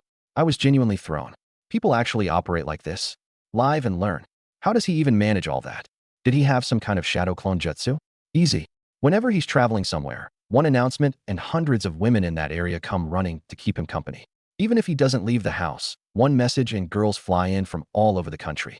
Oh, and you know those videos online of girls writing stuff on their bodies? Congrats to EDG on the championship. Congrats to Messi on winning the World Cup. That kind of thing? Where do you think those come from? Wang Ximing drops one line in his group, and they immediately start performing. Writing on their bodies is the tame stuff. There's way more explicit content too. Usually he tosses red packets into the group, like tens or hundreds of thousands of yuan, and whoever grabs the biggest amounts has to post videos. I was speechless. Never knew rich people played the game like this. I get it. Basically, he keeps a whole stable of backup women, like pets. Pick whichever one he wants, whenever he wants. Suhao nodded. That's the idea. He's got more money than he could spend in 10 lifetimes, so he's got to find ways to burn it. Then he cracked a wry joke. You could say it's a form of wealth redistribution. I took a deep breath and shook my head. Now I finally get why there are so many single women in big cities. The gossip session over, I fixed my eyes on him and asked flatly, "Tell me your plan. If I agree to team up, how are you going to help me?" Suhao's eyes lit up. I still have a line to Wang Ximing. After I told him about your situation, he got real interested in your supplies and your snowmobile. So we can put on a show. I pretend to lure you in, get him to open the door. Then with your skills, taking him out is a piece of cake, right? I mulled it over, then shot back. If that shelter's really worth $1 billion, why would he bother going after the little bit of supplies I've got? I've seen sci-fi movies. A high-end shelter like that should be stocked with at least a decade's worth of supplies. It's only been a month. He shouldn't be running low on anything. Suhao scratched his head, an amused look on his face. The thing is, that shelter was built 10 years ago. Back then Wang Ximing built it on a whim. Once the novelty wore off, he stopped taking it seriously, just used it as a regular villa. All the supplies he'd stockpiled, he tossed them out because they were in the way. He converted the space into sex rooms and a workout area. Listening to Suhao's description, my mind was already piecing together the blueprint of that mega shelter. The map was roughly sketched out now. There was one thing I cared about most. What about the weapons and defensive setups over there? I mean, I was about to hit other apartment buildings, and even those had traps rigged up, let alone a billion-dollar super shelter. But Suhao suddenly clammed up, staring at me. Unless you promise to let me tag along, guarantee me food and shelter from here on out, I'm not telling you a damn thing. The guy wasn't stupid. He knew that the second he spilled everything, he'd be worthless. I let out a cold laugh and gave the gun in my hand a little wave. Then what's the point of keeping you around? Suhao swallowed hard, then forced the words out. You can beat me to death. I still won't talk. This is my only shot at staying alive. I know. It won't be long before you kill all of us. Am I wrong? My eyes flickered. He wasn't wrong. Most of the neighbors in this building had taken a piece of me at some point. Once I dealt with the threats from the other buildings, I was going to send this whole bunch packing. And Suhao wouldn't be spared either. You've got a little brain on you. How'd you figure it out? Suhao gritted his teeth. You're no saint. You're only keeping us around to help deal with the other buildings. Now that those threats are almost cleared out, there's no way you'd keep feeding us. I slowly lowered the gun. The guy actually had a point. So I might as well roll the dice, trade intel for my life. I narrowed my eyes, weighing it. According to him, that billion-dollar shelter was way more fortified than my safe house. It had a farm, a pool, a gym, even a love suite. Taking it over would multiply my quality of life several times over. But the risk was just as big. 1. I didn't trust Suhao. The guy was shady to the core. 2. Even if he was telling the truth, that shelter was built to withstand a hydrogen bomb. With the firepower I had now, there was no way I could crack it. After a long silence, I stared him down and said coldly, "Fine. You can tag along. But there are conditions." Suhao's whole body went slack with relief, and he nodded frantically. "Name them. First, give me the full breakdown of the shelter's interior, security systems, and firepower." No problem. When Wang Ximing finished building it, he threw a whole showing-off tour. I was one of the guests. Second, help me kill someone. Killing someone in the apocalypse? That was nothing. Suhao didn't hesitate, just looked puzzled. Who could you possibly want dead that you can't just handle yourself? Why do you need me? I gave a faint smile. Someone it wouldn't be convenient for me to touch personally. Wait for my signal. Killing someone as a loyalty pledge, it was a hell of a deal for him. Last condition. The corner of my mouth curled into a strange smile, and Suhao swallowed again. Come upstairs. I've got something to give you. I left Suhao at the stairwell on the 24th floor and went into my place alone. A few minutes later, I came back out carrying a silver briefcase. Suhao stared at it, tense. I asked calmly, "Do you know what I used to do for a living?" He froze, then shook his head. Back in the day, he was a rich kid, and I was just some ordinary guy in the neighborhood. Why would he have paid attention to who I was? I started out as a fighter. Took the Southeast Asian Free Combat Championship in 2041. In 2042, I beat the Sakura heavy hitter Lei Long, then swept the top Sakura Karate Masters 3 years running. After that, I joined a French mercenary outfit, spent years fighting in the Middle East. They called me Half Fox. Eventually, I got sick of the killing and came home. Now I'm just a run-of-the-mill hitman and warehouse clerk. Suhao's scalp was crawling as he listened. I could practically hear him cursing in his head. Asterisk, no wonder his aim's so damn good. No wonder he doesn't blink when he kills people. If I can stick with a big shot like this, I'll actually make it through the apocalypse. Asterisk. I popped open the briefcase. As mercs, we had to handle plenty of prisoners who wouldn't talk. We had our own special methods. I pulled out a syringe filled with a deep, dark blue liquid. Suhao's face went dead white, and he stumbled backward. Brother Zhang, what are you doing? I walked over holding up the needle. Slow-acting poison. Takes about a week to kick in after injection. No antidote. Guaranteed lights out. You want me to trust you? Let me give you this shot. Relax. Once we take down Wang Siming's shelter, I'll give you the cure. No. Stay away from me. I didn't bother arguing. I pinned him against the wall, yanked his pants down, and slowly, deliberately, drove the needle into his ass. Humiliated tears rolled down Suhao's face. Once it was done, I put the syringe away and smiled. From this moment on, you're mine. Trembling, he pulled his pants back up, and suddenly the world spun. He collapsed to the floor, dry heaving, dizzy, chest tight, struggling to breathe. Which, of course, only convinced him he really had been poisoned. I said mildly, it's slow acting. Don't panic. This way, neither of us has to second-guess the other. You screw me over, you don't survive. I get the shelter. I've got no reason to kill you. In fact, I'll set you up with plenty of food and a comfortable life. Suhao nodded, gasping. I get it. I'll contact Wang Siming as soon as I get back. Good. Wait for my orders. He hauled himself down the stairs, gripping the railing. I watched him go, and quietly let out a breath of relief. The truth was, it wasn't poison at all. It was methylene blue injection, the stuff used to treat methemoglobinemia. Push it in too fast, and it causes dizziness, dry heaving, chest tightness, symptoms that look exactly like poisoning.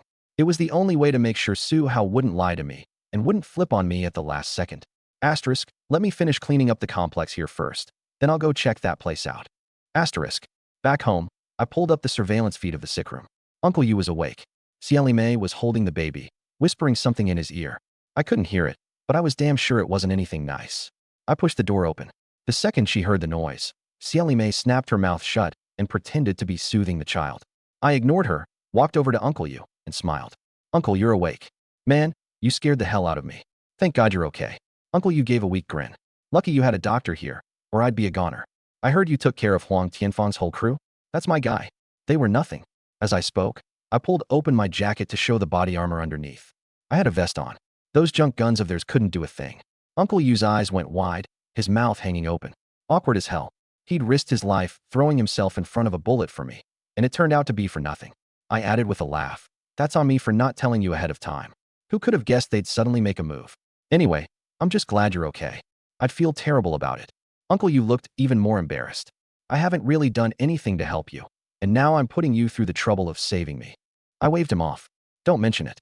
The fact that you feel this way already means a lot to me. With just a few words, I made it clear to him. He didn't really owe me much. I was just accepting his goodwill. These things need to be settled clearly to avoid trouble down the road. After reassuring Uncle Yu, I knew in my heart that this man now meant something different to me. His body had mutated. The exact nature of his ability was still unknown, but based on Zhou Ke's description and my own observations, it should be some kind of physical enhancement type. That was huge for me. I needed a reliable heavy lifter and meat shield. Just focus on healing. Don't worry about anything else. Uncle Yu shook his head weakly. I can't do that. I don't have any strength right now. I can't even lift my arm. Who knows how long I'll be a burden on you like this. I knew that was the effect of the muscle relaxants. It's fine. Just rest and recover. Leave everything else to me. Xieli Mei, standing nearby, immediately jumped in. Zhang Yi, you're so good to my husband. Our little family of 3 doesn't know how to thank you. We're counting on you from now on. Uncle Yu's face flushed red. Ame, stop imposing on him. Once I'm healed, I'll take care of you. Xieli Mei pressed down on his shoulder and said in a wounded tone, 100 days to heal a bone, and you took a bullet. Even when you're better, your body won't be what it used to be. What will you even be able to do? Zhang Yi here is so capable and willing to take care of us, and you're going to refuse? Isn't that just throwing his kindness back in his face? Uncle Yu's face turned even redder. He couldn't say a word. I gave a slight smile. Sister Xia has a point. From now on, I'll take responsibility for your family's welfare. Xia Li Mei's eyes lit up. Excitedly, she said, Zhang Yi, you said it yourself. No takebacks. Zhang Yi smiled and nodded. Don't worry. My word is my bond. I won't go back on it. Uncle, you looked mortified. Zhang Yi, this. I cut him off. Just focus on healing. With that, I stood up to leave. Before I even reached the door, I started counting down in my head. 3, 2. I didn't even get to 1 before Xia Li Mei's voice came. Zhang Yi, wait. Hold on a sec. There's something I need to ask you. The corner of my mouth curled up. This woman had been cooped up in the room for a whole day. I'd given her food and hot water. But greed knows no bounds. She was bound to have more demands. Plus, she and her kid had come over without any of their daily essentials, so she'd definitely need to go back and grab them. I turned around with a smile. Sister Xia, what is it? Zhang Yi, we've been here a whole day. My phone's dead, and the baby needs a diaper change. Could you go grab some stuff for me? I gave a helpless smile. Sister Xia, I've been running around all day and I'm exhausted. All this fighting and killing every day, my body and my mind both need rest. Besides, I'm not familiar with Uncle Yu's place or yours. I wouldn't know where anything is. You'd better go yourself. She hesitated, then glanced back at Uncle Yu on the bed and seemed to relax a little. She stared at me, half joking. Well then, when I get back, you'd better not lock me out. Come on, what a thing to say. Uncle Yu is right here. What kind of person would I be if I didn't let you back in? She smiled slyly, then suddenly shoved the baby in her arms into mine. All right then, watch the baby for me. I'll be right back. I saw through her scheme immediately. If she left the baby with me, I'd have no choice but to let her back in. She figured I couldn't just throw the kid out, right? I sneered inwardly, but kept smiling on the outside. No problem. Just hurry back. I'm not sure I can handle a baby. She smiled smugly. Don't worry. I don't want to be out there any longer than I have to. A place this nice, I couldn't bear to leave. She swept her eyes across the room, her gaze full of satisfaction, like she was sizing up her new home. I opened the door and let her out, then closed it and looked down at the baby wrapped in the blanket. Pale and soft, her skin looked like it was made of water. Something stirred in me, and I couldn't help but touch her little cheek. It was cool, like a tender piece of jelly. I took a deep breath. I still couldn't bring myself to harm a child. I'll find some woman to adopt you later. I pulled out my phone and sent Su Hao a message, then carried the baby back into the sick room to chat with Uncle Yu. The moment Xia Li Mei stepped out of my apartment, a biting cold slammed into her. She shuddered, quickly pulled on her hat, and shoved her hands into her pockets. So cold, so cold. She glanced back at my heavy front door, her eyes full of envy and greed. So it's that warm inside. Out here it's an ice hell. My baby and I have to stay here. We're never leaving. Only in that place can my child grow up healthy. She pictured her child growing up, and a smile crept onto her lips. But the cold wind snapped her back to reality. She wrapped her arms tightly around herself and hurried downstairs. When she reached Uncle Yu's door, she pulled out her key to open it. Just then, a figure appeared behind her. Su Hao, a bloody cleaver raised in his right hand, brought it down hard on her neck. Thunk! Blood spurted everywhere. Xia Li Mei collapsed in a daze, her wide eyes filled with the terror of death and reluctance to leave her child. Su Hao stepped forward and delivered a few more chops to make sure she was dead, then gave a satisfied nod and quickly took off. Back at my place, I sat by Uncle Yu's bedside holding the baby and said with a smile, I've made up my mind. From now on, Sister Xia and the baby will stay here. Once you're healed and the baby's older, you can move back. Uncle Yu was so moved, he didn't know what to say. It's too much trouble for you. Your supplies are limited. 3 more mouths to feed, and the coal alone will double. Once I'm healed, I'll move out. I've got 2 arms and 2 legs. I can't just freeload off you. I smiled. Let's not worry about that now. Just focus on getting better. We'll figure the rest out later. Just then, the baby in my arms suddenly burst into loud wailing. I'd never held a baby before. My grip was all wrong, and I'd woken her up. Nothing I did could calm her down, and I was losing my mind. Facing dozens of guys trying to kill me hadn't given me this much of a headache. Uncle Yu couldn't help either. Xia Li Mei had always been the one taking care of the baby. At my wit's end, I turned to Zhou Kuer for help. Do something. Get her to quiet down for a minute. Zhou Kuer just stared at the wailing baby. Let me know if you'd like me to adjust the tone, more casual, more literary, etc., or continue with more text. Here's the translation, adapted to sound natural to American readers. Was completely at a loss too. I don't know how to take care of a baby either. Then it hit me. How about a sedative shot? Or if that doesn't work, some sleeping pills. Zhou Kuer gave me a flat look. Sleeping pills are extremely harmful to infants. Where's her mother? Went back to grab some stuff, I said coolly. With no other choice, she took the baby, but neither of us rookies could get her to calm down. Then something occurred to me. Maybe she needs a diaper change? Zhou Ke's eyes lit up. She unwrapped the swaddle, and sure enough, the diaper was almost overflowing. I cleared my throat, silently backed up about 6 feet, pulled a pack of diapers out of my subspace, and set them on the floor. All yours. She gave me a look of pure exasperation, but with the baby still wailing, she gritted her teeth and got to work. After a lot of fumbling, she finally got it done, and sure enough, the baby's cries began to fade. I took Zhou Ke to Uncle Yu's room so she could give him a quick checkup while she was at it. Uncle Yu, any changes in how you feel? I asked. Anything different from usual? He shook his head weakly. Just no strength at all. The wound itches a little. That's normal. It means it's healing, Zhou Ke said.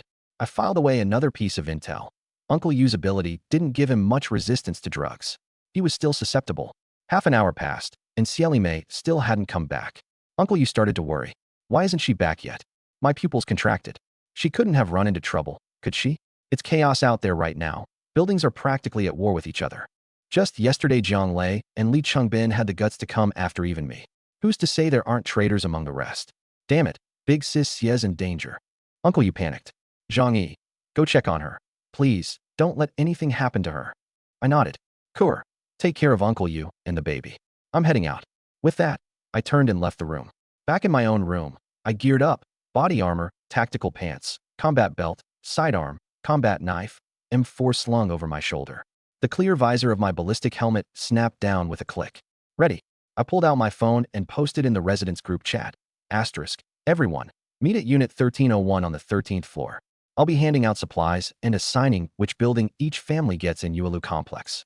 First come, first served. Asterisk. Then I sent Su Hao a separate message. Asterisk. Stay put. Don't leave your apartment. Asterisk. I pocketed the phone and headed out. My pace was slow, but even from a distance I could hear the thundering stampede of footsteps echoing through the stairwell. The neighbors' new food was being handed out and territory was being divvied up. They'd lost their minds, shoving and scrambling to get to the 13th floor before all the best spots were claimed. Assault rifle in hand, I made my way down the stairs, one unhurried step at a time. 11 flights took me a full 5 minutes. By the time I reached the 13th floor, I could already hear the chatter spilling out of 1301. All the other buildings are beaten into submission. We're the ones who call the shots in this complex from now on. Zhang Yi's a stand-up guy. One building per person to manage, and everyone in the other units becomes our servants. Just thinking about it feels amazing. The key thing is supplies. Zhang Yi has to keep the food coming, or at least share access to the snowmobiles with us. He'll agree. The complex is stable now. He doesn't want to rock the boat either. We back him as the boss. He gives us food and protection. Fair trade. Playing devil's advocate here, we bring labor to the table too. And if outsiders attack, we can help him defend the complex. They had no idea I was standing right outside the door. A whole group of them, already daydreaming about their bright future, convinced every last threat was dead and buried, that from here on out it was smooth sailing. I heard every word. A mocking smirk curled at the corner of my mouth. My right hand flicked out 2 grenades from the subspace. At the same time, I pulled out a ballistic shield and raised it in front of me. I yanked the pins, rolled the grenades through the doorway, then quickly braced the shield and backed away. Inside the room, one of the neighbors spotted 2 melon-shaped objects rolling up to his feet. Huh? What are these? He bent down for a closer look. A ball of fire swallowed him whole. Boom. More than a dozen people inside were blown apart in an instant. The whole building shook. My name is Zhang Yi. I pressed the ballistic shield hard against my body, pinned into the corner of the hallway. The explosion was even louder than I'd expected. My eardrums throbbed from the pressure. Luckily, the shockwave didn't reach me. Only flakes of plaster drifted down from the walls. I exhaled slowly, shield raised, my other hand gripping the chambered assault rifle. Step by step, I moved toward the doorway of 1301. The moment I saw what was inside, the tension drained out of me. The grenades had done their job. A dozen or so bodies were sprawled every which way across the floor. Furniture had been flipped and thrown, pinning some of them, so only a limb or 2 stuck out. In the corner, a man with blood streaming down his face was struggling to get up. He couldn't manage it, could only glare at me with pure, seething hatred. We helped you so much. Why are you killing us? The second he opened his mouth, blood poured down his chin. Still, he screamed. He genuinely felt betrayed. You helped me, I said. I don't see it that way. I raised my rifle. 1 bullet sent him on his way. Pathetic. These neighbors, right up to the end, still believed they were the ones helping me. If it weren't for my protection, they'd have been dead a long time ago. Making it this far was already the greatest gift I'd ever given them. Rifle steady, I walked to every single person on the floor, alive or dead, and put a round through each of their foreheads. Sure enough, a few playing possum couldn't hold out. They lunged up screaming, ready to take me down with them. All they got was another bullet. Asterisk crack. Crack. Crack. Asterisk. The rounds spat out of the chamber one by one, slow, precise. Every shot took a life. In the apocalypse, ammo was precious. I never wasted a single round. 5 minutes. One shot per person. In between, some cursed, some sobbed. Some let out screams of pure despair. I treated them all the same. Not one extra bullet. 1, 2, 3, 15, 16, huh? I frowned and counted again. The number was off. I'd counted them meticulously before, aside from my household and Uncle Yu's. This unit had 18 living residents. Minus Su Hao, there should have been 17. But there were only 16. So there was a smart one in the mix. I stroked my chin, thinking it over. It had to be that real estate agent, the guy who worked at the brokerage. What's the point of clinging on? Like you actually have a shot at surviving. I sighed, raised my rifle, and started sweeping the floors one by one. Since I knew where he lived, the search area was pretty small. 1. Let me know if you'd like me to continue with the next section, or adjust the tone, more literary, more punchy, more casual, etc. Here's the translation, adapted to sound natural to American readers. An hour later, I dragged the guy out of the kitchen cabinet in his own apartment. Thought you were pretty clever, huh? Staring into his desperate eyes, I gave him a little something to really blow his mind. And with that, Building 25 was down to 5 living souls. Every single one of the bastards who'd broken into my place and carved me up in my past life. I'd sent them all packing. Su Hao was technically an outsider, but in my last life he died even worse than I did. What did he expect? Flashing his cash in the group chat like some rich kid show-off, buying up supplies left and right. His family was the first to get overrun last time around. Revenge, complete. That weight that had been sitting on my chest, gone. The whole world suddenly felt crisp and clear. Even breathing came easier. Now that feels good. I let out a long, satisfied breath. From here on out, nobody in Yuelu complex could touch me. Time to sit back and enjoy myself. Well, assuming Su Hao and I could first crack Wang Siming's so-called hydrogen bomb-proof doomsday bunker, then vanish from this place for good. I tucked the gun into the back of my waistband and headed home. By the time I reached Uncle Yu's hospital room, I'd already put on my grief-stricken face. Uncle Yu, I've got bad news. Sister Xieshi, I trailed off with a heavy sigh, fists clenched. He'd already guessed. His voice trembled. Xiaomei, what happened to her? Truth is, the neighbors have had it out for us for a while. They were secretly working with people from the other units. Wanted to take us out, grab our supplies, seize my apartment. I already put down Jiang Lei, Li Chengbin, and a few others, but there were still traitors left. They were scared I'd come after them, so they moved first and got Sister Xia, damn it. I put on my most anguished expression, unable to go on. Uncle Yu squeezed his eyes shut in pain and slammed his fist down on the bed. Bam! The steel corner of the bed frame actually caved in under his punch. My eyes gleamed. So I guessed right. Uncle Yu's ability was strength-based. Perfect complement to mine. Heavy lifting? Solved. Uncle Yu, don't worry. I didn't let those animals off easy. Killed every last one of them. Consider it payback for Sister Xia. Uncle Yu slowly opened his eyes, rims wet with tears. He was a sentimental man. Sure, hooking up with Xiaomei was originally just about her body, but time together builds feelings. Of course he was hurting. Those people had it coming. I saw through them a long time ago. All the work you and I put in for this building, and instead of gratitude, they turned on us. Bastards. He didn't doubt a word I said. For one, he'd watched the neighbors' ingratitude play out for a whole month with his own eyes. He'd even seen Li Chengbin and Jiang Lei ambush me. And more importantly, ever since Xiaomei left the room, I'd been right there at his bedside the whole time. No opportunity to do anything.